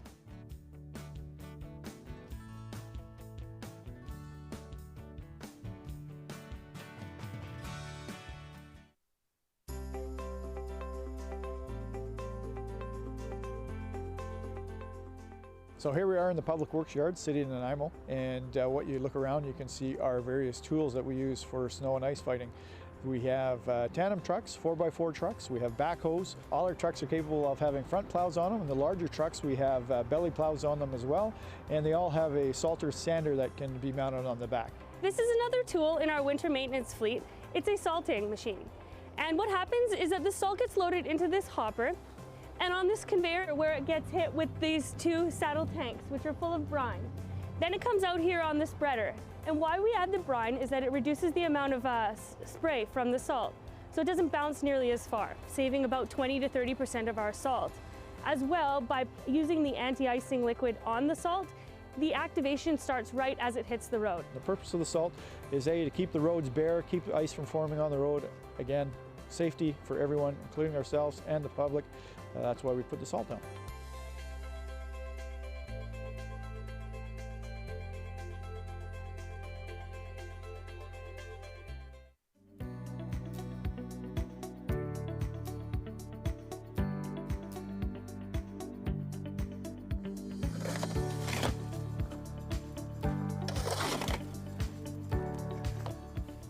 Today we're talking about clearing catch basins or road drains on residential roads. The first thing to understand is where the catch basin is in proximity to your residence. When clearing a catch basin or road drain, we want to make sure that you make yourself visible and aware of oncoming traffic. When clearing snow or debris from a catch basin, we ask that you put it in an area where it will not plug the catch basin again, not placing it on an already shoveled driveway or sidewalk. Sandbags are available at 2020 Labio Road 24/7. Just remember to make sure you bring a shovel. The City of Nanaimo and Public Works appreciate your help in keeping your catch basins clear. Thank you.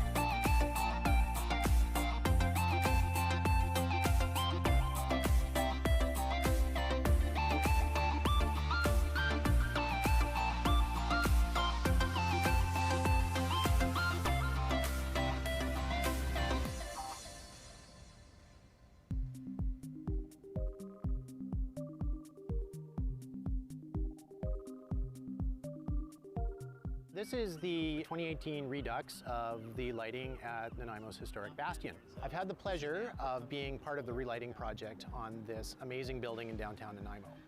So what we did is...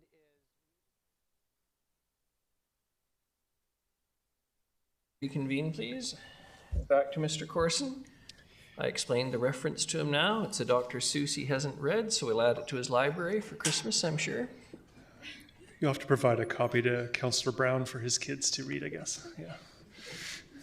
I don't think my son will read it anymore. The next is the Nanaimo Prosperity Corporation 2023 business plan.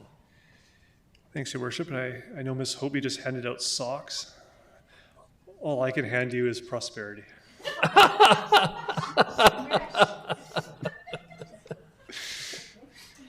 Anyway, prosperity for all. So this is, again, is one of our new organizations that Council worked hard over the last 4 years to reestablish after the demise of the Nanaimo Economic Development Corporation. And we went through a long process like we did with the Systems Planning Organization, as we did with tourism, which Ms. Hobie will talk to. We had our Economic Development Task Force. We worked with stakeholders across the community to kind of come up with a new model for economic development in Nanaimo, and so I'll just quickly take you through that.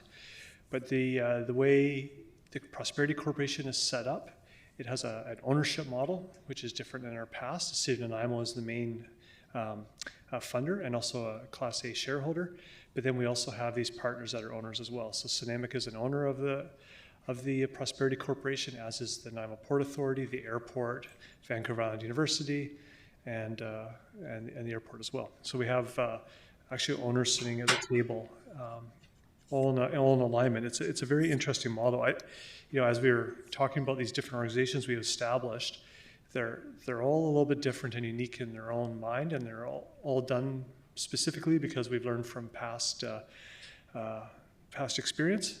And we're trying to find something that works for each of those groups. So high hopes for this organization. The budget for the Prosperity Corporation, we've been keeping it low for the last couple of years as we've been trying to get the momentum to establish it intentionally, because we know the budget largely for an economic development corporation or agency in a city would be much higher than this. But again, didn't want to draw down from general revenue for that purpose, so we've kept it relatively small, just so we'd have enough money to keep to fund for an executive director and some staff and some office rentals, so we could get going on it. As Mr. Rudolph was saying, going forward, I expect that Prosperity Corporation, their new executive director, will come to you next year. They'll come with a business plan. There'll be a funding request to fund some of the specific initiatives they want to work on. So the Prosperity Corp is different than a society. It's a corporation, and it's the corporation that business, government, First Nation, and community partners collaborate with to build Nanaimo's economy. And I think that's a key word, again, in the SPO, in tourism, and in the Prosperity Corp, is this whole spirit of collaboration, and that's what we've been trying to reestablish over the last 4 years. So the mandate of the Prosperity Corp is to have ownership of our economic development strategy. We created our last economic development strategy in 2020 during the pandemic. At the same time, we were doing Reimagine Nanaimo. So we have a lot of integration between the Reimagine Nanaimo process in terms of the feedback the community was giving us. That's been put into the strategy. And when you look at the city plan, there's a Prosperous Nanaimo section. A lot of the goals and initiatives in the Prosperous Nanaimo section of City Plan are actually taken directly from the Economic Development Strategy. What we'll see is, in terms of delivery, is that the Prosperity Corporation and the team in the city will work together to implement those projects. I did talk to you about the ownership. So again, different than our other organizations, each of these organizations is making a contribution it's a small token contribution. At this point, it's a $10,000 contribution. The idea is that once the board and the new executive director have a strategic plan and specific projects. We anticipate these partners will bring additional funding when there's a project that benefits their interests specifically. So if we were doing a logistics hub or something like that for the port or the airport, we'd expect that they would be bringing money to that as well, more above their $10,000. Yeah, so you might want to know how it's structured. We have, again, each of the owners is on there. So Jake is the City of Nanaimo rep, Dave Devanna from the airport, Kim Smythe from the chamber, Ian Marr from the Port Authority, Erilyn Thomas from Snuneymuxw, and Richard Horowinski from VIU are the owners' representatives on this board. We have 3 members at large, Terry Coe, Ben Odinsky, who's a tech entrepreneur, and Janice Kral, who's from the Nanaimo Foundation. And then a councillor sits on the board in an ex officio manner, so they don't vote, but they definitely come to meetings. Councillor Turley filled that role for the last 6 months, which was great to have him there. People sit on the board for 2 or 3 years, similar to the SPO. Oh. Anyway, in terms of funding of the organization, again, we've been carrying money over. In 2023, our budget is 589, and again, that'll be revised. I think that's enough for 2023. By the time we get the executive director in place, work with them on some of the administrative startup, get some initial projects going, that should be good for 2023. And then in 2024, they'll let you know what their plan is for going forward. So in terms of what we can expect the Prosperity Corporation to be working on in partnership with the city and the owners too. The owners are all going to be helping deliver some of this. The economic development strategy has these 6 areas. Economic capital relates to infrastructure.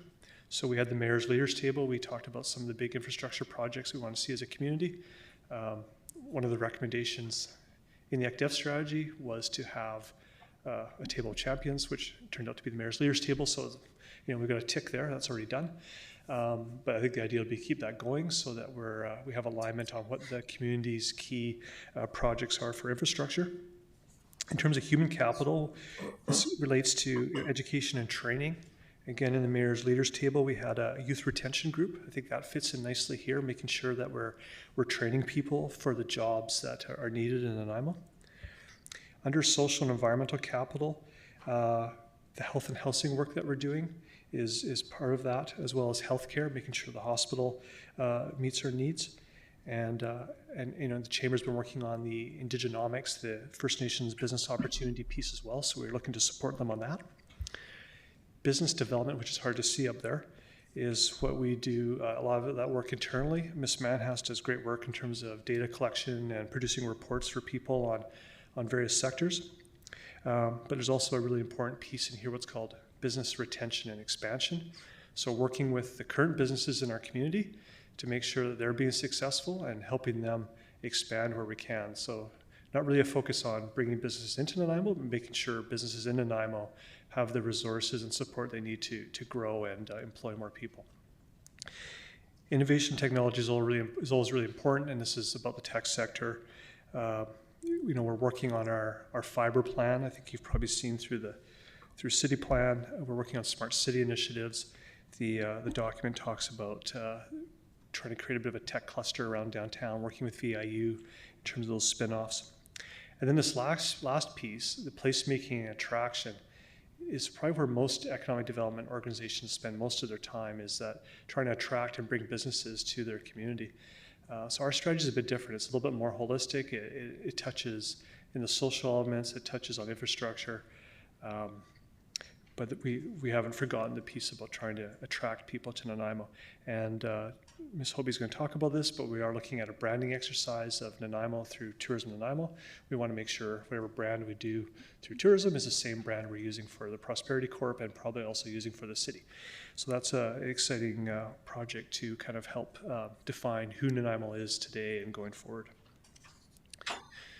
So what did we do this year? We a little bit different than a society. We had a shareholder agreement developed. We had incorporation documents.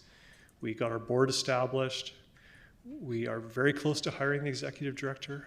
I'd like to tell you who it is, but we're just working on the letter today. So hopefully by the end of the year, we'll let you know who that person is. That'll be nice to have them in that role, and they can take over from me, which is great.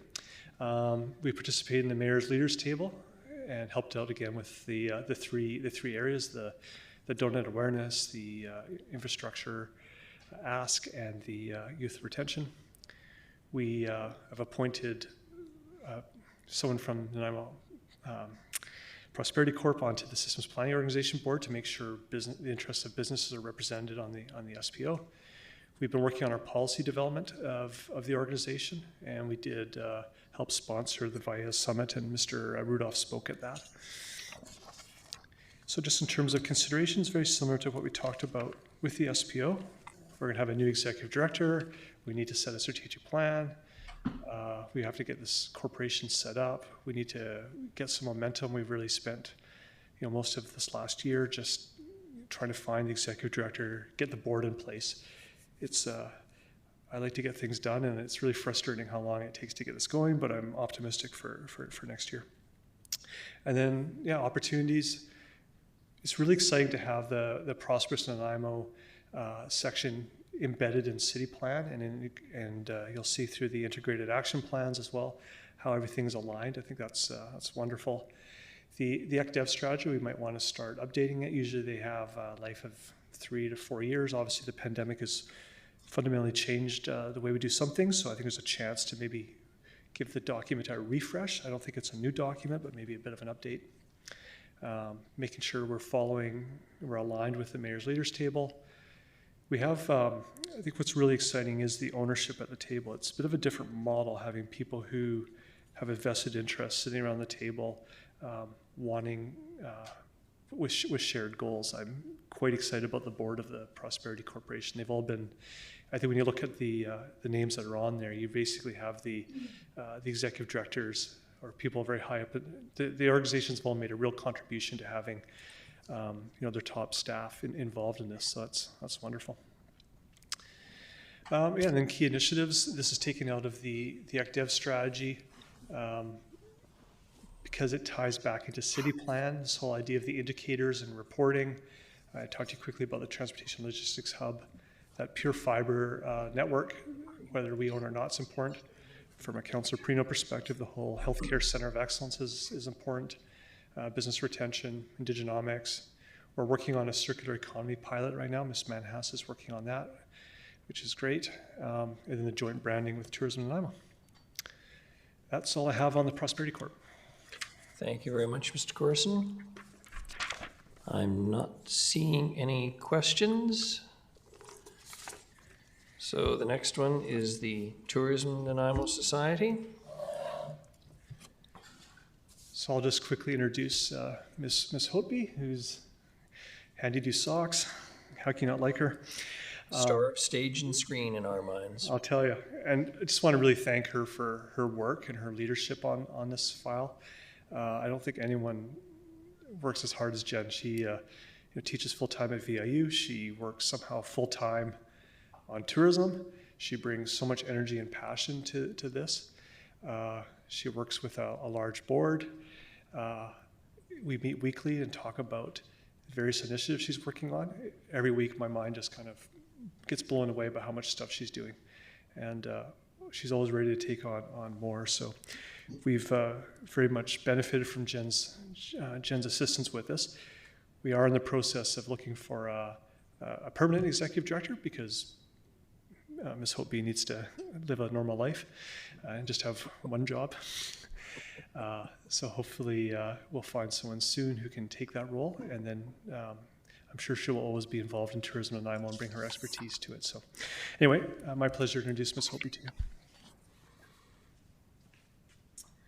Good afternoon, welcome. And I must say, Mr. Corson is usually not as full of praise for everybody, but whatever he said, I can assure you, even then it was modest description of your abilities, so thank you. Well, thank you. I appreciate it. And I will just, I would reframe that back to both he and to Mr. Harding, who have been a tremendous support as we, reestablish Tourism Nanaimo, if you will.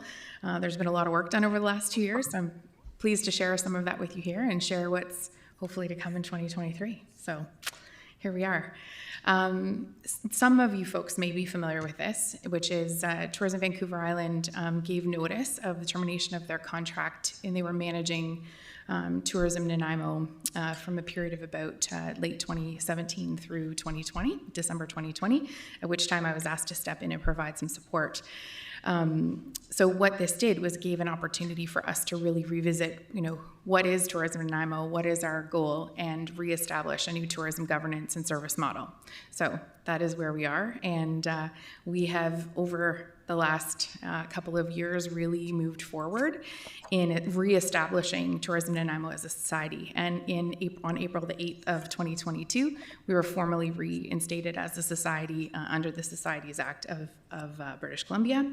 We continue to work very much in collaboration with the partners at the NHA, the Nanaimo Hospitality Association, the Conference Center, and of course, our tourism stakeholders. So I would say the question I get asked the most often is what's different this time? And I would say what's really different this time is that true, genuine collaboration. You heard Mr. Carson refer to that as we're rebuilding the SPO and as we're establishing the Prosperity Corporation. I think Tourism in Nanaimo was really reestablished with those same collaborative principles and this true, working in lockstep together to move things forward and to position our community effectively across the board, from an economic development perspective, from a tourism perspective, and beyond.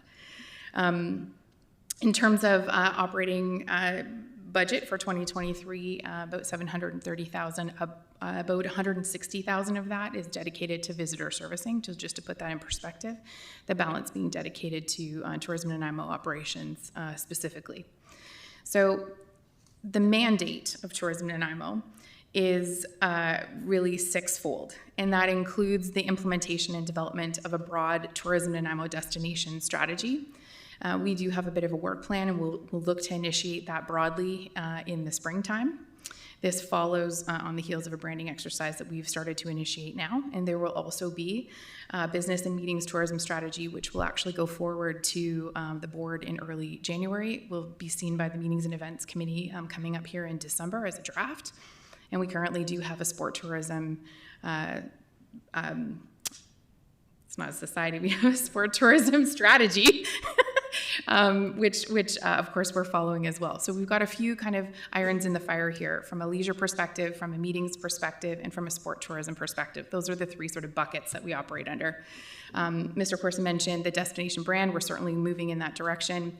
We're also trying to make decisions that are really rooted in research, and we're supporting through investment and research the development of a vibrant and sustainable tourism industry. Again, that strategic marketing and collaboration with our partners, where we will drive that overnight visitation, but we're doing that with thoughtful and careful brand management, ensuring that we're seeking out the right visitors, fishing where the fish are, if you will, and spending appropriately. We also, and this is again a fundamental shift, I would suggest, with this new organization, and that is investing in a destination development strategy, working closely with our partners at the city with respect to identification of where does it make the most sense for us to align in terms of visitor-facing infrastructure, and where can we provide support to leverage grants and the availability of additional funding to support those initiatives that balance both community infrastructure, community access, and the opportunity for visitors to come and experience our beautiful city. We also, as of January 1st, will assume operations of the Visitor Information Center. So again, a fundamental shift back to, if you want to call it, back to our roots a little bit. Officially incorporated, as I mentioned, on April the 8th of this year. Really excited about that. It took a little bit of time for us to get there, but here we are. And we have sort of two classifications of members. I like to call them Big M members, of course, the city and our tourism stakeholders, but then our Big M members include Snuneymuxw, of course, the Nanaimo Hospitality Association, commonly referred to as the NHA, the Chamber, VIU, and the airport as well. In terms of processes. The members, the Big M members, are the ones who are really sort of guiding and providing support to the destination and to the society. And in addition to there are 15 voting members. So in addition to the folks that are listed here, the NHA does have 3 seats on the board. And in addition, we've got other folks that are providing sector-based representation. And all of these seats currently have appointments in them. For example, transportation is currently filled by John Winter with Harbor Air. Tourism and attraction is Ted from Wild Play, Ted Nathanson from Wild Play. Arts and culture, Margot Holmes, you'll be familiar with her from the Symphony. And food and beverage is a opportunity that we're currently looking to identify an individual for. But really a fulsome board, lots of experience here.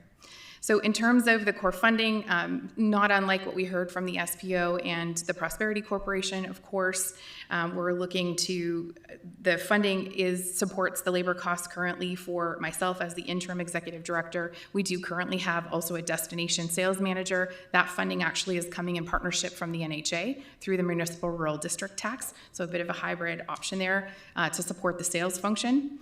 Of course, the operations of the board, office expenses, et cetera. We currently are home-based. We are looking to hopefully co-locate with our colleagues with some of the other organizations, and we anticipate that shift will happen mid-2023 at this point. Hence the operations piece. So we're currently working remotely, and we will look to shift that. Really, our core services here, we really are about positioning Nanaimo as a favorable place for people to come and visit, to play, whether it's a sporting event or play a musical instrument, and then of course to meet here and driving business events as well. And ultimately, all of that curates in very high-level strategic initiatives, and we do partner as well with nearby destinations when it makes sense for us to do so. Sport tourism and the implementation of the sport tourism strategy has been a key focus for us, and we'll continue to drive overnight visitation. You're aware, we recently won the bid for the 55-plus games in 2025. That was pretty exciting. Recently hosted Play On. We're looking to host that again in 2023 and the forthcoming years. We're looking to shift the timing of that to a little earlier in the year, pre-summer, which is helpful. Of course, we do lots of work on marketing tools, promotional pieces, and again, supporting those opportunities related to leveraging partnerships with our colleagues at the city and with other organizations where it makes sense to do so. So some of the achievements for 2023, this is a pretty long list, but I think the biggest ones for me were getting that funding agreement in place and an MOU in place with the Nanaimo Hospitality Association to fund that destination sales strategy and to fund that position. So right now it's currently a 0.5 position that is dedicated to sport and a 0.5 dedicated to meetings and events. We were also able to leverage $100,000 in funds from the Ministry of Arts, Tourism and Culture and Sport for new event attraction, and we're hoping that funding will be renewed. I won't know that for another couple of weeks. I was really hoping to come today and be able to tell you it's been renewed, but they said just be patient. We are currently, we've had, as we mentioned, some successful bids, and we've got lots and lots of bids that we've had success on for conferences in 2023, 2024, and 2025. Currently working on several for 2026 through 2029.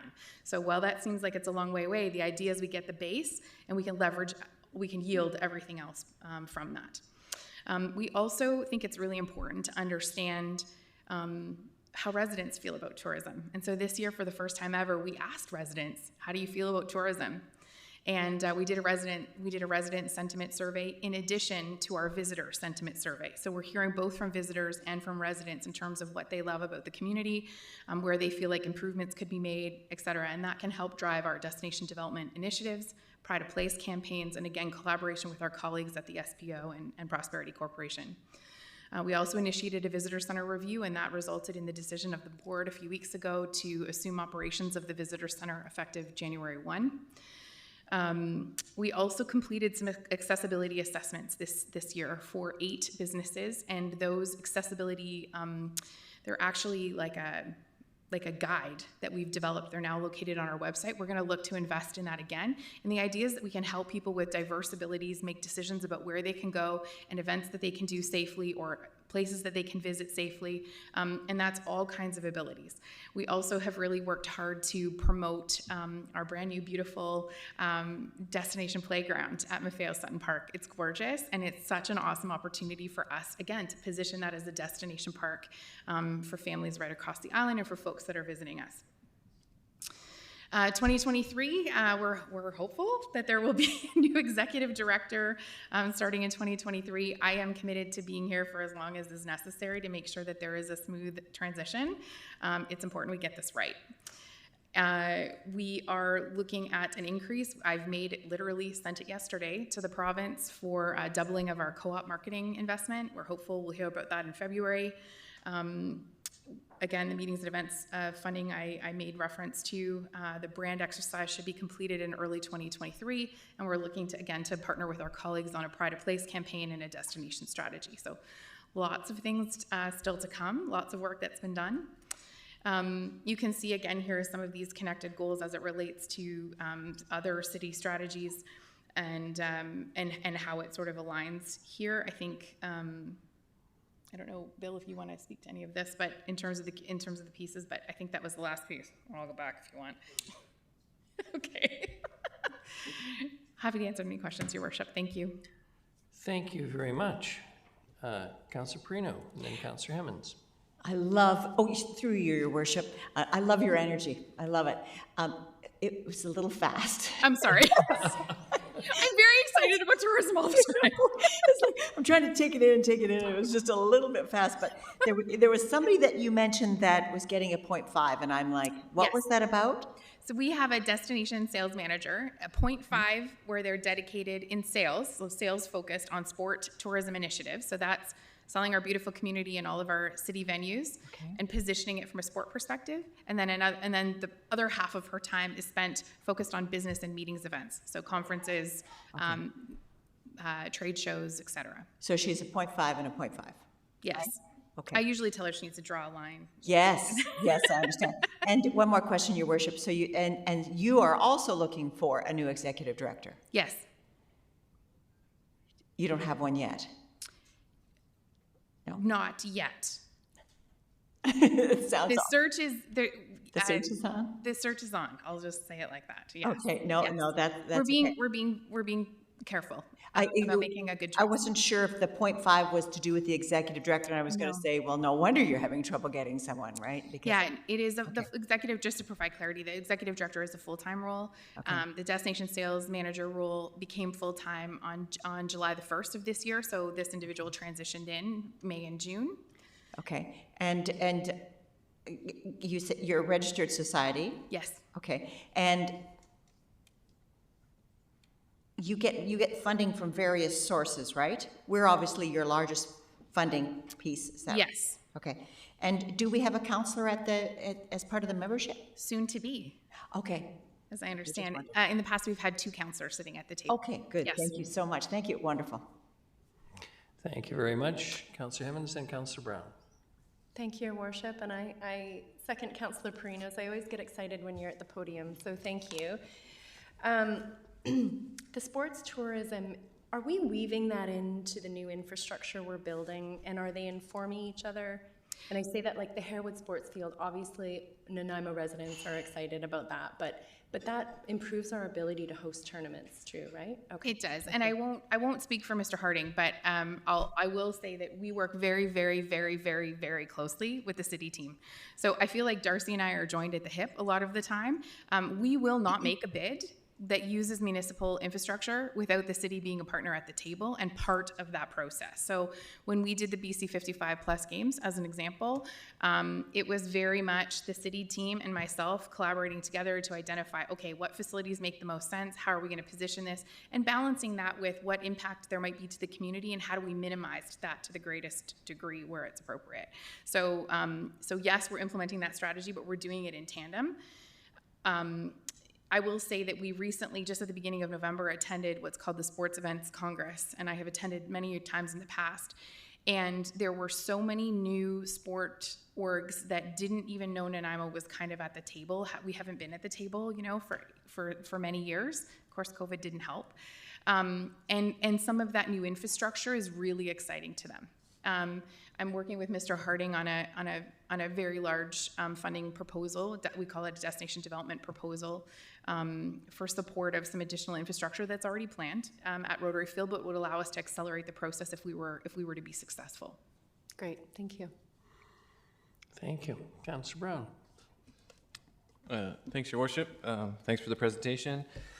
You made a comment there around, what's changed or how is this different, and it's that collaborative spirit. And so, yes, things have been tweaked structurally, and maybe there's a few new faces or a few different faces, but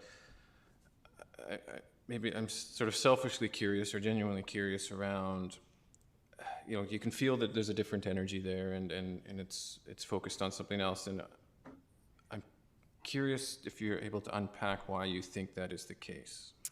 I will share with you my personal experience. So I was part of the initial NEDC team on the tourism side of things. And we did not have a focus on sport. We did not have a focus on meetings and events. And to me, that felt like we were missing part of what we should be talking about. When we're out talking with people and encouraging them to come and visit our destination, that seemed like a disconnect to me. And we couldn't quite seem to kind of get our feet under us. This is part of my my experience, like my sales experience, my destination development experience has been in that sport and events space. That is a fundamental difference in terms of where we are now. That cohesion with the city, the cohesion with other partners, and really positioning ourselves, I would say, in a more fulsome way. It's different. The other thing that's different is the support of and with both the conference center and the Nanaimo Hospitality Association. So the Nanaimo Hospitality Association receives the MRDT, or the Municipal Rural District Funds, which is commonly called the accommodation tax or the hotel tax. Those funds can be used to fund marketing initiatives. So we can collaborate together to leverage our funds, whereas in the past, sometimes we were doing things at the same time with two different calls to action. Like, that doesn't make sense. It really would feel like a duplication of efforts. We've eliminated that. So that, to me, is another fundamental change. Okay, so just for me, would be an accurate summary as like a collective buy-in on purpose? That's a very, excellent way to summarize it. All right, thank you. Thank you very much. I'm not seeing any other questions. Thank you.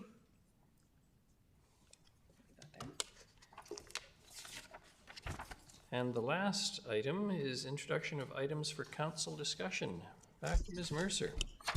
Thank you, Your Worship. I was originally going to go through this entire PowerPoint, but I won't, because I'm pretty sure this is a long day and everybody wants to go home. So what I'll do is I'll just give you like super high level. Tomorrow we will give, in the presentation, we will have an overview of, we have some updates to the tax percentages and the sanitation garbage fee. So I'll provide an update on that, what drove those changes. And then we'll go into the decision slides for each of the items that we have currently. So currently we have slide deck number 1 is relates to the utility rate review. So these are the recommendations that came out of the review relating to financial stability and the rate structure. We did hand out a supplemental information package today that answered some of the questions, or hopefully all of the questions that we received last week when we finished off presentations for that. The second set of slides relates to business cases, and everybody has all of the business cases in your council package. So we will have a slide for each one of those business cases, or multiple slides in the areas where there was more than one option. Number 3 relates to the RCMP contract. So we have some options about changing the percentage of the contract we fund. So currently we fund 95%, but there are some options to change that. Number 4, we'll talk about options for increasing the other grant budget. And there is an information report that supports or gives some background on that slide. And lastly, we have number 5 is an option for some reserve funding to decrease the tax rate in 2023. So my last slide from today is asking you, is there anything that you would like to see discussed tomorrow that we can add a slide for tonight and add it for tomorrow? If there's anything that you would like us to add to that discussion, I'd like to know so we can try to prepare for that for tomorrow. Thank you. Councillor Brown. Thanks, Your Worship. I have two questions that it might be a simple answer. For one of them, I'm not clear on. Sure.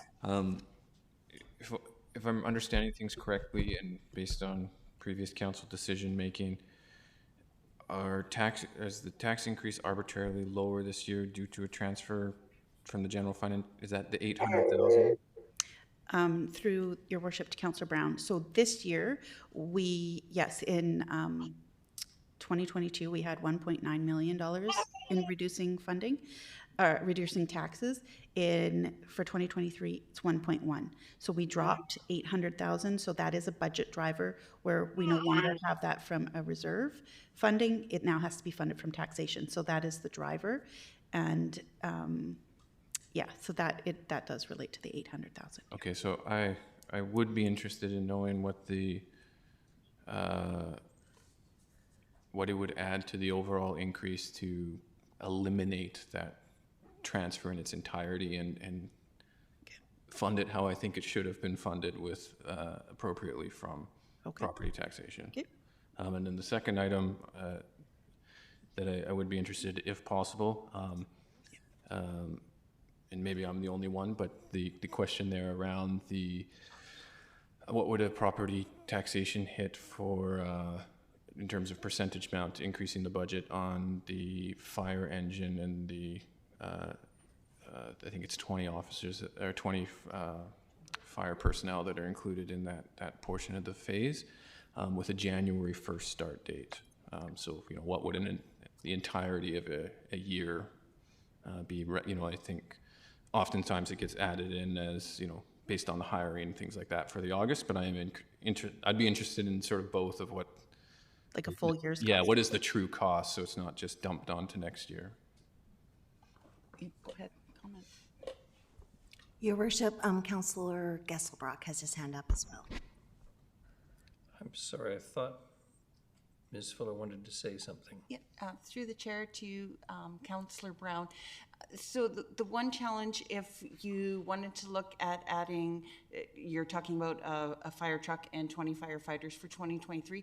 If we costed it out for January 1st, they wouldn't actually be capable of starting January 1st. So we have been working behind the scenes in anticipation of potential motion, and we've based it on an August 1st start date because that is realistically when they could get all the equipment that they would require to bring that online should council wish to go that way. So would that be acceptable? No, sorry, yeah, that was my understanding of what is being calculated. I would be interested in the January 1st, knowing full well that hiring practices, equipment couldn't occur till later in the year.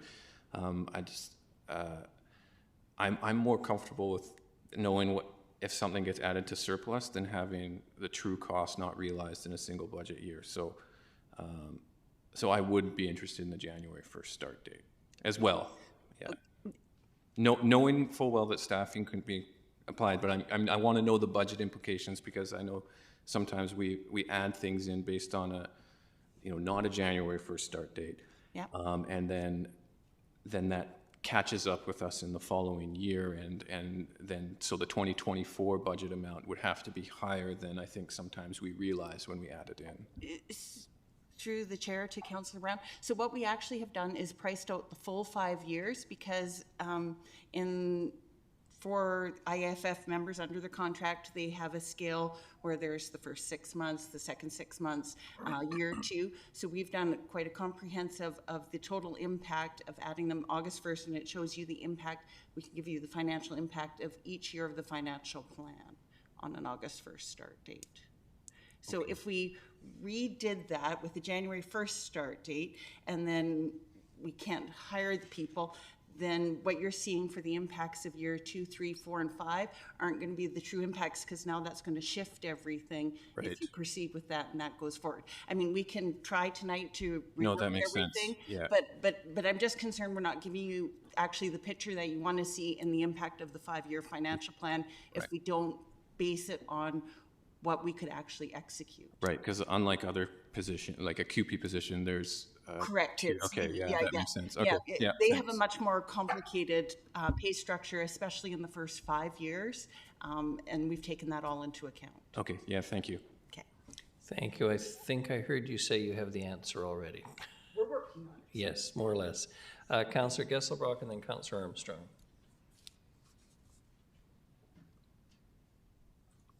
Thanks, Your Worship. There was an interesting email sent regarding a vac truck. Basically, you know, we contract out for it, and then there was, I think QP sent it that, you know, it could be even cost effective to have our own and staff. And I'm curious if that's a question for Public Works, but if it is something where there's cost savings, potentially it'd be interesting to hear staff's perspective on that and have that considered. Thank you, Mr. Sims. Please. Thank you, Your Worship. I think I'd like to have some time to develop a business case to reflect on whether what the true costs are, what the true expenses are, and bring that back to council. It might be a little bit of a push to get that in time for this, the next few weeks, but I think in the early in the new year is an appropriate time if council so desires a business case. Thank you.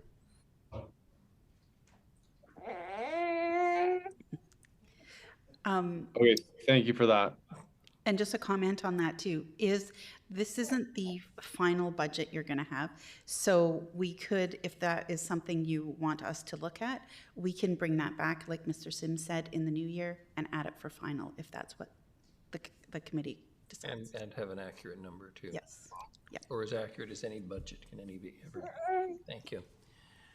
All right, Councillor Armstrong, please. I just want to follow up with what Councillor Brown said, because I too would like to see the 20 for August 22nd or 22, and I would also like to see 20 for January 2024, as well as 2 engines versus rescue trucks. I looked at the calls for service yesterday. There were 61 calls with only 16 firefighters, so we're not keeping up our own standards. So for me, I think this is one of the big areas for me that I really want to look closely at, because public safety is being impacted by our lack of resources in the fire hall. So I would like to move those up to see what the cost would be versus waiting till the following year.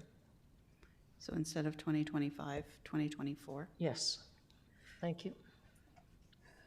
So just so you all know that there is quite a bit of calculation that goes into that. So we will try our best tonight to have that for you.